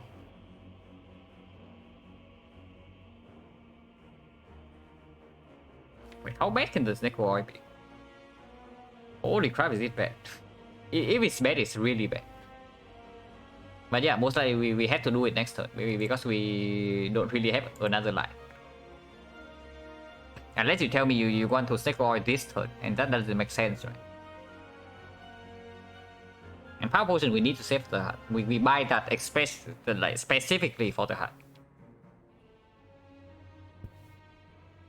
So yeah, how much damage do we actually have here? It's 12, 18, 21. Do we ever kill this guy next turn with the PK Pendant if we don't attack here? Only if we draw into Predator, right? If we draw into Predator next turn, it's like 19 times 4, so 76. It's not even that much. So killing this guy is actually not a thing. So yeah, I guess we just take the 4 block and 1 strength. And we still hit this guy, right? Because of cost explosion. Or are you saying that we hit this guy to maybe kill him by turn 3? I wish I have a freaking Frozen Eye right now. But I don't.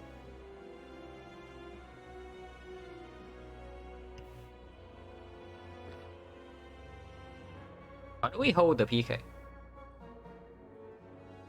Probably not, right? Because if we hold the PK next turn XecnaR, we need to play 1 card before the XecnaR. That's basically it. And I don't even want to attack on turn 2 or turn 3 anyway, I just want to block. So yeah, can probably do it right now, and we can target the sphere.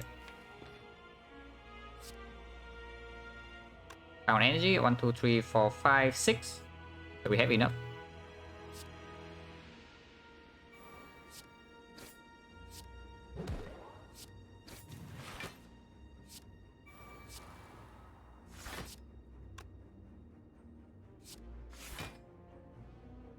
Yeah, really beautiful deck was built here. No, it's purple because draw 5 starter cards on first turn. Yeah. Same. We are thinking the same thing.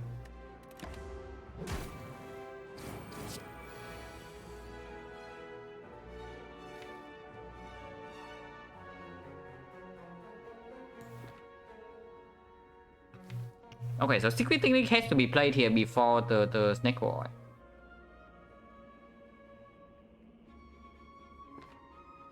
Can do this first probably. Yeah, more starter cards, and right now we have nothing in our hand.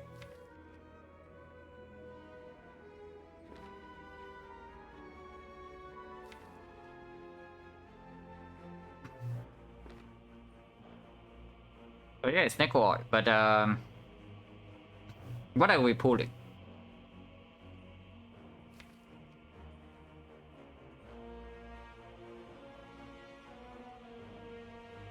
It's either leg sweep or piercing wheel here, and I don't know which one.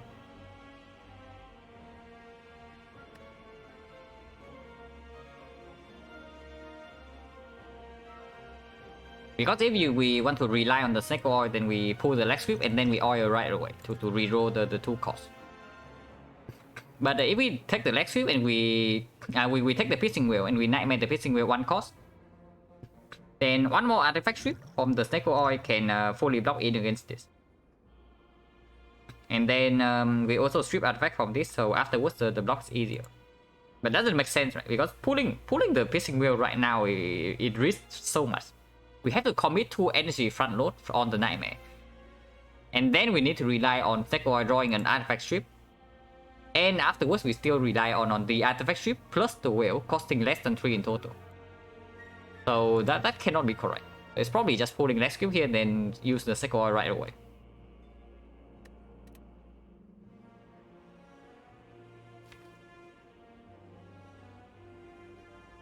Or you can also pull deflect and nightmare deflect and then use the deflect and then snake oil, but that probably is just weaker.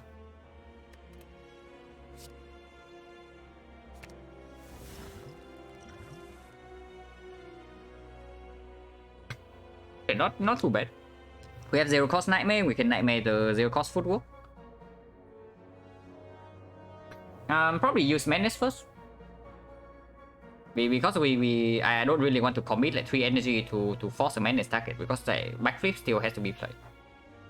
And then we are nightmaring the footwork anyway, so it doesn't matter which one this hit. Okay, are we still nightmaring the freaking footwork?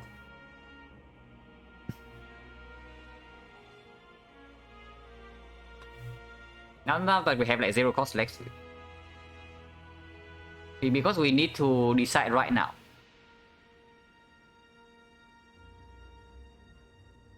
How much are we blocking this turn? We have weakness on this guy there, so it's only 8 times 4, so 36 we need to block, and we are blocking for 26, so at most we take 10.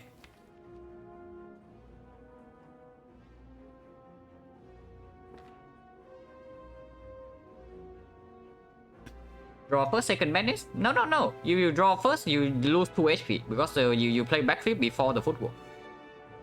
We probably should decide right now. And I think I want to have like 3 backflip plus, 3 leg sweep plus over the footwork. So I can footwork right now and then I play the backflip. Yeah, I think I want to have like the leg sweeps in my deck. To just to guarantee that this guy is weakened next turn.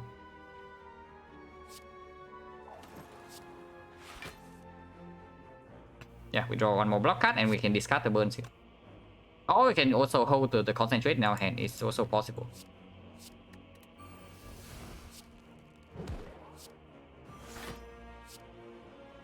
Yeah, we take no damage here. If we discard the burn, if we don't discard the burn, we take 3.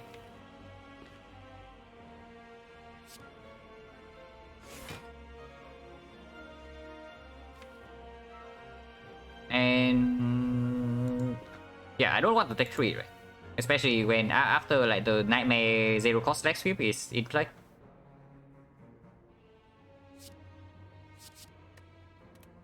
And this can be played. We have like PK this turn and I don't even want to hold the strike.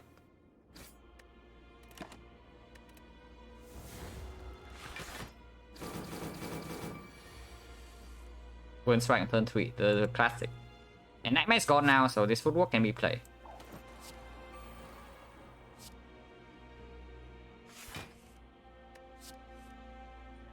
Predator and Corpse Explosion together, eh?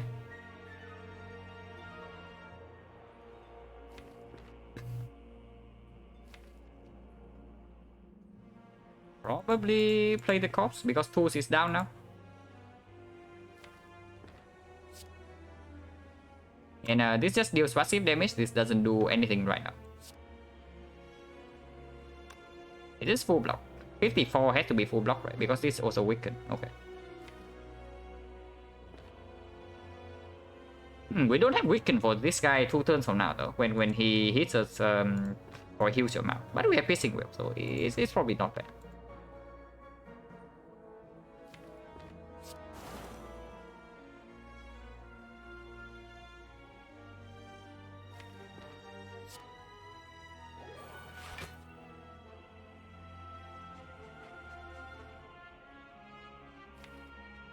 Or maybe we don't need weakness on this guy at all. How about that?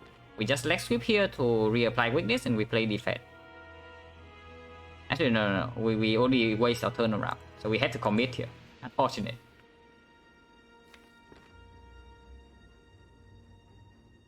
But no, we can leg sweep this guy and we leg sweep this guy afterwards to sweep the other artifact, but keep weaken on this guy. That's probably fine. Because this is also full block. And we can hold Predator or Piercing Wheel. I don't know which one.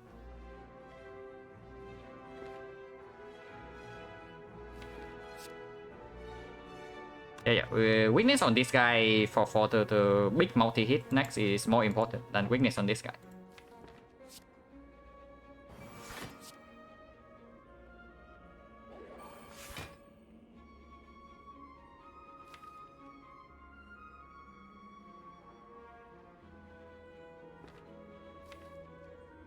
And yeah, I think I want to hold Piercing Wheel, but I'm not sure.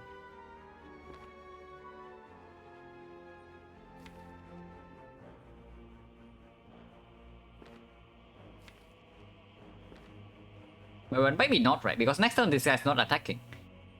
And this guy is also at both attacking for like a pitiful amount. So it's probably time to actually deal damage. And 2 turns from now we have like 3 card retains in play already with 4 dexterity and 4 leg sweep plus that cost 0 in our deck. So it probably has to be this, like Predator. And yeah, we can also redraw to this.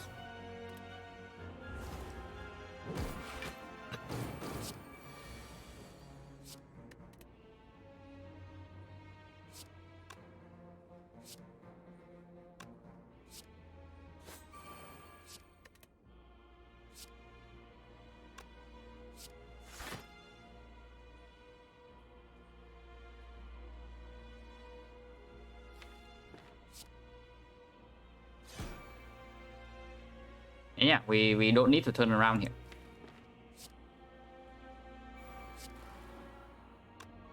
Or I can turn around like this. I guess turning around like this is just strictly better, because we can also hold the Survivor.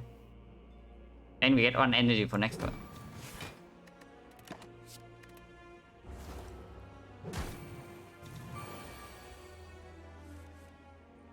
Yeah. So we kill here with 2 attacks.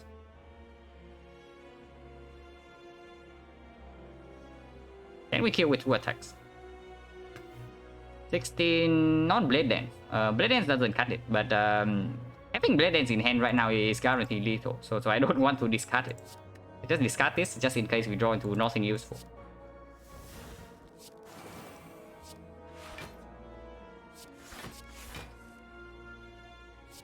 Or I can just do nothing here. It also works. Because we don't need to actually attack.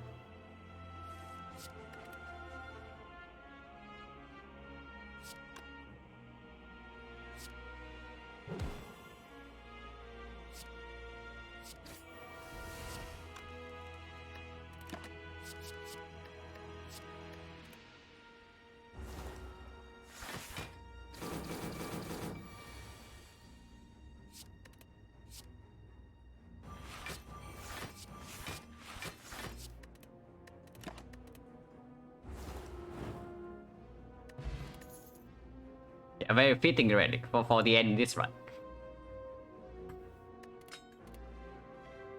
But yeah. Doppelganger concentrate. Clean fight. No, not that clean. We lost like 22 HP and a potion. But it's okay. We preserved the crucial potions. And yeah, Doppelganger is back. But again, it's up against exactly the same card. Again, like these 2 cards appear together on the same screen. And which one is stronger? Because yeah, now you meme around, you meme about like the unceasing top concentrate, but yeah, it's here. And we can pick up the second one. And it's true, it can perform in the hard fight for sure. So is it actually the second concentrate? Yeah, they didn't mean it, but it's happening right here. Because honestly, front load energy is probably more important when we go into the nightmare thing. Yeah, there's also slice. There's there's the 2 cards and then there's slice.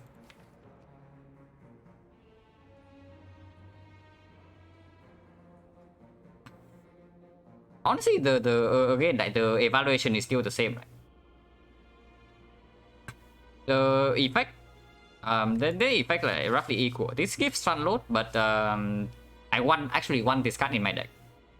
So of course after this exhaust, this becomes better. But before we play in the first cycle, then this card is probably slightly better than this one.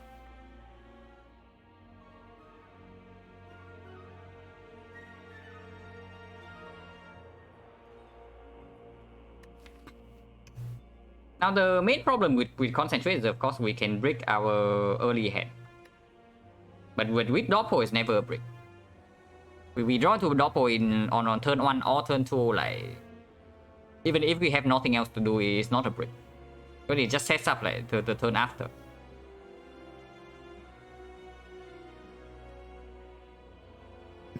But with the madness, man, with the med kit we can actually do some really silly stuff here, but we don't have med kit.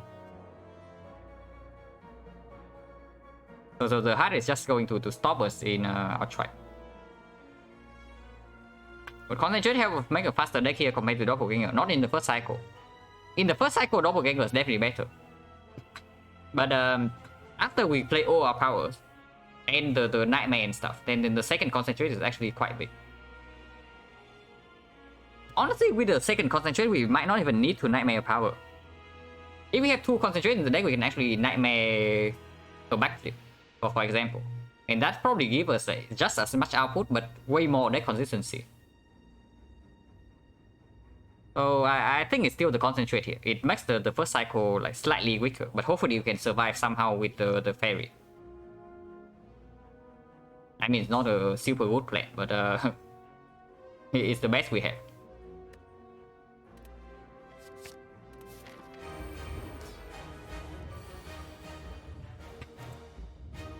And the open hand, yeah, you know what that means. It's time for power potion.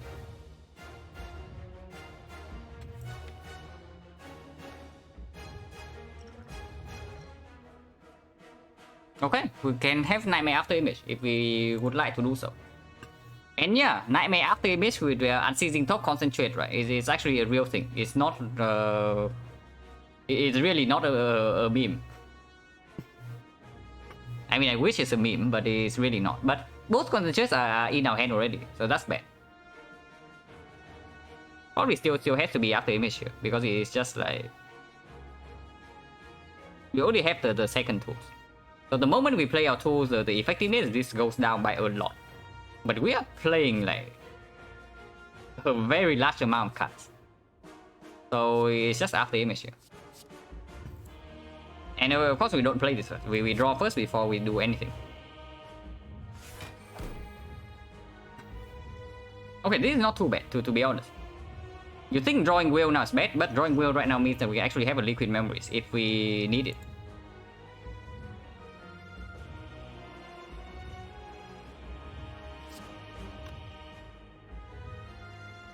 And we can deploy Predator. And yeah, I think we settle with Nightmare After Image.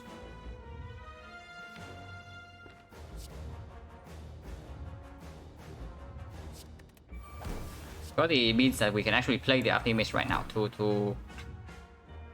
do some other things.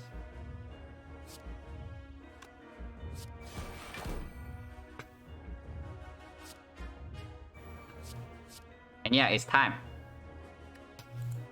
You know what time it is. It's time for Unceasing Talk.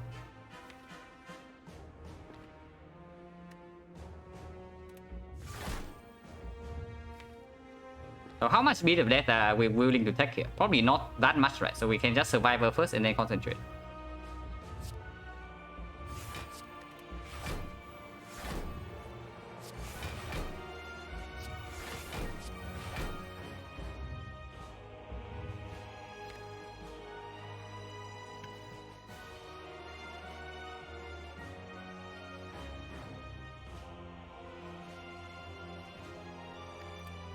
Probably aggro, because it gives us probably the highest chance to actually draw to World Defense right now.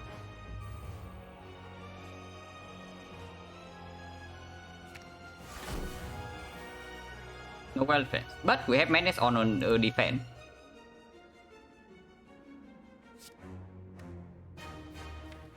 And we can do that. We don't play this backflip because it Playing this backflip right now means we actually missed out on the valid plans. If we draw to any of them right now. So we stop here. And we still have liquid memories on the whale if we need it in the first cycle.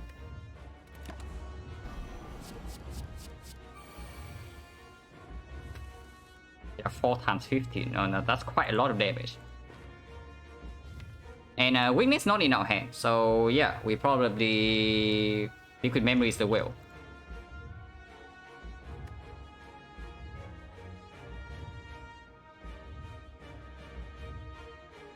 And we don't really have the energy to play the defense first, so we just take 1 bit of death here.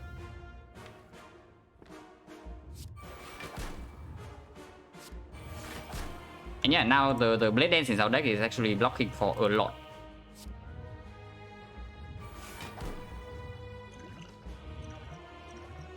So using Will in the first cycle is actually not that good, but not a lot we can do here. Well, plan needs to be played, so we play that. And it's probably backflip over escape plan, looking at what's left in our deck. We'll play escape plan right away. Maybe I should.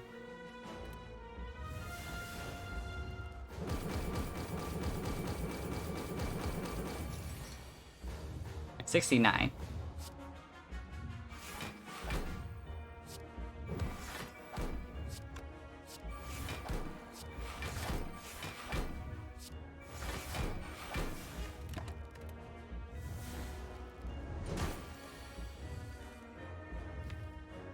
This draw is actually terrible because Tools is not here and the status also blocking the concentrate.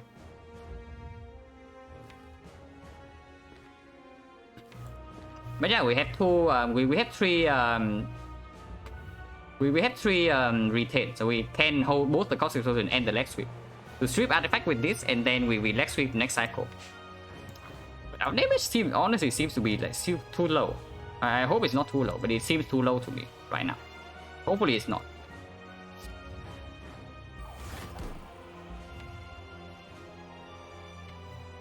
If our damage is too low, maybe I should just do this. Yeah, I should probably just do this, right? Corpse into leg sweep right now. Apply like 9 poison. But if next turn the multi-hit, we have no way to block that.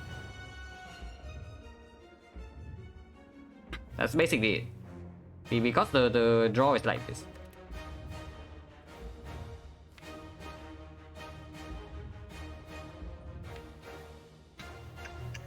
Keep leg sweep for the madness, and then but if you do that, like next cycle you don't have weakness, and then you just die immediately.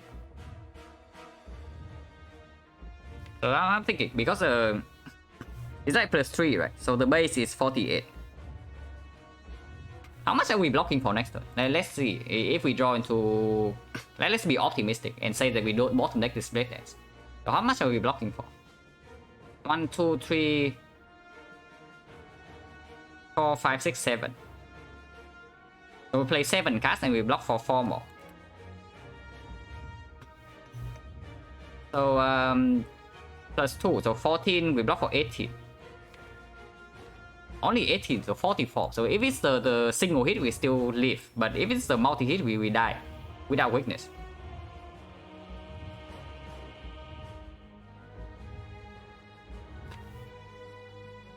But with weakness, how much damage is that? Because we are facing 5 times 15. So with weakness, it goes down to 3 times 15. So only 45.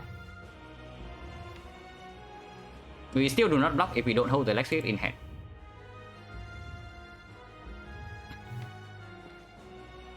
I guess we don't set the poison down, right?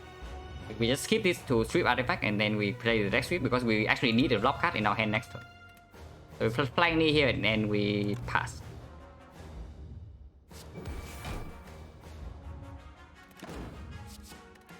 Yeah, 6 energy next turn and madness sometimes hit.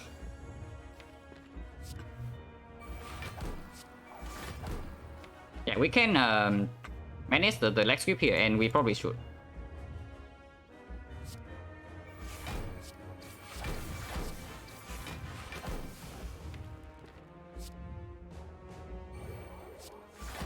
Yeah, Cause Explosion stripping 2 artifacts is exactly what we are trying to do.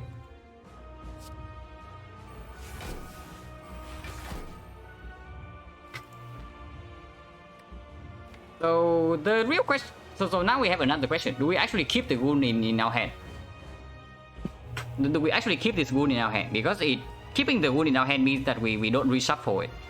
But it also means that we actually need to discard it with the tools if we want Unceasing Talk to go off. And then there's still a burn in the deck. But holding the Goon is probably just like super good here, right?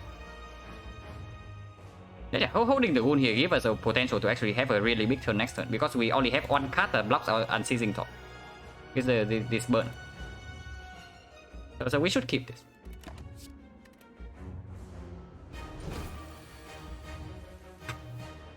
Holy crap, we draw both of them already, so we can actually have a big turn this turn.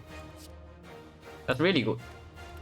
I mean, I say really good, but I don't know like how much Unceasing Talk is going to do. Okay, Unceasing Talk is going to do a lot. Okay, it's time to go. Like you meme about this Unceasing Talk, but here it comes.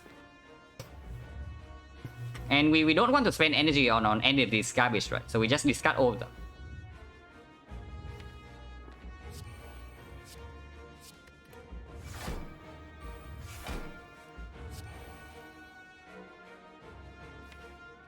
Yeah, backflip draws 2, but I can draw 1 already with Unceasing Talk, so I don't need this.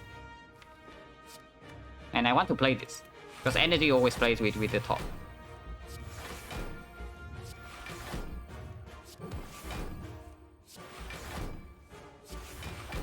Okay, let's stop drawing defense, please.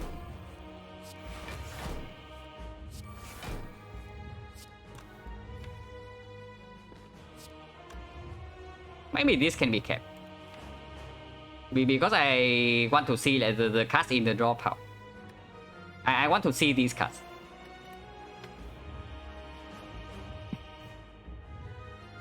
So we stop here. And we have PK next turn.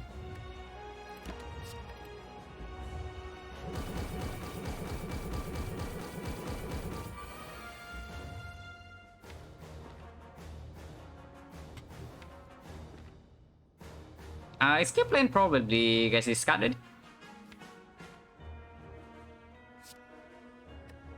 Or is it Cause Explosion? It's probably not Cause Explosion, right?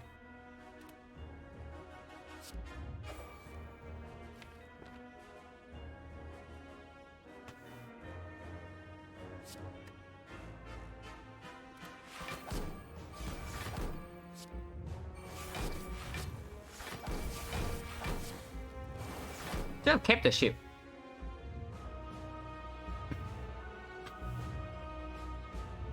If only a Nightmare more concentrate, yeah, sure. But the status is still here.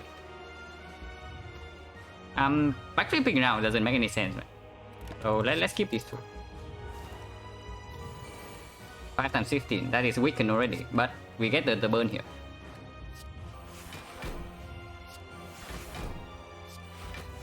So we can still block this.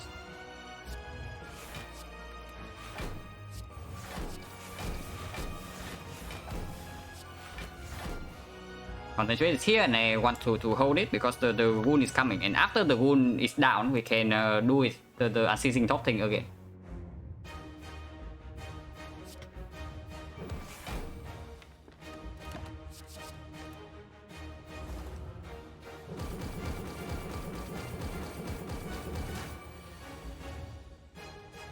Okay, the wound is not here yet.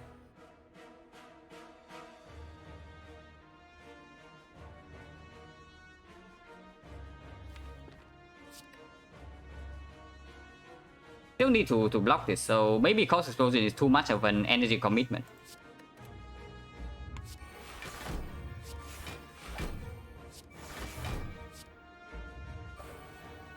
The wound is not here.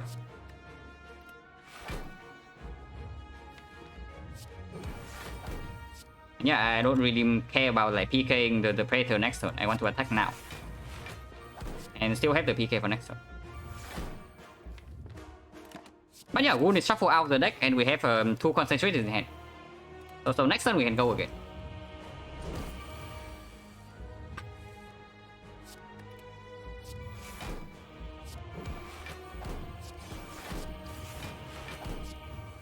And burn is here. So yeah, it's coming again.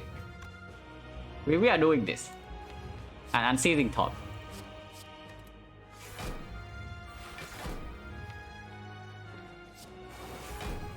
And Suckman 26 damage is probably fine.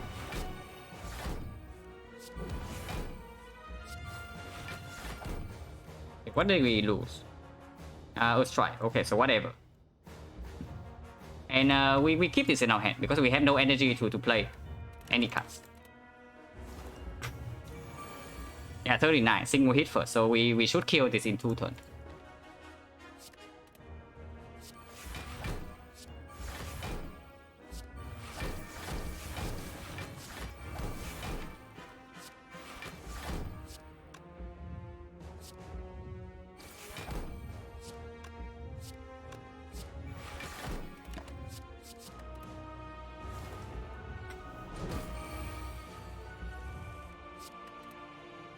Okay, I probably should stop trust talking and unseizing top because it's actually carrying this run here. It actually carried this fight. Wait, that was good. And yeah, who knew what this deck needed was actually just an unseizing top. Like, who knew? But yeah, unseizing top. With the freaking concentrate. That was a cool hard fight. That was really nice. And yeah, before we walk into Act 4, I was like really worried. But the Act 4 shop definitely deliver. And the elite rewards. Like, pretty sick. So 68, 21, and we are on a 9th streak, which is the old world record.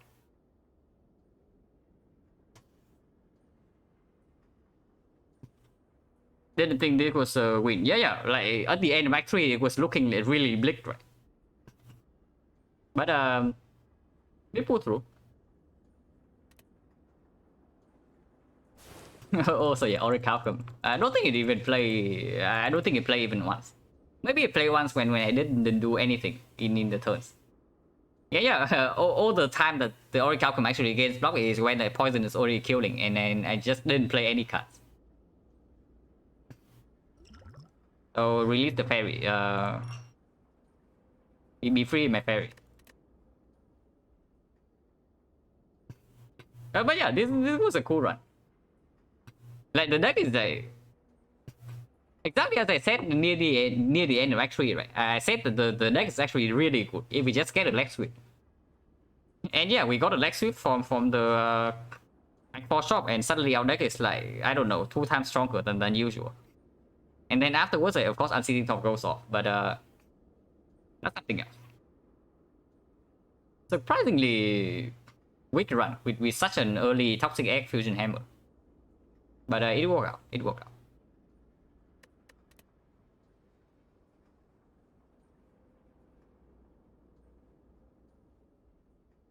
Yeah, that hard fight was pretty cool. Also, our draw was fairly good. We just shuffle out the burns and the wounds both times, and then it never blocked our Unseizing Top. And yeah, 12 turns. The major decision points in this run is probably fairly clear though. Except maybe this shot. And yeah, Power Potion definitely pulled through. Like, the Power Potion gave us a lot in the hard fight. Because we drew Nightmare on turn 1 and no other power with it. So it definitely made our first cycle like way faster than it should have been with the Power Potion. And Let's See Burst is very clear. So I think what we did in this shot was correct. And other places, the decisions, at least the card picks, are probably not too complicated in this run. It's just like slightly difficult to pivot, not pivot, to play. But yeah, this one was cool, especially when this pop off. Like, whenever this pops off, it always feels good, but most of the time it doesn't. But here it's good, just because we have like after image 4 stacks. So whatever we draw into is going to be block positive in the hard fight. That was nice. But yeah, be not playing another run after this. This run was like quite long. So let's just see what I can rate.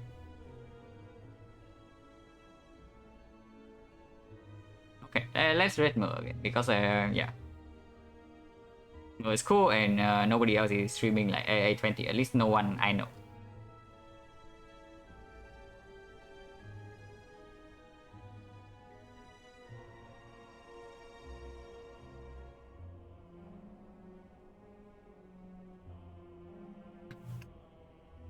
Yeah, that was good. We are tying the old world record here. So hopefully we can tie our current record like in the next stream. But yeah, as always, like thank you everyone for hanging around and watching, and see you later.